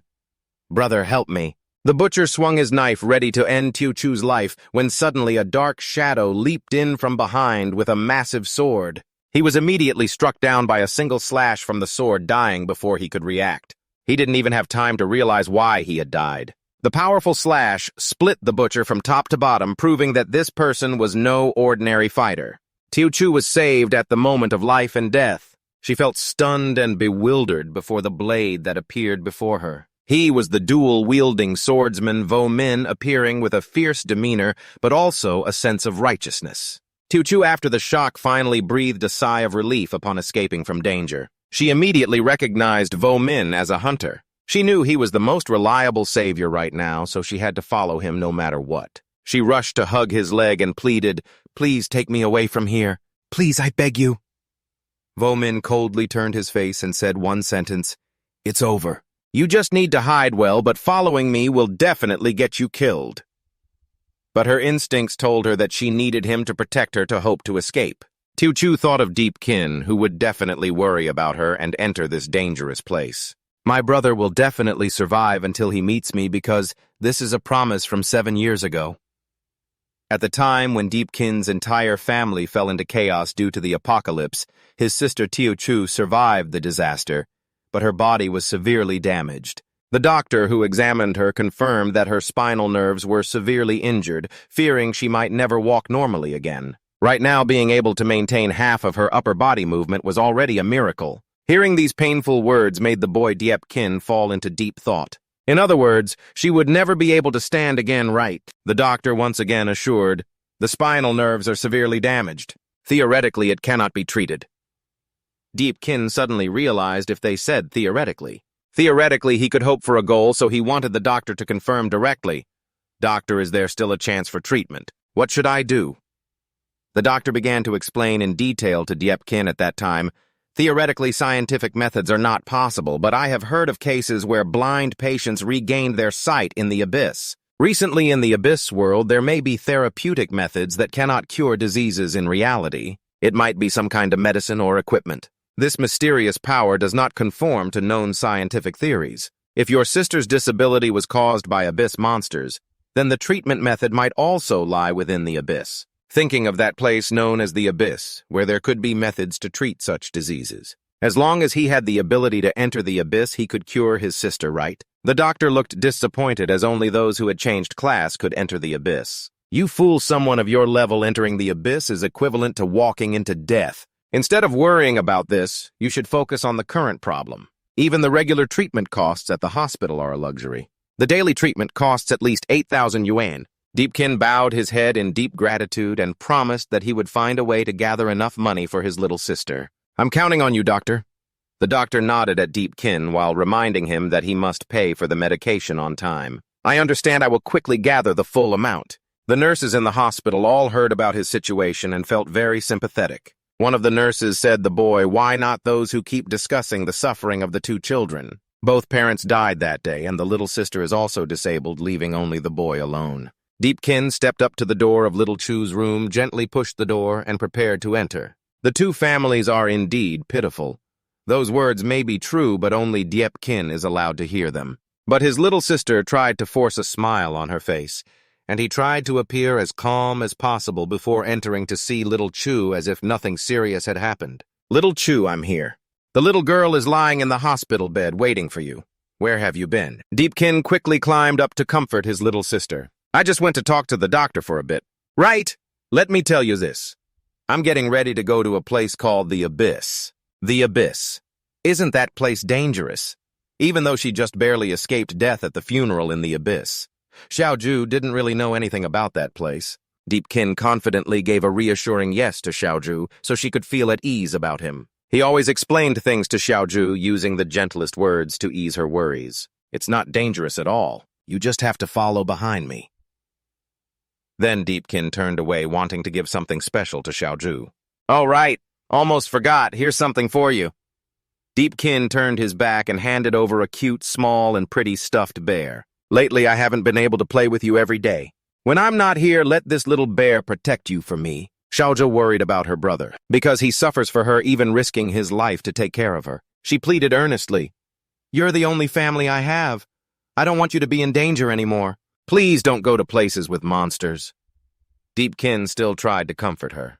"I'm not doing anything dangerous. It's just some manual work. How could it be I found a job that can earn a lot of money? Enough to cure your leg. Just wait a little longer and you'll be able to stand up again." Xiaoju held out her pinky finger to make a promise with Deepkin. "If you have to do something very dangerous to make money, then I'd rather spend my whole life in a wheelchair. You absolutely must not go into places with monsters." Deepkin knew that wasn't exactly true, but he still tried to please her, to make her feel safe and stay here to rest, trying to recover. "This is a promise to Xiaoju. I absolutely won't risk my life." This is a promise to Xiaoju. Back to reality now, Xiaoju told Vomin about her older brother. Hong felt some sympathy for her and led her away from here. "I'll stay in the Abyss. My brother will definitely find a way to get into the Abyss. I don't want my brother to keep risking his life for me anymore. I can't die and neither can he." Xiaoju spoke as she tried to hold Vomin's leg tightly. She earnestly begged Vomin to take her along. Seeing how desperate Xiaoju was, Vomin started to feel a bit moved. He spoke up with a comment clinging to life, "Huh? Haha, interesting." Vomin decided to take her along after seeing her situation and her sincere heart. He helped her up and put her into a nearby wheelchair. At the same time, he added, "If the monster tries to hurt you, I won't step in to protect you." Xiaoju sat in that wheelchair and tried to push it to move. Luckily, the wheelchair wasn't damaged. Deepkin explained, "Because you're not my client. I don't care whether you live or die." Xiaoju didn't hesitate to accept Vomin's conditions without asking for anything more. She just wanted Vomin to lead her out of the Abyss. "You just focus on your own business. I'll just follow you from a distance. I absolutely won't get in your way." After a while of talking, Vomin finally started to introduce himself. "My name is Vomin. I'm a dual-blade swordsman." Back to him inside our home base. He was groping his way down a long, dark corridor. Though he had worked as a scavenger for a while and seen many healing potions that could restore bodily injuries, all of them could only heal damage caused by monsters in the Abyss. One of the Abyss's rules is that no healing can surpass your state when you first entered it. If a burn existed before entering the Abyss, no matter what, it can't be healed beyond its previous state. Otherwise, I would have already found a way to heal Xiaoju's body. Suddenly, Deepkin noticed something. In front of him was a devastated battlefield. Corpses of both people and monsters lay scattered all over the ground. It looked like there had been a brutal fight against demonic beasts. This place was even higher level than the transformed ones. If the transformed team was wiped out, that would make perfect sense. Deepkin glanced elsewhere to observe the surroundings. There were no signs of sluggish monsters. Someone must have been lucky enough to escape this room. It seemed like he spotted something even more horrifying that made his eyes snap open suddenly. Deepkin found another important clue. In front of him was a giant beast cut clean in half. The slash was so powerful it even left a deep scar in the wall. Deepkin immediately used his observation skill to update the situation, but unfortunately he found nothing. This giant beast was cut through by a single blade. His observation skill couldn't detect any magical traces. He looked back at this group of transformed people who had entered earlier. Most of them were mental-type professionals, quick and sharp, not simply relying on brute force. Suddenly, this made Deepkin even more excited. He seemed eager to fight that guy, Ha-A being even stronger than that group of professionals. This guy is exactly a crushing-level existence. After being saved by the man named Vo-Min, Xiaoju decided to follow a girl in a wheelchair, trailing behind a warrior carrying a huge sword, definitely something very unusual. The two kept walking inside this abyss maze. Meanwhile, Deepkin was advancing. Would they meet soon? Halfway through, Vo-Min suddenly stopped. This startled Xiaoju. With the sharp instincts of a seasoned swordsman, he must have sensed some danger ahead. There was some movement on the walls above. Sparks flashed in such a dark space, a sign of attacking weapons. They were being ambushed here. Dozens of arrows flew straight at Vo-Min's position, not missing a single one. He took the hits directly, but didn't make any move to dodge. Xiaoju was shocked by this sudden attack. Tears and snot ran down her face. It looked funny, but part of it was worry for her benefactor's life. After getting pierced so many times, Vo-Min still showed no reaction. He stood still as if temporarily unconscious.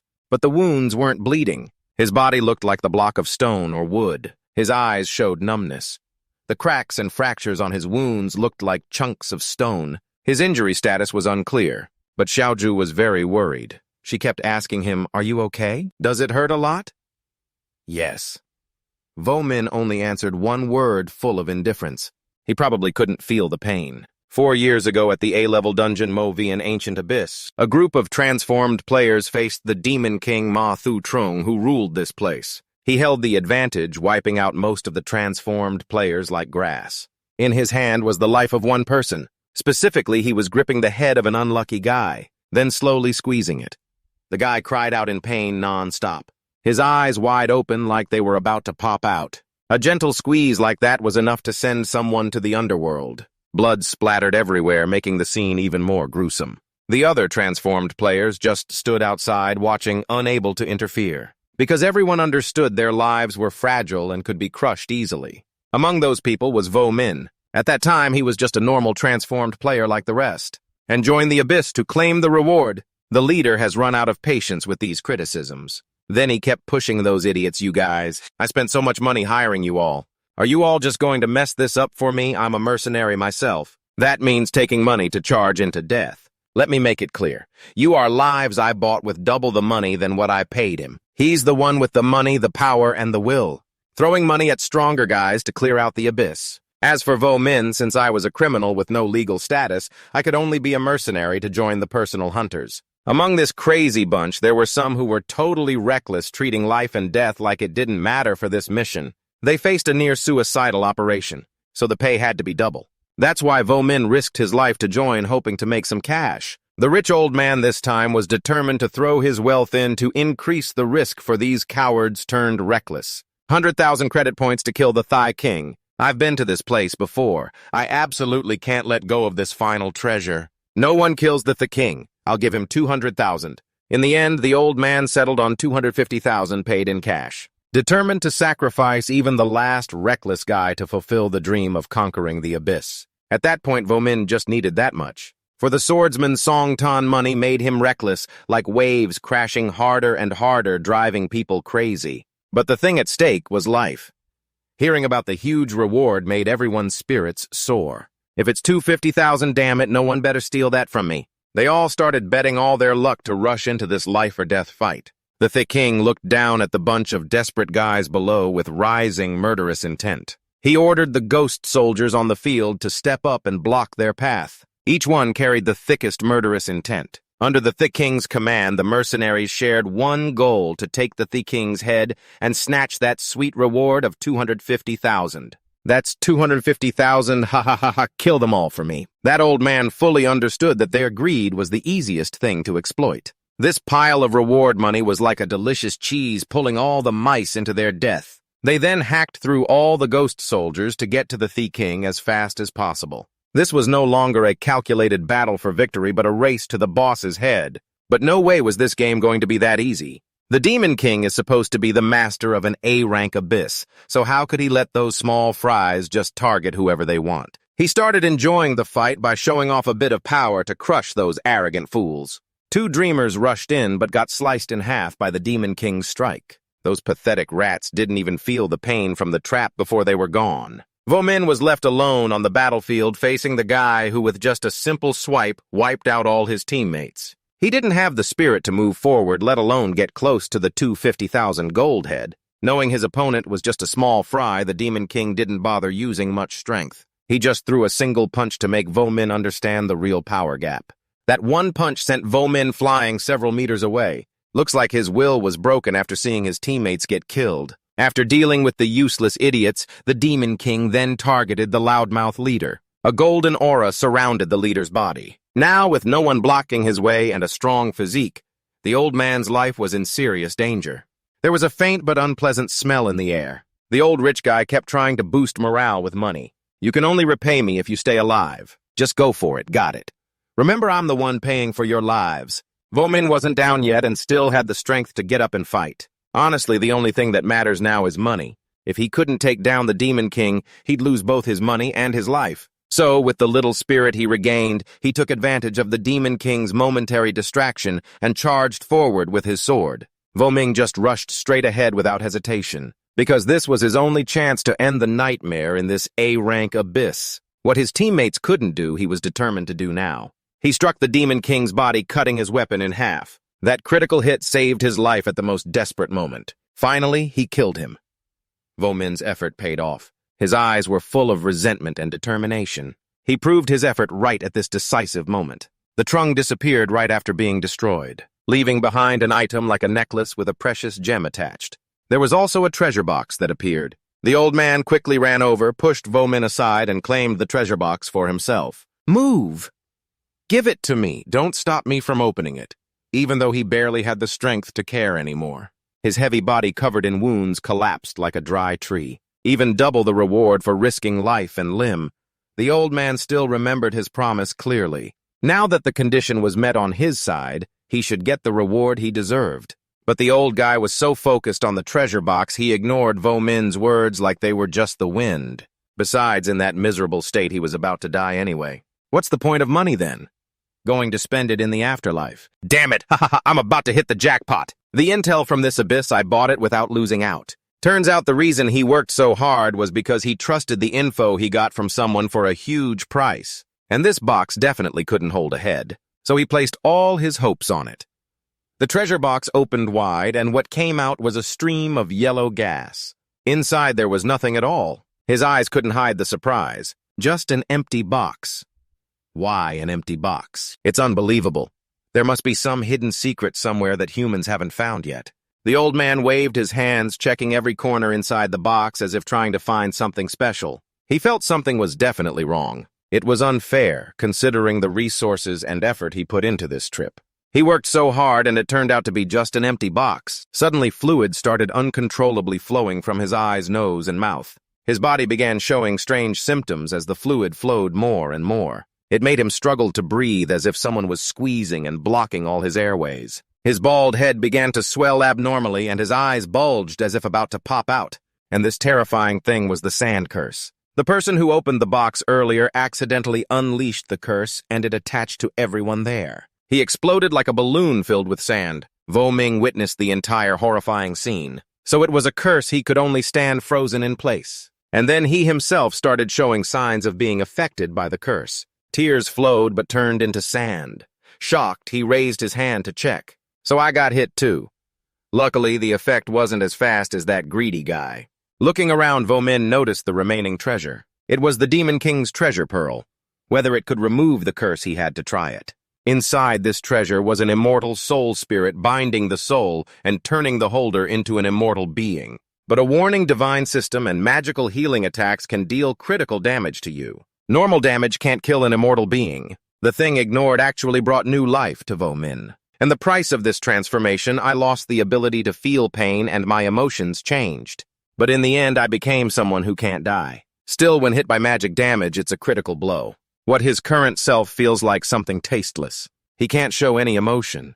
His eyes always look sad, filled with so many feelings he can't release. Xiao Chu found it strange and asked, "Your blood is like sand. What kind of curse did you get?" Xiao Chu didn't really understand this person, but with her insight, she could tell Vo Min was carrying some unspeakable burden and a kind of dark stain inside his body. His eyes were still lifeless like that, just staring blankly at others, but he couldn't say anything meaningful to let others understand him. Of course, Xiao Chu got upset by that attitude. Why did that rock just ignore me? But that rock just walked away first without a second glance. The battlefield inside the abyss was extremely intense with bloody fights. One group of monsters after another kept dying. They surged like a storm. When it comes to ferocity, they had more than enough to crush any strategy. If the bearer of the power wasn't strong enough, Deepkin still moved calmly toward rescuing his sister. The monsters ahead were numerous and fierce, but not too difficult for him. Since he rushed out, he couldn't carefully allocate skill points. He just used the previously evenly distributed free points. Right now, all stats were above 200 points. But that was enough for Deepkin to fight steadily against them. Every monster that charged ended up as a corpse. But this situation couldn't last forever, because their number was overwhelming, and they hid many unknown dangers. If things went on like this before entering the next room, there was no way to get intel from the beloved creature inside. That would be disadvantageous for his body's condition, and very likely to cost him his life. The deeper he went, the more he had to keep himself strong to avoid being worn down by the monster hordes. Though the beloved creature's strength in the abyss wasn't high, they attacked in waves, making it hard to avoid exhaustion. Their battle frenzy was their strongest weapon to overwhelm others. No need to talk about their power. Deepkin took down one after another. He used those meat piles as stepping stones to get into their blind spots and strike their weak points. The meat piles just stood there watching, then got taken out by him. This scenario kept repeating again and again with those kinds of monsters. But if I do nothing, those guys will press me until I can't even breathe. Just as I got fired up to fight, the dagger dance got interrupted. System alert, mana is below 5%. Damn it, can't use skills when mana hits rock bottom. This is the downside of going solo in the abyss. The monsters were pretty surprised when Deepkin stopped attacking. Taking advantage of the moment Deepkin can't attack, the monsters started to counter. If that's the case, he's decided to go all out without mana. He put the dagger aside to throw punches one-on-one for speed, poured all his power into his fists to knock out this annoying bunch, then just use combat attribute skills for direct confrontation. Simple and effective. Deepkin charged headfirst into the big guys, determined to push them back. Damn it, can't finish them off. After that round, a few more jumped in to challenge him. Constantly having to deal with giant monsters left Deepkin stuck. After fighting non-stop with 4 monsters in the room, his body kept accumulating fatigue. Mana was now down to half. All the light mana potions in his backpack were used up. Only the big bottles he picked up earlier in the abyss were left. But he could only save those for crucial moments. Using them recklessly now wouldn't solve anything, and he'd run out of stamina fast in the next rooms. So the best way is to fight without using much mana but still win. He charged and punched this guy. Blood spurted from his mouth. His head was rattled. Punching this guy twisted his face. His eye popped out. Knocked his head so hard his brains spilled out of his eyes. The last one had his neck chained tight so he couldn't move. Then he just pulled and took the head clean off. One of the 4 was down. Now 3 stubborn ones left. Lightened the load a bit, he prepared to finish off the rest and clear the room. There were still many strong enemies ahead. He pulled out the Soul Harvest card. Getting a soul shard from a spirit carries both great potential and huge risk for the user. The life energy of the harvested soul. Because this scythe has serious side effects, he dared not use it carelessly, especially against blood-sucking demons. The Despair Harvest trait might trigger a healing effect. This is the best lifesaver for someone low on mana like him. The method was quickly executed, summoning a little death spirit to dash across the battlefield, killing the giant monsters. Because Deepkin had just thoroughly worn down his body, they became prime targets. This new method guaranteed killing the enemies in one strike without harming the user. The plan succeeded perfectly. The system alerted that the special effect of the Despair Harvest weapon activated, restoring health and mana. Both stats were fully restored.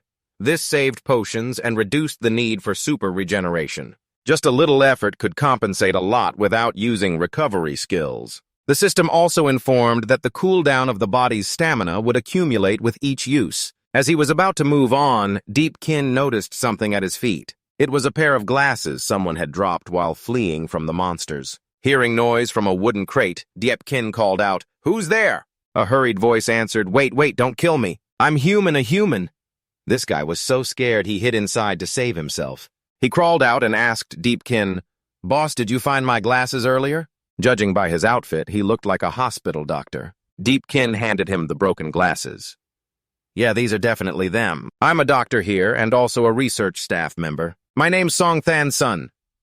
They introduced themselves warmly. The doctor calmly recounted what happened earlier. "I don't know what went wrong, but suddenly a group of giant monsters appeared in my ward. That group was exactly the 3 you killed earlier. Those monsters scared me stiff, so I ran into a strange room. To hide from the monsters, I had to crawl into this wooden crate. That's why I showed up so cowardly earlier." Deepkin wanted to ask about his sister's situation. "Have you seen any other survivors?" "Other survivors? How could that be? This place has become an abyss hospital. Normal humans can't survive here, let alone those crippled or missing limbs." That sounded very discriminatory against patients. This guy seemed to lack compassion as a doctor. Hearing those words annoyed Deepkin, who grabbed him by the collar. "Crippled and missing limbs, what? You're a doctor. How could you say something so strange?" The guy calmly defended himself. "Strange? What's strange? I'm a doctor, not a priest. I obviously can't handle those monsters, got it? Saving people means protecting yourself first. If I were strong enough to fight, why would I hide in that crate? So you came to save me?" The old man's logic made sense. Really, all you can do is lie down and wait to die or wait for someone else to save you. There's nothing else you can do. This guy's eyes suddenly turned unusually vicious. "If you were sent to rescue me, then don't talk so much. The spirit beast hunter must have paid you a lot of reward, right? As long as you get me out of here, it's all yours." Looking back at what this doctor said, the spirit beast hunter must be that Kai Triet who fell into the polluted pit the other day. Remembering the fight with Kai Triet, who was demonized after making him lose without lifting a finger, a system notification appeared. Successfully repelled, CC received 150 free attribute points. Deepkin picked up the strange badge that dropped from him. "What is this thing that guy dropped?" Poet Chow Thong also had some info about it. "I think I've seen this before. It's a badge from the Spirit Beast Hunter Guild." Deepkin showed interest. "Spirit Beast Hunter, huh? That top-level guild only cares about strengths, so the doors to these powerful guilds are seriously intimidating. Who could even get into places like that?" After understanding the source of that attitude, Hack Deepkin just walked off straight away, not even bothering with the doctor anymore, leaving him confused. Hey! Aren't you the one who came from over there? The exit should be the other way. Why are you going deeper inside?" Then Deepkin asked him, "You ran here from the sick ward, right?" He answered, "Yes, that's right. Don't bother rescuing those crippled losers anymore, and there's no money for you after saving them. They're all just poor suckers." He said some nasty stuff that Deepkin hated, but that wasn't something he cared about. "Sorry I have to go through here because my sister is over there. Messing around here with this guy has been enough already." Hearing that, the doctor suddenly realized, "You said you're looking for your sister. Wait, you're not here to save me, and you're not from the Spirit Beast Hunter Guild." Deepkin gave a short reply, fitting a scavenger's role. "Yes, I'm just here to collect trash, not to rescue it." That look showed clear contempt and that blazing aura. Clearly, if that dumbass kept babbling, going into the storage room was inevitable. Deepkin's steps kept moving steadily toward the door leading to the next room, while the doctor reluctantly followed because he didn't dare go out alone now. He switched to a sweet tone to coax Deepkin's indifferent attitude. "This expert surely knows this place has become a deep maze by now. If you follow my direction, you'll definitely reach a fork and you'll probably get lost too. But I can guide you. We'll go together. Find your sister, and on the way, you'll also get me out. How about switching tactics to follow Deepkin for protection? Maybe he'll mislead the search so you'll have to go outside on his terms. I'll take it that you've silently agreed." All right. This is the teleportation gate. I came through here from that side, and it seems there's no better path right now." So Deepkin agreed to follow the doctor's guidance, heading toward the room he had left earlier to look for any clues about his little sister. Stepping through the gate, he entered a new, strange space. This place is so huge. Who knows how long it will take to spot a person? Taking advantage of traveling together, Dr. Tong Sun pressed Deepkin about his identity. "May I ask, which hunting team are you a master of?" Deepkin replied simply, "I'm not part of any hunting team. Turns out he's an independent hunter." Ha! These days, who still goes alone? Hard to believe those words unless you're insanely strong to back them up. Then Tong explained how the hunting teams work, that anyone with some skill would be fought over by the top teams. Like Tatutsu Tamtu Vending. These top hunting teams pay professional hunters very high salaries, and they can form groups to explore the deepest parts of the abyss. And then there's the usual bait for those greedy for material things. Hearing this from Deepkin, he said, "When we get outside, I'll help you recommend a few better hunting teams. After all, you've helped me before." Fed up with his talkative nature, Deepkin gently warned, "Listen carefully. My sister's name is Deep Tuchu. If you want to lead the way, then keep your mouth shut." Hearing that name made him break out in a sweat. Is it a familiar name or something big that makes an arrogant guy like Tong so scared? Tong Tansun recalled what he had done before the disaster hit the hospital. It seemed like little Tuchu and another person's info were well known to him. "How's that experiment going?" Looking at the records, both are minors. The chubby guy named Dick beside him had looked into the girl's family weaknesses. "Don't worry so much. Their families probably aren't able to manage much either. One is Deep Tuchu, who relies on her only older brother. That brother is a garbage collector saving money for her medical treatment, and he's always wandering in the abyss. No telling when he might die down there. Their situation used to be even worse, drowning in debt. The kid takes crazy risks with leveling challenges. The other is Lum Tu Nyan. Her father was in prison just recently released with no job, living off borrowed money day to day. Both girls' families are caught in mounting hardships. Their relatives struggle every day out in society." Tong Tansun felt relieved hearing about the girls' situations. Neither has any social background. "How did you persuade them to agree?" The man smugly replied. "Do they even need persuading? I just told them they wouldn't want to keep being a burden to their families, right? That settled it.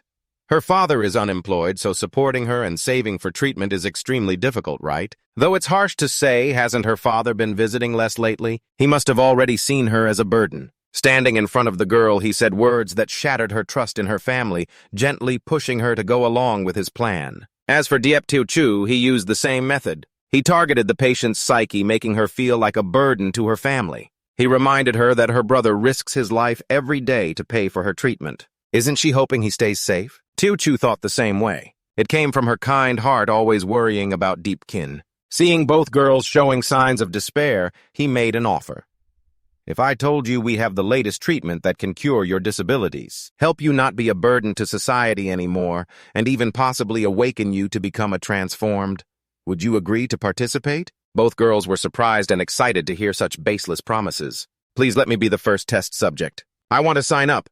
I want to use my own 2 legs. Finally, he pushed the 2 into the experiment. Good kids. He pointed to the table where a pre-filled paper lay. "Here's an agreement. Both of you sign it." And just like that, they got 2 human bodies for testing. Wasn't that simple? Just a bit of deception and it's done.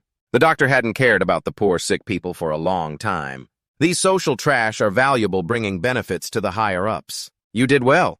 No, it's the director who's the real mastermind. This research could let transformed break through career limits, quickly gaining stronger powers. You're the one blessing society. They surrounded the test subjects, constantly praising each other as if it was a great achievement. Completely lost all humanity. Tong Tansun kept deceiving himself about the so-called benefits the experiment would bring.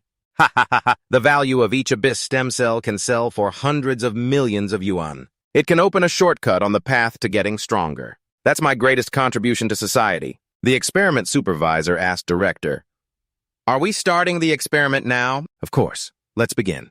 Experiment number 1 starts now." Administered a syringe containing deep abyss phantom cells. Stopped the bleeding for the test girl. Her body immediately showed signs of transformation.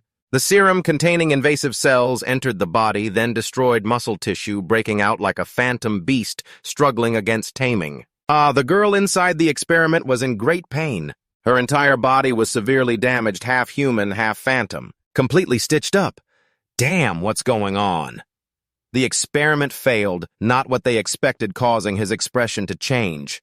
The observation room quickly reported, the abnormal deep abyss cell rejection index with the current host was no longer detected due to the powerless person's kinetic energy. The lab was informed that the deep abyss stem cell injection failed. The scene inside the experiment was extremely brutal. The girl was infected and conflicted by the cells, leading to severe injury no longer intact. Despite all this, Song-san remained calm. Don't panic, it's just an experiment, nothing major. We still have a backup plan. This guy only focused on the inhumane experiment and completely ignored all safety measures. Lose this one, make up with another. The person in charge of observation announced, "He's messed up, the director has someone causing trouble." Who's causing trouble at such a critical time? A man appeared on the monitor. "Where did you take my daughter?" It was her father. The girl was Lam Thunyan. Her fate was doomed after the reckless experiment by the researchers. Facing the victim's family, he showed no worry. "What a nuisance, bring him in." The staff obeyed. "I'm going out to bring him in." The father entered and witnessed the cruelty of the experiment. His whole body stiffened, unable to say a word. But for Song, this was just a minor incident, just a routine procedure. "We're only working according to the rules. We're very sorry the experiment had some unexpected issues. We will compensate you as agreed. However, we still have to retrieve that body for research." So he heartlessly took the deformed body to continue his unethical experiments. The father clenched his teeth, nearly losing his mind. He charged and punched the doctor in anger. "You really are scum. Give me back my daughter." How can such a harmful experiment be allowed on a normal person's body? It's us. Do you even have any humanity left? He then ordered the subordinates to restrain the poor father. "Hold him down now." Song Fan-sun held his smashed nose, shouting, "Beyond Ming, that's inhumane!" Worthless, can't use his arms or legs at all. Instead of living a meaningless life, might as well use your body to contribute something to society. The death compensation fee in the agreement is enough to pay off all your debts. Be grateful for your daughter's death. Then take the compensation money and get lost. My daughter is still a minor. This agreement to give up her life is nothing but attempted murder, isn't it? I don't need the money. I just want my daughter to live well. Despite the doctor's words full of discrimination and contempt, he still bitterly criticized the despicable act. This is deceiving others to give him the right to hold human lives in his hands and then arbitrarily persecute them. The shameless Song didn't want to hear any more nonsense and acted deaf. This is causing trouble, obstructing the experiment. Get out. Under the coercion of several bodyguards, he swore to make them taste suffering. "You trash. I'll send you all to hell, make you fall into the abyss, never to return." After dealing with the family of the girl Lam Thunyan, he turned to examine the changes in the second test subject. "How's Tuchu's condition?" "So far, there's been no energy fluctuation. Seems like we still need to observe Tuchu's body. She's much luckier than that girl because she can tolerate the demon cell." Then one of the doctor's henchmen kicked him and asked, "Chief, her brother probably won't cause much trouble, right?" He confidently replied with disdain, "It's okay, a low-level staff can't cause big problems. Besides, he's just a garbage collector. You know the girl." Back to the present. Deepkin, after investigating, noticed Song Fan-sun's odd behavior. He wanted to ask more about the younger sister's past, but got scared stiff, then just dodged the question, pretending it wasn't related. Tuchu, ha ha ha, I really don't know her. Maybe she's the one in the death ward, ha ha ha." His mood was all over the place now. Didn't he just say that Tuchu's brother is an unemployed garbage collector? Why does he seem so strong now? Damn, was the demon beast. Slaughter in the room, just an illusion. Could the info that fat guy found be seriously wrong? Damn, if this guy is really strong, I'm screwed this time. The girl named Tuchu was pushed into the pile of monsters by me, then I ran away alone. This guy's every move and word is trash, cursed, and sinful. Sooner or later, Deepkin will find out. Not far from there, Song Fan-sun looked lost, glancing this way and that. Don't know what the hell he's cooking up in his head. Deepkin noticed his clueless look and asked, "What's wrong? Did you forget the way too?" He tried to cover up by acting concerned. No. I'm just worried if your sister ran into trouble." Apparently, the ward was full of monsters before. I barely managed to get out. This guy's mind is spinning wildly with fear. He wants the scenario where Tuchu dies so he can cover it up. She's dead, definitely dead. If I find out Tuchu died, I can blame all responsibility on the monsters and the abyss, so I bear none of it. Suddenly there was a noise ahead. Could it be the demon beasts have arrived? Deepkin's face turned serious.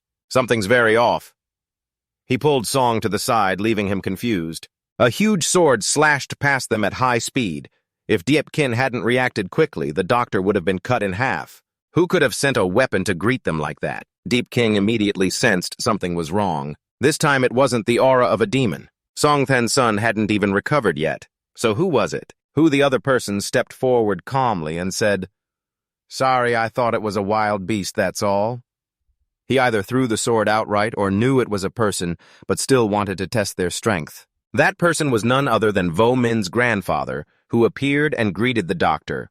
"Oh ho, so you're Chief Song. I was commissioned by the Beastmaster to come rescue you." Deepkin was pretty surprised.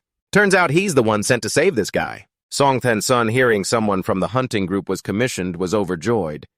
"You really came to save me. You almost chopped me up just now." This person's arrival was probably expected. Deepkin pieced things together from scattered clues along the way. I should have guessed sooner. This big sword left many marks near the labyrinth entrance. Even if the whole team was wiped out, he could still enter the deepest part of the abyss alone. That incredibly strong guy introduced himself a bit. "My name's Tuvodan. I'm a mercenary paid double." He spoke calmly while stepping toward the doctor. Because of the high commission, losing a few teammates means nothing. True to the nature of Beastmaster members, strength and wealth mean everything. Deepkin watched his figure and thought, a double-paid mercenary. I've seen those crazy types active in the abyss, risking their lives to keep raising their bounty. Some even have bounty rules where if all teammates die, they get to claim the entire reward alone. Song saw an ally and told him, "Follow me. I'm the one you were commissioned to save. You can take me away." Deepkin pulled Songthan's son back because he sensed something was off. That guy didn't seem like someone I saved. That sword seemed to contain a killing intent.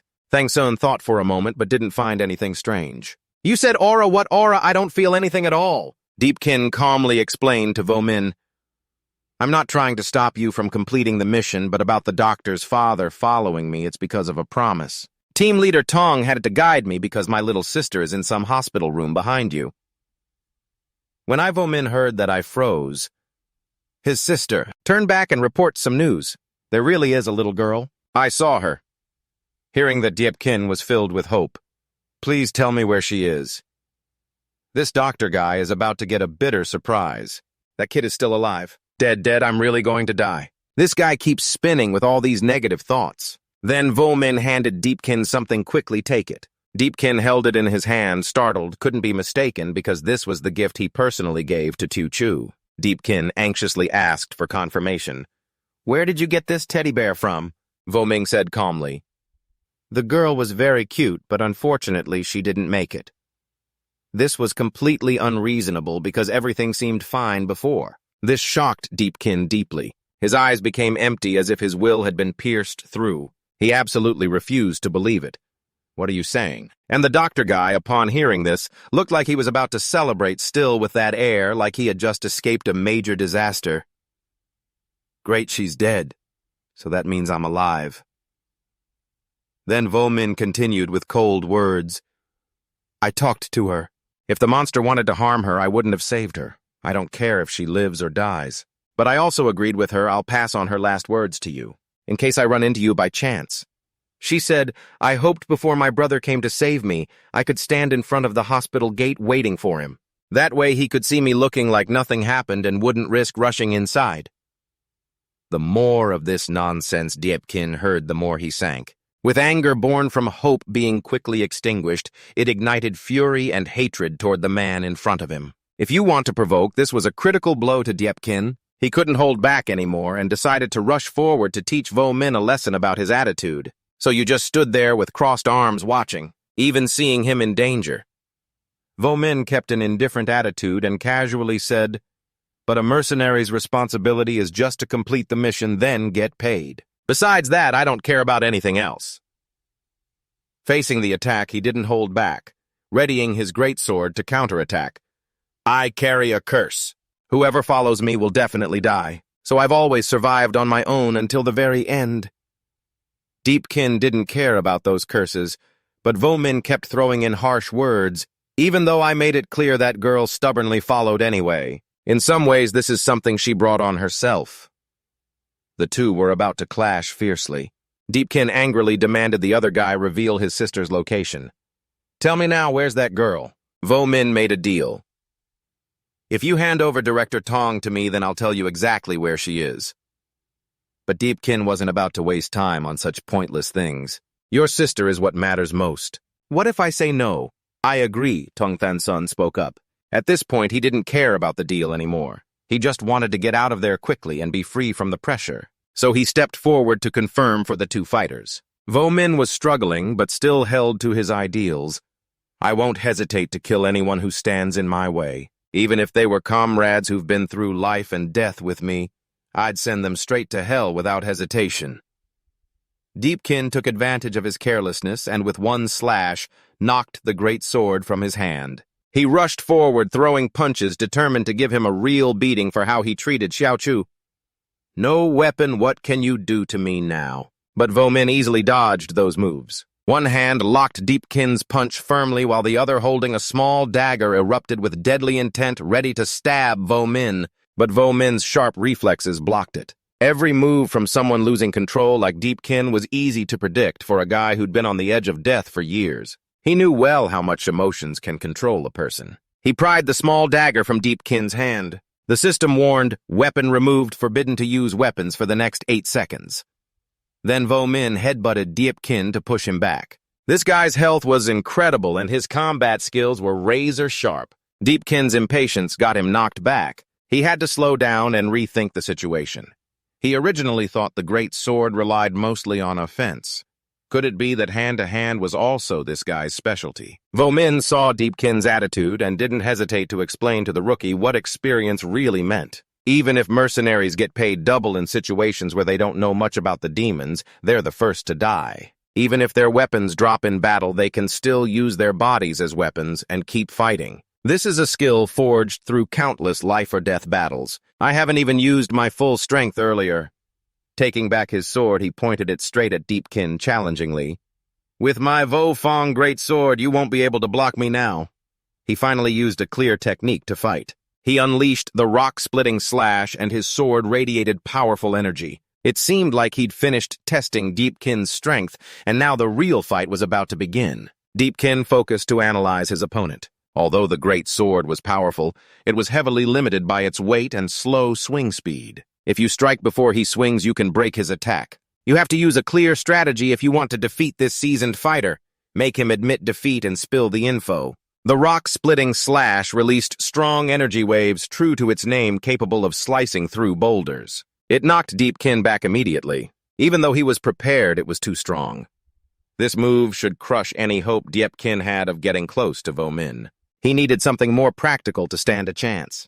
Deepkin chose to use the Demon Spider Summon card to call out 4 spiders to assist in battle. It had been a while since he had to use them because he usually handled fights alone without needing to split the enemy's attention. Those baby spiders had grown a lot. They looked like real warriors now, with fuller bodies and much more ferocious temperaments. This move was definitely unusual for Vo Min, and it even had a summoning system ability. The spiders quickly spit webs to attack, coordinating smoothly as a team of 4. At first, they gained the advantage by trapping Vo Min in a super-strong web cocoon. His bulky body and weapon made it impossible to dodge all of it, but it wasn't much of a problem. The webs didn't hold for long. Using his muscular strength, he just spun his body and swung his sword to tear the webs apart. Sure enough, no need to bother dodging everything quickly. Then he took momentum to jump into the air, not forgetting to taunt his opponent. If all you want to do is rely on these tiny monsters to hold me back, that's just laughable. The spiders on the ground could only watch powerless. Another rock-splitting slash came down, bringing destruction to the small spiders below. The released energy waves were full of power. It literally shook the earth and sky. After wiping out Deepkin's tiny demon beasts, it was time to talk real strength. If you think you can use these little tricks to hold me down, then you're seriously underestimating me. But all that was just a distraction. What's really coming for Vo Min is the bullet named Deepkin, charging full of murderous intent. This sudden attack didn't fool Vo Min, since tricks like this weren't rare.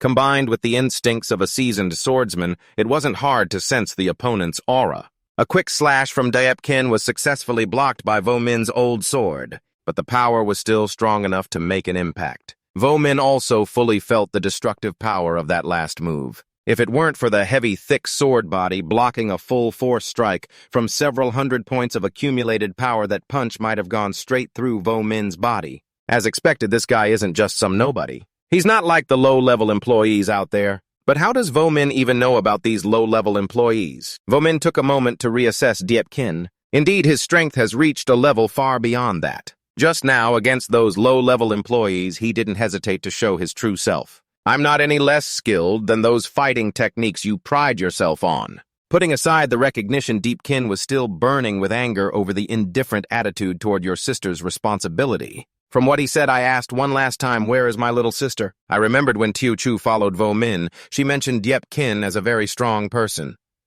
Uncle, you're really strong. I wonder if you're stronger or my older brother is. He asked, your older brother? Yes, I do have an older brother. Although he's just a scavenger every day, he risks everything to get stronger, wanting to change his fate. I really admire him and dream of becoming a powerful person like him. The girl spoke about her brother with great pride. But Vo Min just sneered after hearing it powerful. From what I know, scavenging is a job for low-level employees and the lowest rank of trainees. It has nothing to do with being powerful. Hearing such disdain made Tuchu sulk. Shut up. Anyway, I'm stronger than you now. Her competitive spirit really left people speechless. Then Tuchu rambled about the feelings she had for Deepkin. I just need to see the determined look in my brother's eyes and his warm hands ruffling my hair. And I know he's a strong fighter. That's pretty interesting. Describing her brother like that, I actually want to get to know him a bit. Tuchu perked up hearing that really. Then I'll introduce you two to each other. Looking again at the young man in front of me, Tuchu's judgment was definitely right. That look only appears on someone who's been through countless life-or-death trials. I respect you as a ruthless character. While talking, Deepkin dropped a large mana vial from his hand. That was exactly the one he got from outside the Abyss Gate. He planned to save it for when he faced a super-level demon. This is the last potion. It's time to use it at this crucial moment. Basic info shows this guy has a blood sword classified as a dual-wield swordsman. The blood loss isn't overly dramatic. He quickly gathered intel and came up with a plan to counter it. If he added extra damage from critical hits and berserk mode with some luck on critical strikes, he might be able to defeat the opponent in 3 critical hits. His eyes were steadier now, no longer filled with the anger that overwhelmed him at first. Looking briefly at Vo Min's appearance, it seemed he had some differences compared to the previous human role changers he'd encountered. He wore no armor at all except for the greatsword. There was no other protective gear. He gave his all in attacks, leaving no room for defense. This was simply the fighting style of someone desperate and reckless. There wasn't much time to think as Vo Min stepped forward and swung a powerful slash at Deepkin. He quickly jumped up to dodge, then boosted his own strength and gripped his dagger tightly. He struck from above. Vo Min only gave a sinister smile as he waited for the right moment. His eyes lit up like a beacon, illuminating every attack to break through it. Now, fully focused on the fight, Vo Min jabbed the old sword at Deepkin, who was preparing to strike. But he was quick enough to dodge. Though clumsy in movement, his attacks now came without hesitation, and were so precise that even Deepkin was extremely surprised. His eyes had to constantly widen their view and quickly judge the attack direction just to dodge in time. To increase agility, he was forced to use soul shock impulses. Vo Min wasn't as slow as Deepkin had guessed. He just hadn't unleashed his full power yet. The speed boost let Deepkin get closer to his opponent. He landed a precise hit right on a weak spot. Luckily, the critical hit with berserk damage cut deep, causing a large wound on the neck. But Vo Min didn't show any signs of weakening. Deepkin still hoped for some big change, but there was nothing. The wound looked strange, and Vo Min didn't try to avoid it at all. This guy didn't care about being hit very odd. In fact, Vo Min seemed quite interested in taking damage and started showing signs of leveling up his power, entering a battle state. Finally, he realized the cause of that careless fighting attitude. What was in the wound wasn't blood, but golden sand. What's going on? This had never happened before with any role changer, and even the undead never showed such strange regeneration. He enhanced himself again and kept charging forward like an indestructible machine. His vigor surged through his body like a raging storm sweeping the battlefield. Then he swung a powerful slash at Deepkin, who again jumped up to dodge and immediately countered using his inherent power, summoning the recycled demon god that hadn't been used for a long time. With his strong arms, he reached out and grabbed Vo Min's body. Vo Min's bloodlust was further fueled by the strange summoning skills from Deepkin. Meeting a strong and worthy opponent like this was an indescribable joy for an immortal who knew no pain. This was very interesting, something that rarely happened.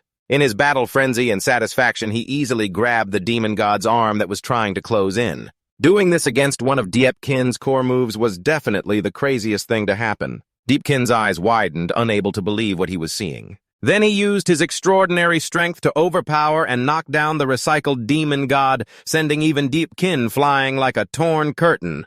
The counterattack made Deepkin vanish instantly and caused a huge explosion. Meanwhile, Vo-Min just stood there calmly admiring the destruction he'd caused. For Deepkin, this counterattack was a complete surprise, but it only dirtied his clothes and didn't do much harm. Seeing Deepkin realize something was off, Vo-Min decided not to keep it a secret anymore. I have a trait that makes me immune to normal attacks killing me. Then cracks appeared on Vo-Min's body with small pieces flaking off. Deepkin understood the problem now. It turned out that immortals in this abyss had many aspects. Modern science couldn't explain roles, skills, attributes, equipment, and countless other mysteries. It wasn't surprising to occasionally encounter a role changer with special abilities. Speaking of the power Vo-Min had, it still followed those rules. Actually, there was an even more special existence curses understood as divine punishment. He chose this path when he decided to stand up and eliminate the Death King. Clearly, he was terribly afraid of death, but still couldn't stop being curious about the boundary of death. He had to take wealth that wasn't his, yet he wanted to monopolize everything. No one was allowed to get a single thing. And the god who never acted normally unexpectedly took notice of him, maybe just for fun or maybe to mock his fate. In short, he received the power he longed for. The more he explained, the more changes appeared on Vo-Min's body. His flesh cracked in many places, but he didn't tell him that he would casually take away the most precious thing he had. His body shriveled up like skin stretched over bones. Deepkin's critical slash was what finally caused Vo-Min's body to crumble. Deepkin quietly witnessed this rare phenomenon. This is the trait of an immortal creature. Tong Than Sun now has new material for his research. The rumor that the abyssal monster's traits move through the body of the transformed is true. An immortal creature has an incredibly strong trait as long as its energy isn't depleted. It can keep reviving endlessly, true to the nature of immortality. From a pile of ashes after disintegration, Vo-Min revived like a zombie returning to seek the sunlight. At the moment of facing death, I could reach out my hand and touch eternity. He's not unkillable. Death still follows the natural order after the body is damaged, but he revives right after. In the past countless times, he came back from the abyss with his body intact, making other transformed feel both suspicious and terrified. This time, that guy survived alone and returned. Isn't that the Comet guy? Every mission he goes on kills all his teammates? Although there's no proof as a swordsman in the mercenary team, if all the teammates die, he would get the entire reward alone, right? It's hard for others not to think he's a teammate killer. If he's involved in this mission, I definitely won't take it. I don't want to become that guy's sacrifice, someone always under his orders. Because of immortality, he's a different mortal from normal humans with life. But I'm willing to pay the price that eternity brings me, repeating the cycle of life and death beside teammates, swallowed by the abyss, and keep coming back as a disaster in others' eyes. So even though I'm dead, I still continue to exist. The entire process happened right here clearly. The body of Wu Ming returned from a heap of shattered pieces to its original state without a scratch. This special ability is called the Wish of Death. Specifically, it can only be activated when the life value is below 33%. Damage taken doubles, but damage dealt also doubles. Vo-Min continued the unfinished fight by charging in and swinging his old sword down. The ability to gather information from observing eyes gave Deepkin a lot of useful insights. This skill combined with the cursed trait is just breaking the rules. If others try to attack, it's useless, and if they try to block, they're sure to die. In an emergency, he had to use his Dream Seal clone to take a hit for him. Vo-Min's slash hit Deepkin, but that was just a newly created clone. The Dream Seal body quickly dissipated, returning to its original liquid state. Meanwhile, Deepkin escaped a deadly blow. If that sword strike had landed, not even the luckiest god could have helped him survive. After dodging the attack, Deepkin prepared to counterattack. Vo-Min also got into a ready stance to face him. Charging close to the opponent with the golden shield is a warrior's combat skill. But this was just a delaying move to buy some time. Is there really no way to break the immortal trait? Vo-Min had somewhat predicted the final outcome. Comparing the strength in this fight, my victory probably isn't even thrilling anymore. Suddenly, Deepkin unleashed the divine weapon move, the Harvester's Soul. This skill is double-edged. You have to be careful not to use it recklessly, or the one who suffers the consequences is yourself. This move swings a death scythe to finish off the enemy, but since the enemy's body is immortal, it's not threatening. Vomin was a bit curious about that small thing. Is it a divine weapon that manipulates? No need to hesitate, just slash it with a sword to destroy the divine weapon, but the strike only passed through like cutting a mirage. Though small, this thing is unbeatable. The divine weapon flew and cut Vomin's shoulder, severing it completely. This isn't a physical weapon, it's a pure skill effect. Until it completes its mission, nothing can affect it. Its innocent-looking form clearly fooled Vomin into thinking it was a summoned creature like those spiders. Deepkin explained how it works. Any target killed by this skill will trigger the Desperate Harvest 4 trait, allowing their life and mana values to slowly recover due to this effect. Since his body was already dead every time it hit a target, it would trigger. Using this, Deepkin turned Vomin's soul-possessing weapon into a physical recovery machine for himself. The reason an immortal being can exist forever is because of mana. In other words, blood is just decoration for someone who's become an immortal like him. His real health probably lies in the invisible mana value. Exactly. Am I right? He looked at the wound on his shoulder, probably agreeing with Deepkin's reasoning. If you figured it out, it seems your ability to see clearly surpasses that of ordinary people. Vomin's group had underestimated what the opponent possessed. Someone like Deepkin, rising from the bottom of society, naturally won't overlook any small detail to find clues. Because in the abyss full of rule powers, every mechanism that seems unsolvable always has a way to be broken. A powerful person can also be reckless and act foolishly. High damage, but low defense. When channeling strong power, even a small change in the body can cause sudden devastation. A seemingly unbreakable body might have a weakness outside the body. He has no armor at all. Relying on reckless attacks is the biggest flaw that can be exploited by an enemy. They try to fight him head-on, trusting that blood-for-blood tactics, only to realize they can't kill him easily. On the contrary, he deliberately exposes weaknesses. Just wait for that moment to make the opponent regret to death. Vomin had to admit to him that intelligence really can survive in the abyss. As long as you skillfully use the rules and go with what's available, eventually you won't be an exception. Everyone has a fatal flaw. That's strength, agility, intelligence, physique, willpower, luck. Among these 6 attributes, there's always one you can't cover completely. Hearing this analysis, Deepkin couldn't help but exclaim, "What you said fits most ordinary people, but sorry, I'm a bit different from most other changers. I don't have a lot of points. Every time I level up, I like to spread them out evenly. My profession is a hexagonal warrior. There won't be any weak spots in my stats." Deepkin suddenly lunged to strike, but Vomin's wound hadn't healed yet. It has to be quick and decisive. His body must be hindered by serious injuries, so blocking Deepkin's attack was harder than usual. Indeed, in terms of speed, strength, and reaction ability, he surpasses changers of this era. This guy is not bluffing at all. Vomin misjudged the nature of his opponent.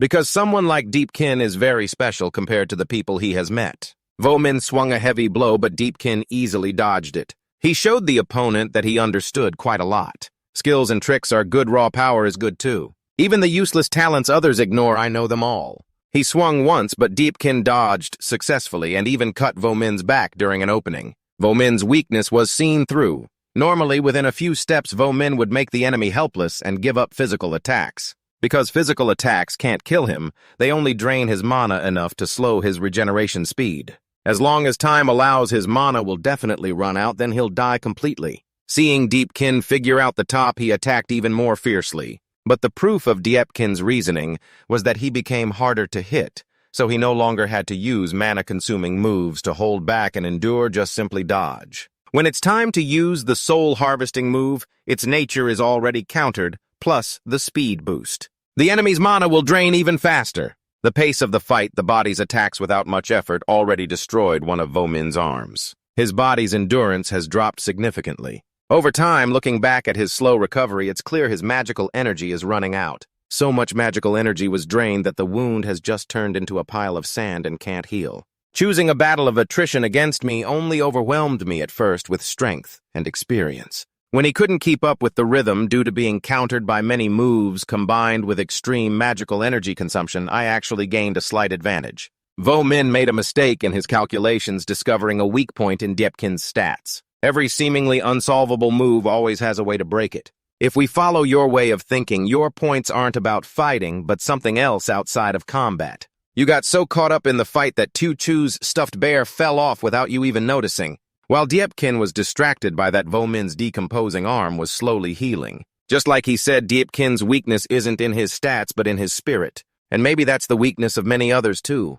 Deepkin's moment of distraction gave Vomin an opportunity to strike extremely fast. Even though his body hadn't fully recovered, realizing he was too exposed, it was hard to avoid in time. He jumped in and pinned Deepkin to the ground like squashing a frog.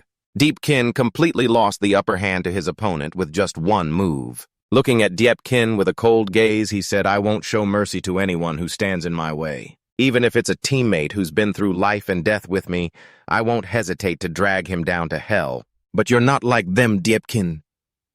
Deepkin was trapped in Vomin's grip, but he didn't attack immediately. He just acted like they had just met.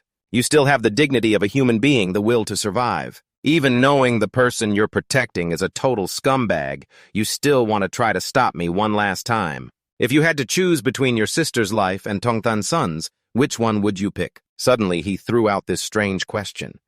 What does he mean? Deepkin was stunned by his words. Wait! Why choose between the two?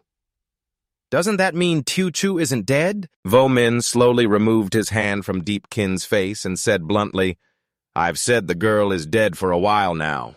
This bear is just proof to make you believe I know where she is. This surprised Deepkin once again. Then he turned away with a compliment. After all, that girl, haha, is just like you, not easy to kill. Meanwhile, Deepkin still didn't understand what was going on. It was all words that contradicted everything that had happened so far. You just stood there trying to figure things out. So, what exactly are you talking about? Let's go back a few hours to when Vomin and Tuchu were still together. They were facing a pack of fierce monsters. They were all big, green-skinned creatures much larger than normal people. Vomin was only worried about his own side. He completely ignored Tuchu being grabbed by one of the monsters. Her life was in serious danger. If the monster wants to hurt her, I won't step in to protect her. Because she's not my client, I don't care whether she lives or dies. Remembering Vomin's warning left the girl hopeless, silently crying. Then Tuchu thought about her beloved older brother. He found a job where he can make a lot of money enough to heal my leg. I just have to wait a little longer, then I'll be able to stand up. In this life-or-death moment, she treasured the image of Deepkin even more. Tuchu knew her own weakness and didn't want to be a burden to anyone. She didn't want to be useless. Even though he was her real brother, she didn't want to be a weight he had to carry. Sorry, but this girl still wants to keep living and get stronger. Please, heaven, protect me. Even if it's just for a moment. I want to be a little stronger, too. Please, I beg you. Please, I beg you. Those prayers echoed in her mind, becoming the motivation she needed to change. Suddenly, a glow appeared around Tuchu, signaling a powerful turning point. The old monster who was about to attack her was stunned by that transforming light. Usually, at moments like this, bad things tend to happen to them. In the monster's eyes, she was no longer the little girl it had just grabbed. The monster's men were sweating, witnessing a furry creature unlike any human, appearing clearly not something to mess with. The girl had evolved into a professional with her own system. The system announced she had awakened a master-level shapeshifter profession. Though transformed into a giant teddy bear-like creature, panic was still visible on her face. This new form gave her immense power, and with a single swipe, she sent the monster flying like a sack of salt. Meanwhile, Vomin was still bent over dealing with the troublesome monsters, paying little attention to Tuchu's situation. He really had just left Tuchu to fend for herself. Just finished dealing with the mess on my side when the uncle finally noticed the head of the monster ghost that flew in from somewhere. Taking a quick look at the situation over at Little Chu's side, he also realized something was off, and this time it was something serious. The cute little girl had completely turned into a monster. Usually, when an ordinary person successfully receives the deep sensing cell, they easily awaken their abilities. Could this kid also be one of the victims? Just like that strange father said? But no matter what, her eyes were still full of weakness and panic. Nothing like someone who's lost all humanity and turned into a monster. The scream coming from the stuffed bear made Vomin ready his sword, just in case it lost control. One strike and it would be over. I heard that this kind of deep sensing cell change causes the host's consciousness to disappear, turning them into a monster-like attacker, like a raging, bloodthirsty beast. These were things he knew from someone who probably had info about the hospital's human experiments. Suddenly the stuffed bear spoke human words clear and with the exact tone of Little Chu. This feeling was so strange, a tiny chaotic spirit trapped inside a huge, powerful body. It was just surreal. Vomin was shocked by this unexpected outcome. She still had human consciousness. He immediately wanted to confirm, "Tell me your name." The bear choked up and answered, "Deep, deep, Little Chu." Yeah, that made sense. Still holding on to her humanity and surviving that inhumane experiment was already a blessing. Little Chu looked into a mirror to get a better look. Oh my God, I turned into a stuffed bear. She still didn't understand what was happening to her body. After praying some more, Vomin was at a loss in this situation, not sure whether to congratulate her or say, "Oh no, you're not human anymore." This time there was no way to face his older brother. How do I turn back? What am I supposed to do? 1,000 tough questions swirled in her mind. Vomin felt so sorry. This is a transformation she caused herself, so of course I wouldn't know anything about it. Vomin turned to remind Little Chu, "But if you don't want to follow me, maybe that's okay too. I'll just keep doing my mission." Finding that person, everything takes time to get used to, but he didn't have the luxury to care about that. The girl handed him a stuffed bear as a keepsake with a message. "If you can take this bear outside and give it to my brother, please tell him I might need some time to prepare myself mentally. I've never been hit with a psychological blow like a lightning strike before." He took the bear and promised Little Chu, "If I meet him, I'll personally deliver your message." And he did deliver it himself with his own words. He really made things complicated just to satisfy his own amusement. Standing in front of the brother whom Vomin promised to convey Xiao Chu's words, a battle fueled by misunderstanding broke out. At this point, Vomin realized that if the fight continued, he was actually at a disadvantage. "Deepkin, I want to see your true strength, but now there's no reason for us to bother each other anymore." Indeed, that arm was no longer capable of healing. "Xiao Chu isn't dead. Is what he said true?" Song Than's son, who had been standing silently outside, suddenly got nervous hearing that Xiao Chu was still very much alive. "To be exact, the doctor standing behind you is the one who got your sister into this dangerous situation." Suddenly, Vomin shifted the topic, making the atmosphere tense and uneasy. That doctor was confident and sure, while Deepkin looked clueless and confused. A serious look appeared in Vomin's eyes again. And the appearance of this abyss was somewhat thanks to that guy. The story goes back a little while ago. The root of everything started with the girl's father, Lam Thunyan, who unfortunately met disaster during an experiment. He was discussing a plan to drown this dilapidated hospital into the abyss. I have no way out anymore. He could only use this last resort. He somehow obtained an abyss key and already had the data in his mind. By using this key to open any door, it would release the abyss's energy, infiltrating the entire experimental area, eventually turning it into a full abyss. But considering Song Than's son's background, a rescue team would definitely come later to save them. He wanted to make sure this despicable guy would stay there forever, whether in body or soul. He didn't just want to sink Song Than's son's research achievements to the bottom of the abyss, but also make him pay for the pain his daughter suffered. He spoke with all the suppressed hatred he held against the hospital staff. Vomin wanted to confirm this deal again, thinking if the price he had to pay was clear, there was never any good intention from the start. It was just a pact between the father and the Songtan swordsman. He said he wouldn't regret doing this. To me, this price isn't worth much, but this act is truly childish and reveals selfish hatred. At least that's what a father who's angry and loves his child can do. Song Than's son openly showed his contempt upon hearing this. "Huh. You say Lam Thu Yin. Didn't I already offer a compensation plan? That old father of hers already arranged everything. Anyway, she's already useless. Treating her would just waste my money. Does he even understand what maximizing benefits means? So this guy casually spouts nonsense while Deepkin is right here, and she even clearly warned him before. How dare some trash talk so much? Now everything's clear." Veins bulged on Deepkin's face with rage. So Xiao Chu is also... Veins bulging on Deepkin's face show she's furious at Deepkin. He immediately tried to cover up with even more pathetic words. "Don't talk nonsense. It was just a coincidence she fell into the abyss before. I couldn't help her. Seriously. Even though she was once a test subject that was her own choice. If you're not satisfied, I can compensate you. Everything can be compensated, dead or alive, I'll pay for it." The more he talks, the more it shows how rotten and twisted his character really is. Hearing these heartless words only made Deepkin's anger build up more. Speaking so gently, John suddenly lost his temper and punched that greedy song guy hard, distorting his face and sending him flying back. All the effort wasted trusting that trash-talking behind his back and his fancy words. Deepkin went berserk and knocked Song Than Sun down in a heap. His whole body trembled like he had just been caught in a heavy rainstorm, but he felt great. This guy could never change his twisted view of disabled people. Even after getting beat up badly, he still showed contempt. A useless cripple who can't walk on their own. What's so worthy of your respect? Even if I use her a bit, I'm still raising her value as a human being. Sacrificing for scientific research.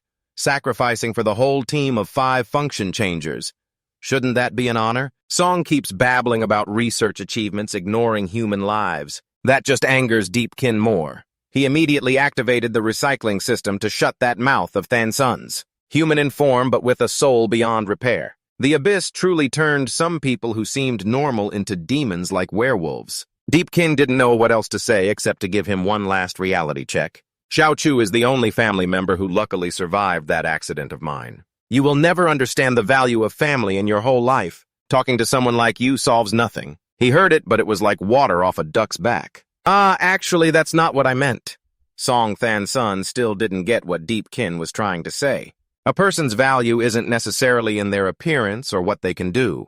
No need to hear any more long but meaningless explanations. The recycled arm slammed down on the old doctor like crushing a stubborn piece of trash. This stubborn guy tried to crawl up, but ran right into Deepkin moving forward. He grabbed Song Than Sun by the collar and dragged him up like a piece of trash. A kind of garbage that can't be washed or burned, worthless, not even hell would take him. Then he said and slid over to Vo Min. He was also someone who wanted to take this pile of trash to try and shape it. So Deepkin threw him to Vo Min as if returning the item he mistakenly took earlier. From now on, this trash is yours. After that, he walked over the gate toward Tuchu, who was waiting. Vo Min, with his recovering arm, grabbed Song Than Sun. He looked at Deepkin walking away. Then this matter is settled between us. The deal to exchange the doctor's name for my sister at the start of this battle is done. Forget all that boring stuff. From the moment I knew Tuchu was still alive, everything was already settled. I just wanted to quickly confirm my sister's safety. Other than that, nothing else matters. Holding tightly onto Song Than Sun was also part of completing the mission. A mercenary's responsibility is to finish the task entrusted to him. So you're forced to die here. This might have been the wish of that father as well. Even when faced with death, he still wanted to buy it off with money. You say any mission, I can take it on. Double your pay, tell me, old man. How much money did he give you? This guy talks so naively, it's kind of funny. There's only one person. How do you double my pay? The doctor learned a new lesson before hitting the road. Ha! Ha! What do you mean by that? Vo Min still regrets that this fight with someone as special as Deepkin was held back by too many things. Let's meet next time. Next time we'll give it our all and have a proper fight, Deepkin, okay? You didn't even respond, just kept walking. Just a little more and the wish would be fulfilled, stepping into the abyss. On the other side, the little sister was peeking and waiting. She looked so pitiful, half wanting to see him, half wanting to hide her weirdness. That little bear recognized Deepkin approaching. Seeing her sister's familiar figure, Deepkin spoke tenderly. I'm sorry I'm late.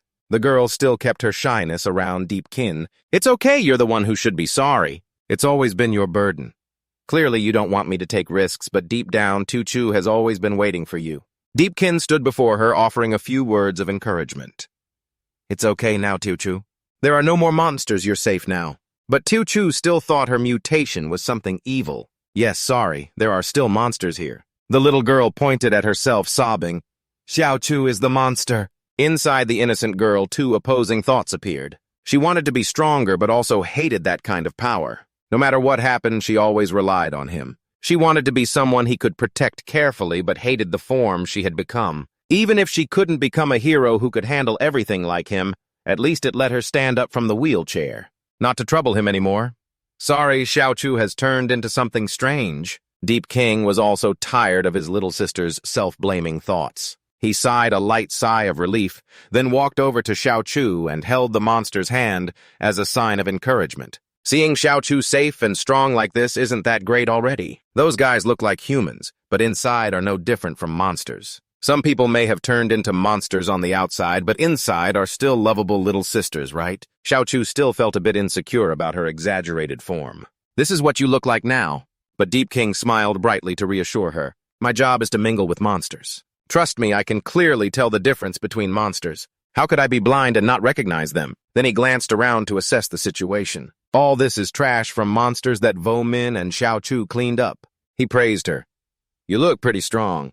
He changed the subject to make Xiao Chu less shy. Did you do all this, Xiao Chu? Ah, the girl just scratched her head, not daring to admit she had taken down so many beastmen. This part wasn't done by you.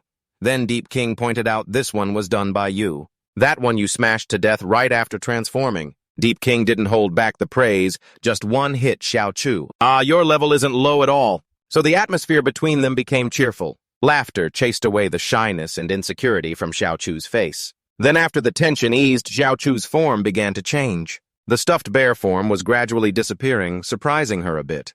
When the bear form completely vanished, it helped Xiao Chu return to her original small, pretty body. Hey, what's going on? Turning back already, surprises keep coming.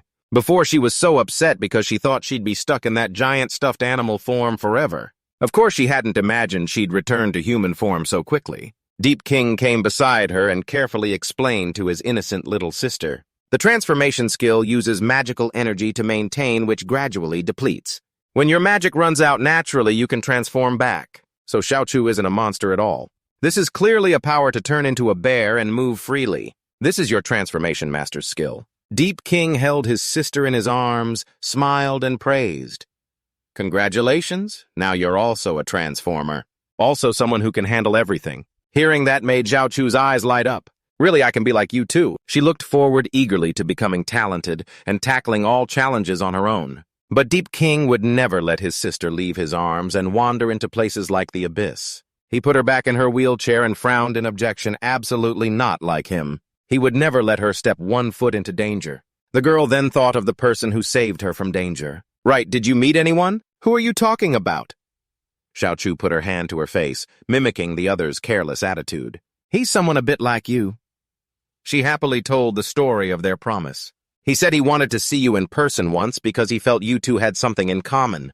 He said that guy must be just as hard to kill as I am. Deepkin knew exactly who it was but pretended not to. Then Deepkin slowly led his sister out of the abyss while talking about that mysterious person. Sounds like someone who doesn't say much. You could say they had a silly battle of words. One was all talk, the other was impulsive and reckless. The lives of the Diep siblings became peaceful again after returning from the abyss. No more scenes of the little sister in the hospital and the older brother risking his life daily in the depths to scavenge scraps for a few coins. After the danger in the abyss and successfully saving his sister, now he could sleep peacefully. Suddenly the phone next to him rang, breaking the good sleep. He answered while still half asleep.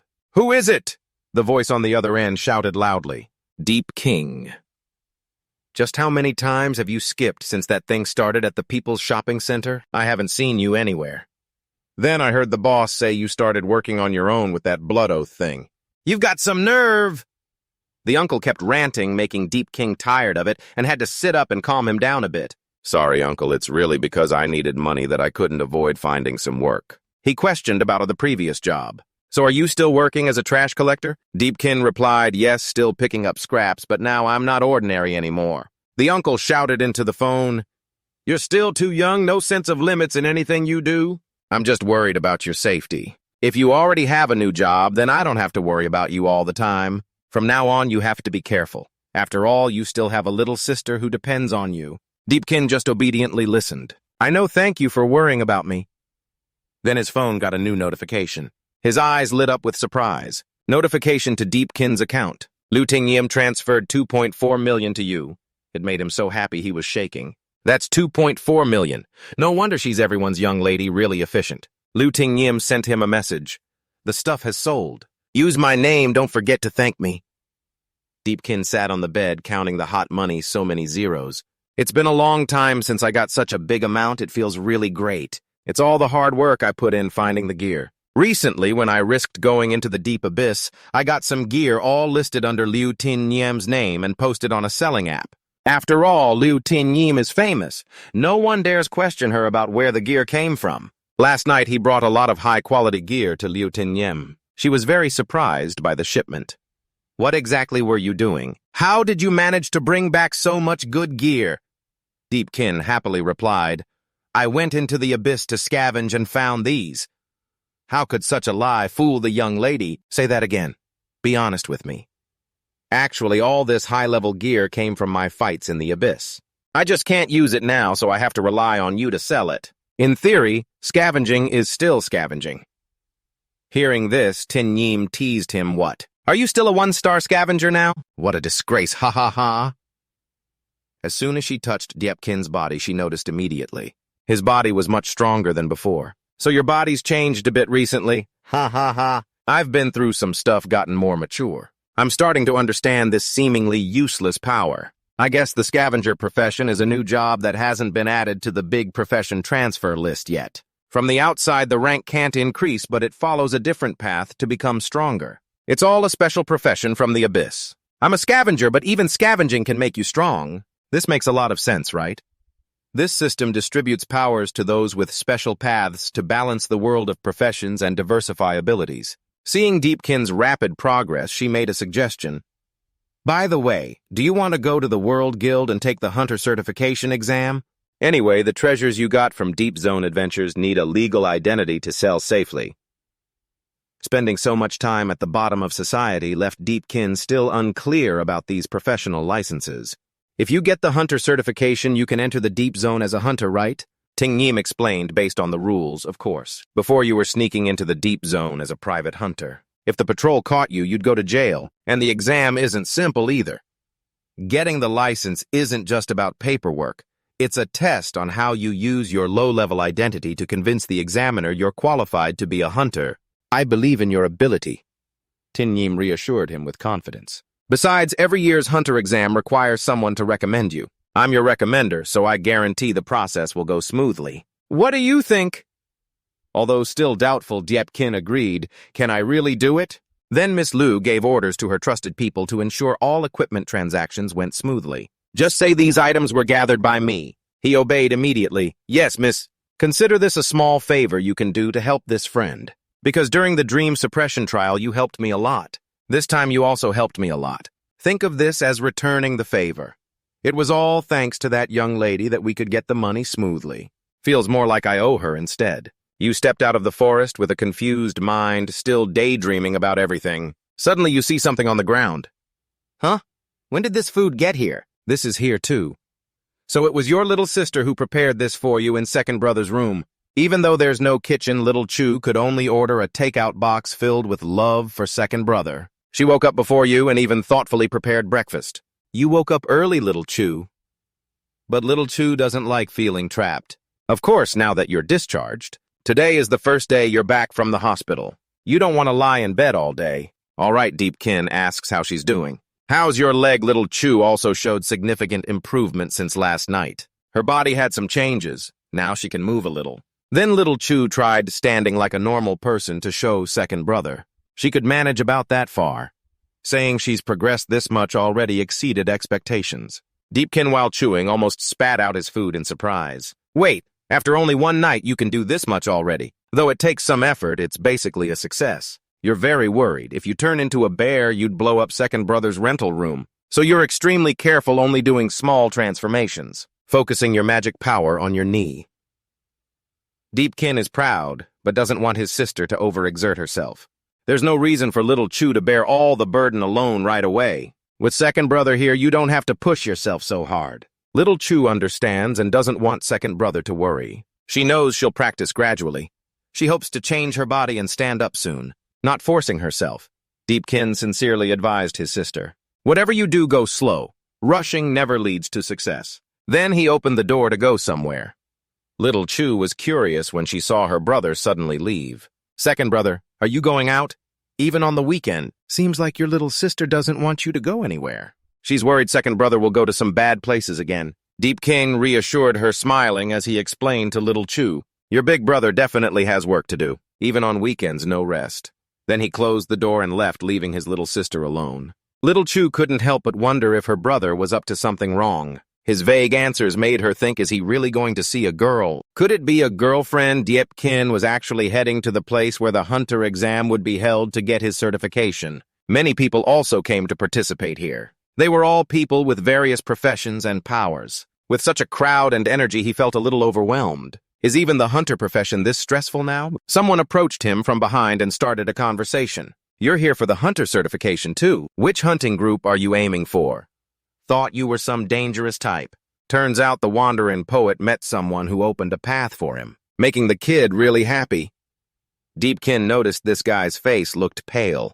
Is that Chutong must have the same goal as Deepkin here. Big Brother is also at the hunter license exam place. Could it be that Big Brother didn't have a hunter identity before? Deepkin really was hunting illegally with the identity of a nobody. Only recently did I start to have a bit more money. The hunter exam qualification costs quite a bit to register. But you should have had the qualifications to be an official hunter by now, right? Deepkin met up with the poet and wanted to know how he's been doing lately. Chutong honestly shared about his life. I followed my big brother's advice and trained in close combat for a while. But right now the permit is just a formality. Most hunting squads feel like I'm just tagging along for experience. I don't even have the right to join the team.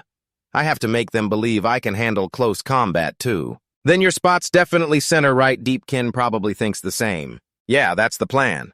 Like an old truth in places like this, there's always a big, arrogant group who look down on everyone else. They keep threatening other transfer candidates. Hey, move aside, Red Hair Schwan is leading this group. Fail smoking a cigarette acts so cocky. Even with a familiar permit, you still gotta wait in line. Two guys with blue and red hair make noise to disperse the crowd, clearing the way for their big boss. Move aside for our three big bosses. You know who he is? He's the divine hero, Recruit. If you mess up our big boss's path to promotion, watch out, my fists don't miss. Exactly. Deepkin witnessed this noisy arrival. They said it's the divine recruit profession. I just met a guy named Lu Tin Yim, a divine recruit knight. Besides normal knight duties, he can use ice magic to deal damage, create shields, and also support healing and growth. It's obviously stronger than other professions, so it's rated S rank. Chutong looked at the bunch fighting and clearly wasn't impressed. So my big brother must be way better than him. Deepkin, you know well how overpowered the so-called divine recruit profession is. If you combine traits from other professions with the base one, sometimes it makes up for the original weaknesses. And the initial strengths become even more outstanding, like they're blessed by the gods. That's why this profession is called the one chosen by the gods. He turned to tell Chu Thong to wait until he's done, then they can leave. Excuse me, the poet looked a bit defiant. There's nothing amazing about it, he just got lucky. The three big guys went up to register. They ordered the staff to hurry up with the permits. Let me see how flashy they make it, he asked with a weary expression. What permit? Red Hair said bluntly. Already chosen by the gods, what permit do you need? It's the almighty permit. All the transfer candidates nearby heard him, and it sounded like thunder. An all-powerful permit. And this guy actually applied for an all-powerful permit. Because he's the chosen god, getting an all-powerful permit in one shot is totally possible. The two mutts of red hair turned around angrily toward the people behind them. What are you all staring at? Our boss is the top dog here, you guys aren't even close. That's right. A fancy lady stepping up to teach these punks a lesson. Top dog, yeah, red hair was so attracted to the beauty in front of him he almost drooled. Didn't expect to find a beauty here, too. Want to team up with me for the contest? The beauty wasted no time insulting him. Someone like you worthy of teaming up with me? It's morning already, wake up, you chicken. This guy shamelessly cozies up trying to flirt with the girl. Don't say that, beautiful. I'm a professional chosen god. Check out the skills in my hands, they're deadly. And my skills in bed are just as good. The anger was clear on that beautiful face. The more he talked, the more it hurt to listen. If he kept running his mouth, sooner or later someone would get an ear infection. The girl snapped her fingers and unleashed her power. Immediately, a raging fire burst out, blowing red hair away. His sidekicks nearby barely avoided getting hit too. According to the lady, this skill made a strong first impression on many. Getting blown away by a beauty's move? Nothing more painful. Not only no points scored, but also beaten by a girl. That's both painful and humiliating. He was roasted by the flames and could only roll on the ground. Cough, cough. Aren't all contestants supposed to be rookies? Why such cruelty before even entering the deep abyss? His followers desperately put out the fire for their boss, but still kept their mouths running. Who's this kid that doesn't even know how powerful his boss is? Exactly.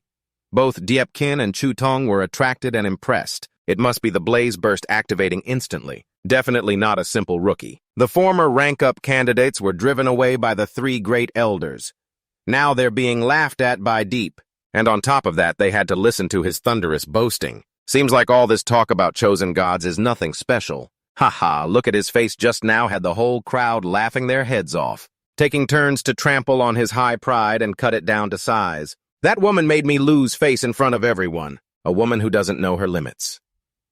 Just as the tension was about to peak, a gentle hand landed on his shoulder. Confronting, he spun around ready to confront the other person. Damn it, who the hell wants to pick a fight with me, daring to hold my shoulder like that? Before he could see who it was, he was instantly overwhelmed by their aura. He almost pissed his pants.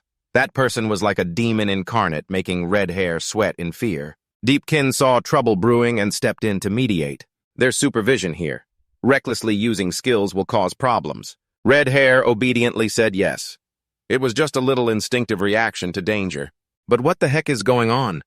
The power here feels terrifying. The person in charge of the registration area soon arrived with guards. This is a public area. Use of professional powers is prohibited. You all need to understand this basic rule. Deepkin tried to smooth things over. It's okay, it's just the heat making everyone's fire abilities flare up. The girl also calmed down and came to apologize. Sorry, this brat wanted to mess with me. The supervisor didn't want a big deal, so just gave a light warning. If you break the rules again, we'll have to take you in according to regulations. The supervisor asked her to provide her information. Quickly tell us your profession and what permit you're applying for. She proudly said she was a fire elemental mage. A damage permit. The supervisor handed her a crystal for verification and asked to check her loss of control. Please place your hand here. She didn't hesitate and placed her hand down. The crystal verification system started showing strange changes. He noticed an unusual strength index. The crystal kept emitting strong warning signals. What terrifying secret is this girl hiding? Seeing the tension rise, the supervisor had no choice but to start an investigation.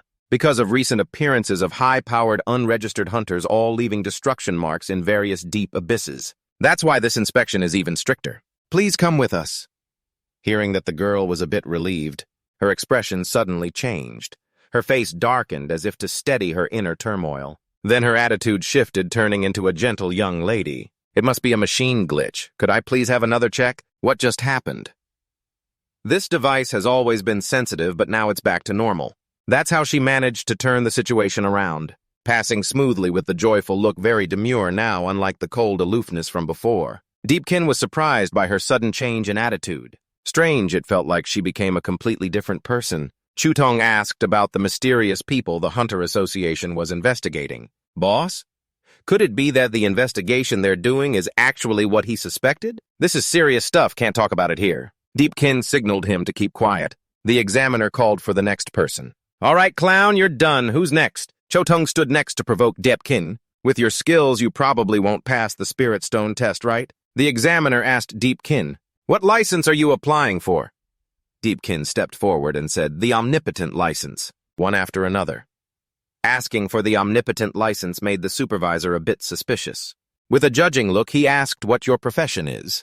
And you still want to apply for the Omnipotent license? That's the career path chosen only by those selected by the gods. Deepkin answered calmly, not the least embarrassed. I'm currently a level 1 garbage collector. Everyone around overheard and started whispering. A garbage collector. What a useless, mixed-up profession. This guy looks like he was picked from the trash. Chotong couldn't help but retort, shut your mouth. Boss, I could easily crush you all with one hand. Ignoring everyone. Deepkin continued to answer the supervisor. I just hope to get an identity suitable for any team of 5, so no matter what happens, I can handle it. Is there a problem? The supervisor asked again. There's no problem with the license direction.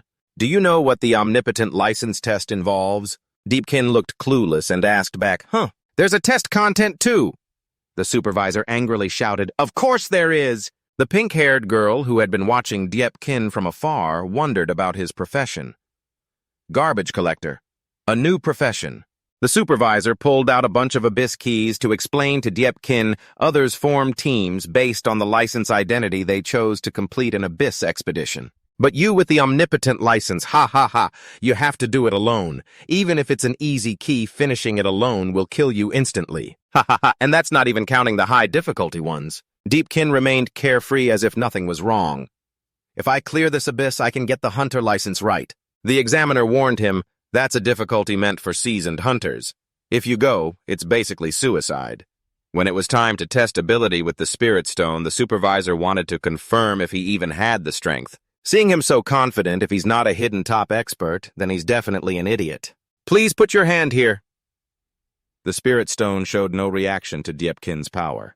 The supervisor was completely hopeless about this guy. Looks like he really is an idiot. The guys transferring to other positions came over to Chothong teasing, "Ha-ha! Looks like your boss came here just to make a joke, huh? No magic power, is he looking for death?" Chothong angrily cursed, "Shut your mouths!" Deepkin remained very calm, confidently continuing his own transfer process despite being talked about everywhere. "Anything else I should be aware of?" "Damn, can't you understand human language?" Faced with Deepkin's determination, the supervisor complied. "If you decide to kill yourself, we won't be responsible. There are props here that suppress the transfer gate. You can use the key." Chothong ran quickly behind, calling out, "Boss, wait for me." Deepkin ignored all that. "No way I will come back safely." The transfer gate to the high-level abyss dungeon was right in front of him. Deepkin, the nosy redhead, hurried over with an opinion for the supervisor. "Wait, on what basis can a trash like him challenge the hard abyss?" And this guy felt unfair because he thought his current strength was no less than Deepkin's. He proposed, "Swap me a hard-level key, I want to challenge the abyss just like him." But the supervisor refused. "Sorry, there's only one hard-level key. It can only strengthen the abyss gate once. If you want to challenge it, you'll have to wait next time." The redhead was determined to throw a tantrum. "Or I'll enter the same abyss as him, but not by forming a group. What do you say?" Deepkin also agreed with him. The supervisor was confused by the redhead's tantrum. "No group you want to join as a competitor?" The bodyguard hinted to him, although the rules don't allow teams, it doesn't forbid competitors. So the rules had to be adjusted a bit. Then the supervisor announced, "The new rule is competitor means only one person allowed. You get the token defeat the boss, but between two people only one can pass the test. But don't expect too much, one might end up just lying around with no benefit. With this hard-level abyss key, if a second person appears, the difficulty will jump to hell level." More than half the participants, mostly commerce type controlled by the World Guild, but these irregular rule changes could still bring many uncontrollable factors. For example, the abyss layout could change unpredictably, or magical beasts could appear. Special keyword strengthening. After explaining everything to the two, the supervisor asked again for confirmation. "Even after what I said, do you still want to challenge it?" Deepkin stood silently thinking. Strengthening special keywords means creating what's called elite monsters. Some keywords significantly increase the health and combat power of the magical beasts. Others make them immune to certain types of attacks. Some can only be defeated by exploiting special mechanisms. I've witnessed this a few times before. The redhead was so confident because he had a set of rare gear. "I have top-tier abyss gear. This kind of abyss obviously can't affect me." His follower opened a gearbox and agreed with him. "Big bro is right." Deepkin looked at the redhead thoughtfully. Only high-end gear can have such strengthening scores. Of course, the background of these enhanced items isn't simple either. Strength plus 100, agility plus 200. Even a noob can quickly raise their power limit thanks to the crazy stats of the gear. This is the advantage of paying hunters. The supervisor turned to ask Deepkin's opinion about this competition. "What do you think?" Deepkin calmly agreed. "No problem, I'm fine. After all, I'm just here to get a hunter license. One more person as a companion is good too. What you want to know is what happens if it's strengthened to hell level. Considering it's some rare creature, I'll probably get an even more interesting corpse." Chothong, even knowing Deepkin's true strength, still felt uneasy. "Bro, this isn't good. What if a critical rule appears? The boss room could have surprises, or even lock all magic points to some useless stat. Even your dispel magic can't fix that." Deepkin still confidently replied, "This guy's gear is an advantage. I can use him a bit when the time comes. Just trust me on that." The redhead still acted boastful. "We're competitors. If you die quickly, I won't save you, because only one of us can pass the test. Don't forget that." Deepkin let him act like that without arguing. "If you want to be so stubborn, I'll give you this chance to open the door. I trust that the luck of the chosen one will pull a good rule." The redhead, seeing Deepkin's humble attitude, became even more smug. "Looks like you really know your limits." He then inserted the key to open the abyss. "I am the chosen one of the gods." The system's cosmic announcer reminded the abyss has been strengthened to hard difficulty. Number of magical beasts plus 300%. Magical beasts health plus 150%. Magical beasts damage plus 70%. In the dungeon area, abyss creatures' strengthened attributes increase by 300%. At the same time, receive a rot debuff, spreading throughout the abyss. Healing from any source reduced by 75%. The rotten power in the middle caused the anesthetic to quickly go bad. What the hell is this? Red Hair was careful to bring a suitcase full of medicine, but now it's all ruined. He picked up the pile of supplies with disappointment. I specially prepared a bag of medicine. Were you planning to rely on biting the medicine to get through? If the medicine is all rotten, you might as well bite on nothing. Deepkin was also worried. What if his skills also get weakened? Yeah, it's not just the medicine that's useless. The life recovery from any source is also severely reduced. The super regeneration of the carnivorous flower and the soul-sucking effect of the Grim Reaper will definitely be greatly weakened. Even more dangerous is the crazy blood loss effect, which will bring a much heavier burden. It could even become a completely negative effect, so be careful when using it. I bought the biggest backpack just to carry enough medicine. Now I can only bring light gear into battle. A lot of the good stuff has become useless because of the dumb increase in difficulty. He immediately put on his mighty armor to show off. No problem, this Vajra indestructible armor of mine can still crush everything like usual. Believe it or not, just wait and see. I'm heading out first. The red-haired guy charged ahead full of energy to lead the way. Regardless of the difficulty, the system suddenly reminded them that the difficulty level had jumped from hard to hell. The abyssal door opened wide, welcoming the two full of confidence. It won't be limited to any specific room. If you beat it, players will get legendary rewards. The outside supervisor noticed this extremely rare event. Challenge term detected. Even with luck attribute maxed at 300 points, the chance of the legendary keyword appearing is only 0.01%. What level of luck does this guy actually have? He immediately took urgent action and reported to his superiors. The legendary term appeared in the Hunter License Contest. Send people over here quickly.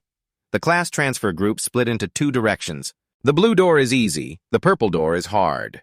Joe Tong and his buddies are at the abyss door with the simple difficulty. He cheerfully shouted, "Everyone, our whole team needs to give it our all. Let's go." Before entering, Joe Tong glanced at the hell door where the boss went in. Both hoped the boss would return safely. The abyss door that Deepkin and Red Hair entered had evolved from purple to orange-yellow. It fully upgraded from high-level difficulty straight to hell-level difficulty. As soon as they entered, two giants appeared waiting. Red Hair opened his mouth and commented the room was cramped. Opening the door revealed a super spacious room roughly equivalent to a 2,000 square meter mansion. What's with this shattered stone tablet? This is supposed to be a grand entrance hall. There's nothing special here, not even close to the vibe of the garden in front of your place. But things aren't as simple as that redhead thought. He suddenly realizes this place is the boss room, which changes his attitude. A boss room. You just open the door and boom, you're in the boss room. Sure enough, two stone statues start moving, freaking out the redhead. System notification. Batkeet attacks Divine Hair, causing massive blood loss. Deepkin senses this stage will be tough, so he quickly makes a plan. He takes a deep breath and summons 4 minions. No wonder this is a hell-level abyss. At first glance, this guy doesn't look easy to deal with at all. Now he summons a spider in front of the monster to grab its attention. Then he uses Divine Hair's advantage to circle behind it. But looking straight on the Noble Knight's armor is really thick. The weak spot of armor is usually at the back. Since I can't use any tricks or blood fury right now, I have to aim for the weak spot. Summon Spider. You pull out the Spider Summon skill card to get ready. While busy analyzing tactics, the loudmouth suddenly charges forward, shoves Deepkin aside, and declares, "I'm your daddy. You're my kids. All of you die." He's going to get the boss's token. He definitely won't let you take it. Today, I'll teach you what he's all about. Saying that, he rushes between the two creatures without any caution and uses the Crushing King technique to attack both of them head-on. Then he aims for rare gear in front of Deepkin. Deepkin senses that this guy is about to get smashed to mush. This guy's crazy. He jumps in with dual blades, taunting the boss like there's no one around, showing off his confidence. I'm undefeated. I'm the war god. The one controlling the stone man's little guy isn't dumb enough to let this fool act recklessly. He swings his huge blade straight at the redhead who's charging forward, ignoring what's ahead. He gets hit by the statue's blow and falls flat like an ant. That hit was extremely painful, distorting his whole body. Blood spurts out of his mouth. Damn. The redhead was knocked to the ground, a huge hole punched through him.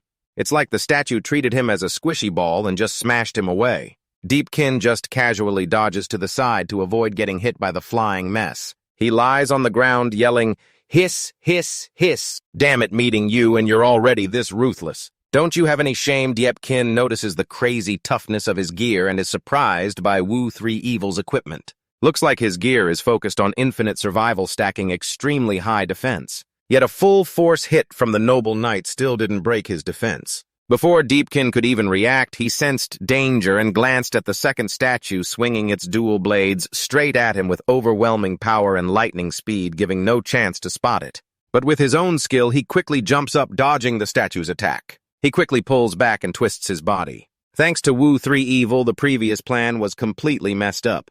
Deepkin can still jump higher than the statue, but standing before its massive size, he looks like a tiny bug trying to show off his strength. Suddenly, in midair, the bug swings its blades, forcing Deepkin to quickly spin and dodge. Didn't expect its reflexes to be that fast. Then it launches a flurry of wild strikes, leaving no opening for Deepkin to use his skills. The constant rapid attacks prove that its huge body doesn't slow it down at all. These strikes are fast and extremely dangerous. Because the Noble Knight's Blood Fury armor causes bleeding damage, even a glancing cut will make you bleed non-stop. In this abyss where there's no healing tricks, this is basically a death sentence. Wu 3 Evil below also takes a few stray hits from the statue's blade. Clearly it was aiming for me. Why am I the one getting hurt? According to Deepkin, he doesn't have time to worry about whether Wu 3 Evil lives or dies. He shouts, "The Noble Knight's attacks have no warning. If you don't want to get hit, stay out of the way." Wu 3 Evil doesn't want to be looked down on. So he regains his spirit, stands up, and yells, "I'm only in your way because I'm standing right here." System notification. Brave Knight uses unshakable defense blocking and breaking attacks. He swings his sharp dual blades straight at Deepkin. Deepkin notices the attribute Unawakened Armor-Breaking Spirit, which counters the Tanko class. Just before the attack hits, he uses a soul skill card to burst forward at high speed, spinning to dodge. Once again, the reckless charge of that guy proves useful in midair. He crazily rushes forward, ignoring the bad situation. "Looks like you're struggling, let me handle this." But Wu 3 Evil isn't completely useless. He can use his sturdy body to draw some attacks from the statues. Deepkin watches from the side, thinking this guy can share some of the battle burden. He's not totally useless for now. If they have to deal with two bosses, the whole Hunter Squad's functions have to be intact. Wu 3 Evil then gets hit by the statue again, thrown to the ground, rolling over. Once again, Deepkin dodges out of the mess. It looks like Tanko's position is maxed out on defense to avoid getting killed by monsters. He immediately attracts the monster's hatred, which is probably the best thing he can do right now. At this moment, something slightly goes against his original plan. Looking on the bright side, Ngo 3, Ta is really good as a meat shield. The red-haired guy clumsily gets up, groaning. "This hurts like hell." Suddenly, the Kite Knight lets out a series of harsh sounds that quickly spread across the battlefield. Both of them immediately get hit with negative effects. System alert: target is taunted and can only deal damage to the taunter. This directional effect forcibly moves the target towards the taunter. This effect's appearance lowers the target's combat effectiveness. Because they can't focus their attacks on one monster, they can only stubbornly deal with this tougher guy. Then the Kite Knight crazily jumps forward to attack Deepkin. Deepkin jumps to dodge and tries to counter with melee strikes, but only keeps doing 1 point of damage at a time. System alert: still under wall of defense effect, reducing /damage by 95%.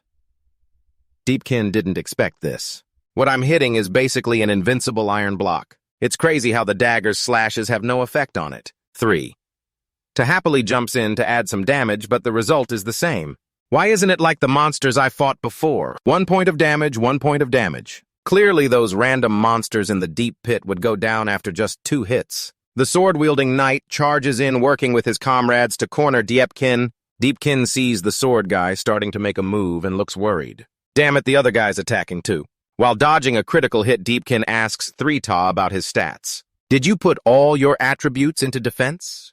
Why didn't you leave any for damage? So how did you level up? Why do you have 0 damage ability?" He accidentally answers, "I obviously spent money." "No, wait. I leveled up purely based on skill." Deepkin quickly reminds him. "Don't be dumb. Don't get distracted in battle." Right when he realizes the danger, his face turns pale. Looking back, the statue attacks exactly when the red-haired guy is distracted, so he can't defend and has no choice but to run for his life. After that, he can do whatever he wants. But while not paying attention, he trips over a rock and falls flat on his face. Watching his clumsiness, Deepkin can only stand there, feeling disappointed. Deepkin gives him a quick tip on fighting style. You're a speed-based fighter. Wearing such heavy armor will definitely slow you down. No one told me this deep pit was so tough. Before, I was just the guy lying around waiting to win. Let me introduce this guy a bit. He's Ngo 3 Ta, the boss of Kim Don. After inheriting the assets, he recklessly threw money at the wrong people to level himself up. Not knowing how to play, he pumped everything into defense. As long as he didn't die, he could just wait to win. The swordsman swung a powerful slash, splitting the ground, catching Deepkin off guard, quickly grabbed 3 Ta and threw him aside. Annoyed by 3 Ta's lousy fighting attitude, Deepkin angrily reminded him, "The Abyss has never been a playground. This is where everyone earns their survival with blood and sweat. You fool, you always dodge the attacks. If the finishing moves are useless, you have to rely on the most primitive tactics." He had to think of a more effective strategy than just using daggers. He dashed forward quickly, closing in on the swordsman, leaving him no room to swing again. This time, Deepkin relied entirely on the strength points he had accumulated. Just the bonus from his strength points was enough to deal damage. He gathered power into a fist and punched the swordsman, forcing him to step back. This is a bare-handed fighting style made for poor demons. Ngo 3. Tabalo kept watching and realized Deepkin was really strong. Deepkin has such heavy defense, yet he still got pushed back by him. His bare hands actually caused damage. With his own agility, Deepkin continued to easily dodge the swordsman's next attacks. Then he got as close as possible to use that trick again. He punched the swordsman's face again, distorting it and forcing him to retreat. The system notified a critical hit to the weak point, causing stun. Deepkin was surprised by the effect of that punch. It actually caused an abnormal status. It must have been enhanced by a luck point. The system says that critical hits on weaknesses have a chance to cause a related abnormal status depending on luck points. While focusing on the swordsman, a great sword swung from the other side, aimed at Deepkin, putting him in a position where he couldn't dodge. The powerful slash cut Deepkin in half, but it was just his illusion body. He's been fighting like that the whole time. Ngo 3 Ta's damage is too low. There's no way to lock down the monster's rage. He's supposed to be the tank, but just taking hits doesn't even qualify him for that. Of course, this fight isn't relying entirely on him anyway. Trying to control the fight's rhythm is something you have to do yourself. After being stunned, the statues quickly returned to fighting stance. Both aimed to strike Deepkin, making him shout to warn Ngo 3 Ta to move out of the way. Both attacks came down at once, but Deepkin quickly escaped with a flip jump upwards. Then Deepkin spun around, aiming at the enemy, ready to counterattack. He quickly closed in on the swordsman, landing a very strong strike at his neck. System notification: critical hit, critical weakness. After the critical hit, the swordsman's head was badly damaged and he collapsed. While Deepkin was still watching, the other Han swung a kite sword across Deepkin's body, putting him in danger again, but he managed to dodge by stepping back. The kite swordsman then launched a double slash, cornering Deepkin. He kept bending down, trying to avoid the double slash. Then he quickly closed in on the legs and punched, seriously injuring the guy. Ngo 3 Ta watched all of Deepkin's moves and couldn't help but admire him.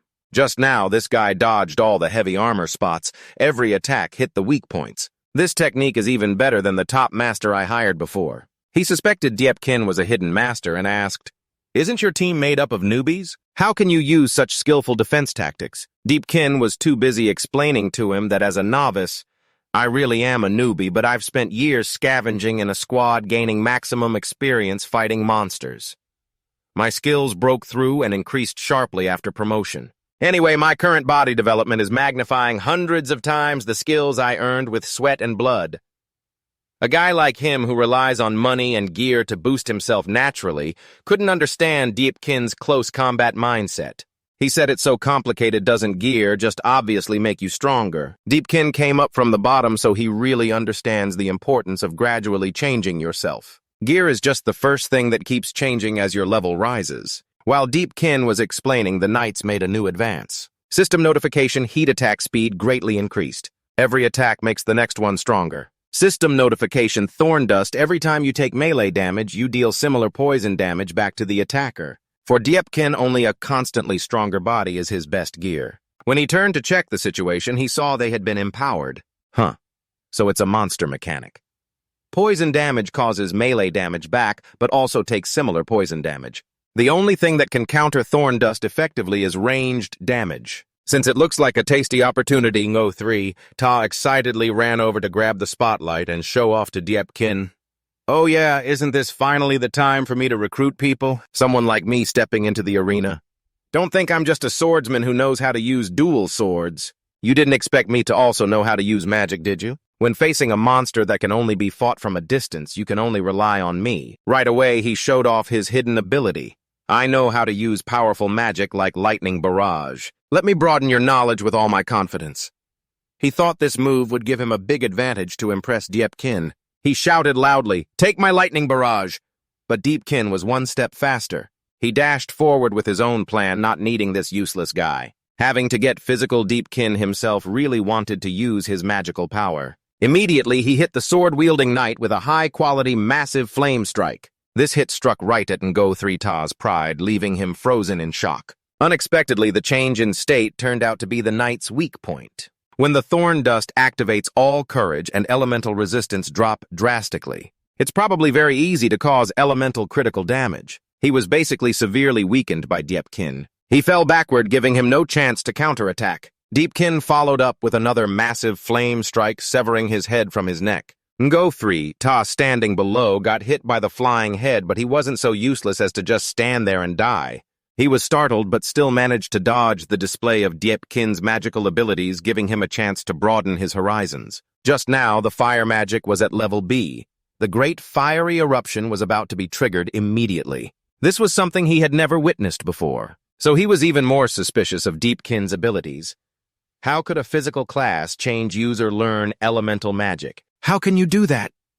Deepkin continued to leap towards the knight with the sword charging toward the kite knight. The kite knight saw this and launched an attack to stop Deepkin from getting close. He prepared to swing a heavy axe straight down at him, but unfortunately Deepkin easily dodged the attack. The missed strike then came down directly onto the sword-wielding knight who had just died. However, the thorn dust effect still remained on him and was accidentally triggered. The thorn dust reflected all the attack force, redirecting the damage to exactly the neck of the kite knight. This backfired spectacularly.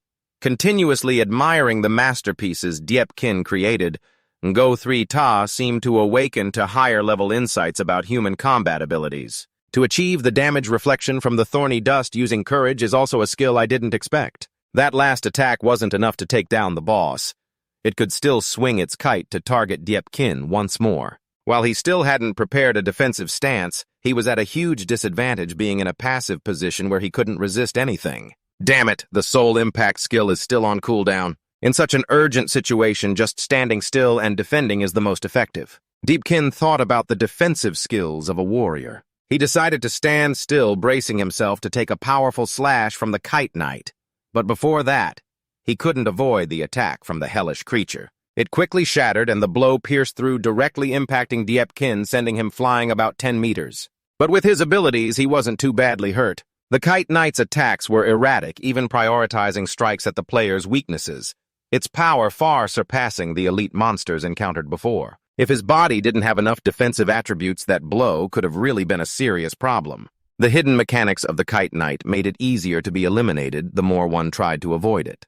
So he had to think of a way to brace against its moves. Right, no wonder it's a hellish transformation mechanic. After the last blow, Deepkin endured another slash. The kite knight's attack speed kept increasing and only decreased after it hit the target. Deepkin summoned his dagger and decided to face off against this rock-headed knight. The dim-witted creature behind him yelled, "You idiot, do you really think you can fight it head-on? If you want to die, don't choose this moment." Deepkin ignored the idiot's barking and focused on the battle. His right hand conjured a fireball, blasting it straight at the knight's head, lighting it up brightest in the night. Damn it! With that arrow, it spewed out dark blood and turned to stone on the spot. Not waiting for it to react, Deepkin rushed in and kicked it in the mouth. At this point, he looked down at the brain-dead guy below and said, "I'm not ready to die just yet." The Sajin gun was quickly activated. Deepkin's eyes glowed purple as he continued, "I will be faster than it." The demon statue was summoned, extending its deadly arms towards the creature. At this point, the big-headed beast opened its mouth, wide eyes bulging, and exclaimed, "Is it a new skill again? Oh shit." The demon statue seized the creature. The system suddenly displayed a message, "Unable to retrieve living beings." As soon as those words ended, the creature emitted a jolt of electricity, blasting away the demon arms. Seeing this demon statue, Deep King immediately lunged forward, unleashing the furious touch strike. Flesh and blood splattered everywhere. In his rage state, Deep King became unstoppable. His physical attacks could even partially pierce the enemy's immunity, but in return, his health kept steadily dropping. Deep King once again swung his heavy blade forward, shouting loudly, "Take this full-powered hit from me!" With a Thonmo strike, the blade was plunged deep into Kolui's eye. The system notified, "This is a critical hit." Not stopping there, Deep King continued gritting his teeth and slashed down the demon's eye. The system updated, "Critical armor-breaking hit and weak point." Deep King was now fully confident, muttering, "Better to die from blood loss than now this time is enough to defeat him." The system added a hint, "Remaining health can last 20 seconds." The demon, its tail eye pierced, roared in pain. But very quickly, it activated rapid self-healing skin, making the wound close fast. Seeing this, Deep King couldn't help but feel nervous, muttering, "Only lost 70% of its health after that relentless attack." Boss keywords accumulate over the course of the fight. If we don't finish this fight soon, we'll face a stronger boss with even more keywords. He emitted an eerie, demonic aura and muttered his life motto, "Stop fighting and you die. Accept fate and you die. Hesitate and you die."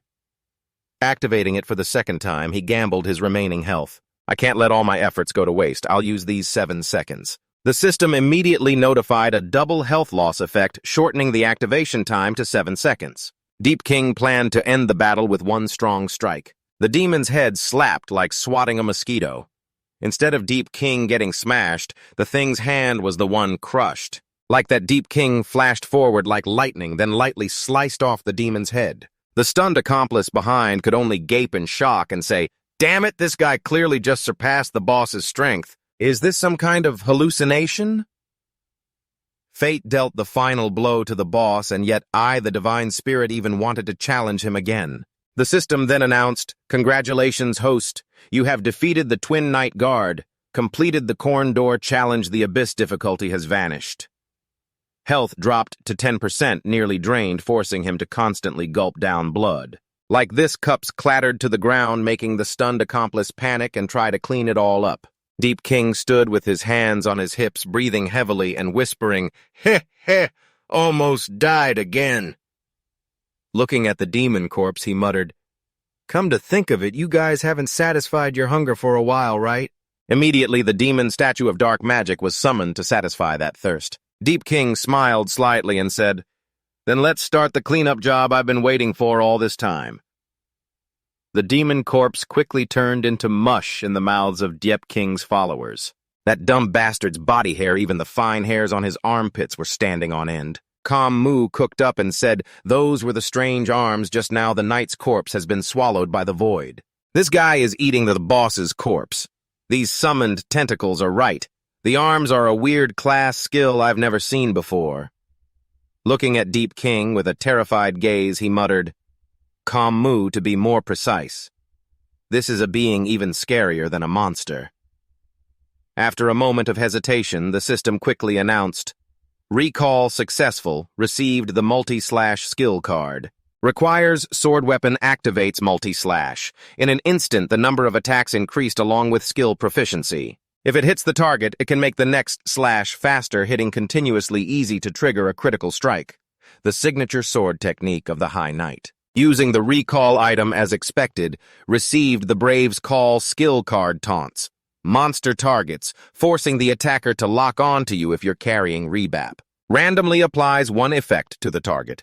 Taunted monsters require shield equipment. Deep King got a bunch of skills, but sighed, saying these skills all revolve around using shields. "But I don't really use shields much. However, this skill can transfer abnormal status and is also very powerful. I'll hold on to it for now." Meanwhile, that dumb bastard in the back was still trembling with fear, muttering. Those 2 big monsters were swallowed in the blink of an eye. Except for blood splattered everywhere, there was absolutely no trace left. Then suddenly this guy's face went pale as he looked up at the sky and exclaimed, "Mu, please don't eat me, eat that tail instead." Just then a weird Yang demon dropped right in front of Deep King. The system popped up a hint, investing in a knight's soul equipment will harmonize with it. There's a chance to create a brand new random equipment. This is an extremely rare legendary reward event. Stepping forward, touching the Yang demon, Deepkin muttered, "Sometimes I'm just a scavenger." I've heard the Overseer mention completely clearing out the Abyss room and unexpectedly encountering a reward event from the Abyss. Deepkin is probably one of those reward events. That dumb bastard, after a moment of being scared out of his mind, then stepped forward unconsciously and blurted out, "This is an incredibly rare reward event in the Abyss." His mouth drooled as he whispered, "How could you be so lucky to run into this?" Deepkin stroked his chin thoughtfully, telling himself, could it be that the constantly increasing difficulty keywords boosted the chance of reward events? Plus, my overflowing luck attribute turned what should be a low-probability reward event into a high-probability one. As long as the stage keeps increasing the difficulty for me, I'll keep getting unexpected surprises. So let's try investing in this ordinary dagger and see what happens. Are you crazy that... Are you kidding me? You definitely need to invest in the strongest gear you have. Purple weapons armor, you must have a few, right? Deepkin innocently replied, "Right now I can only use this gifted weapon. Besides that, I usually sell any gear that requires a higher level." Then the clueless guy, sweating profusely, exclaimed, "I almost forgot about this one. It's only level 1.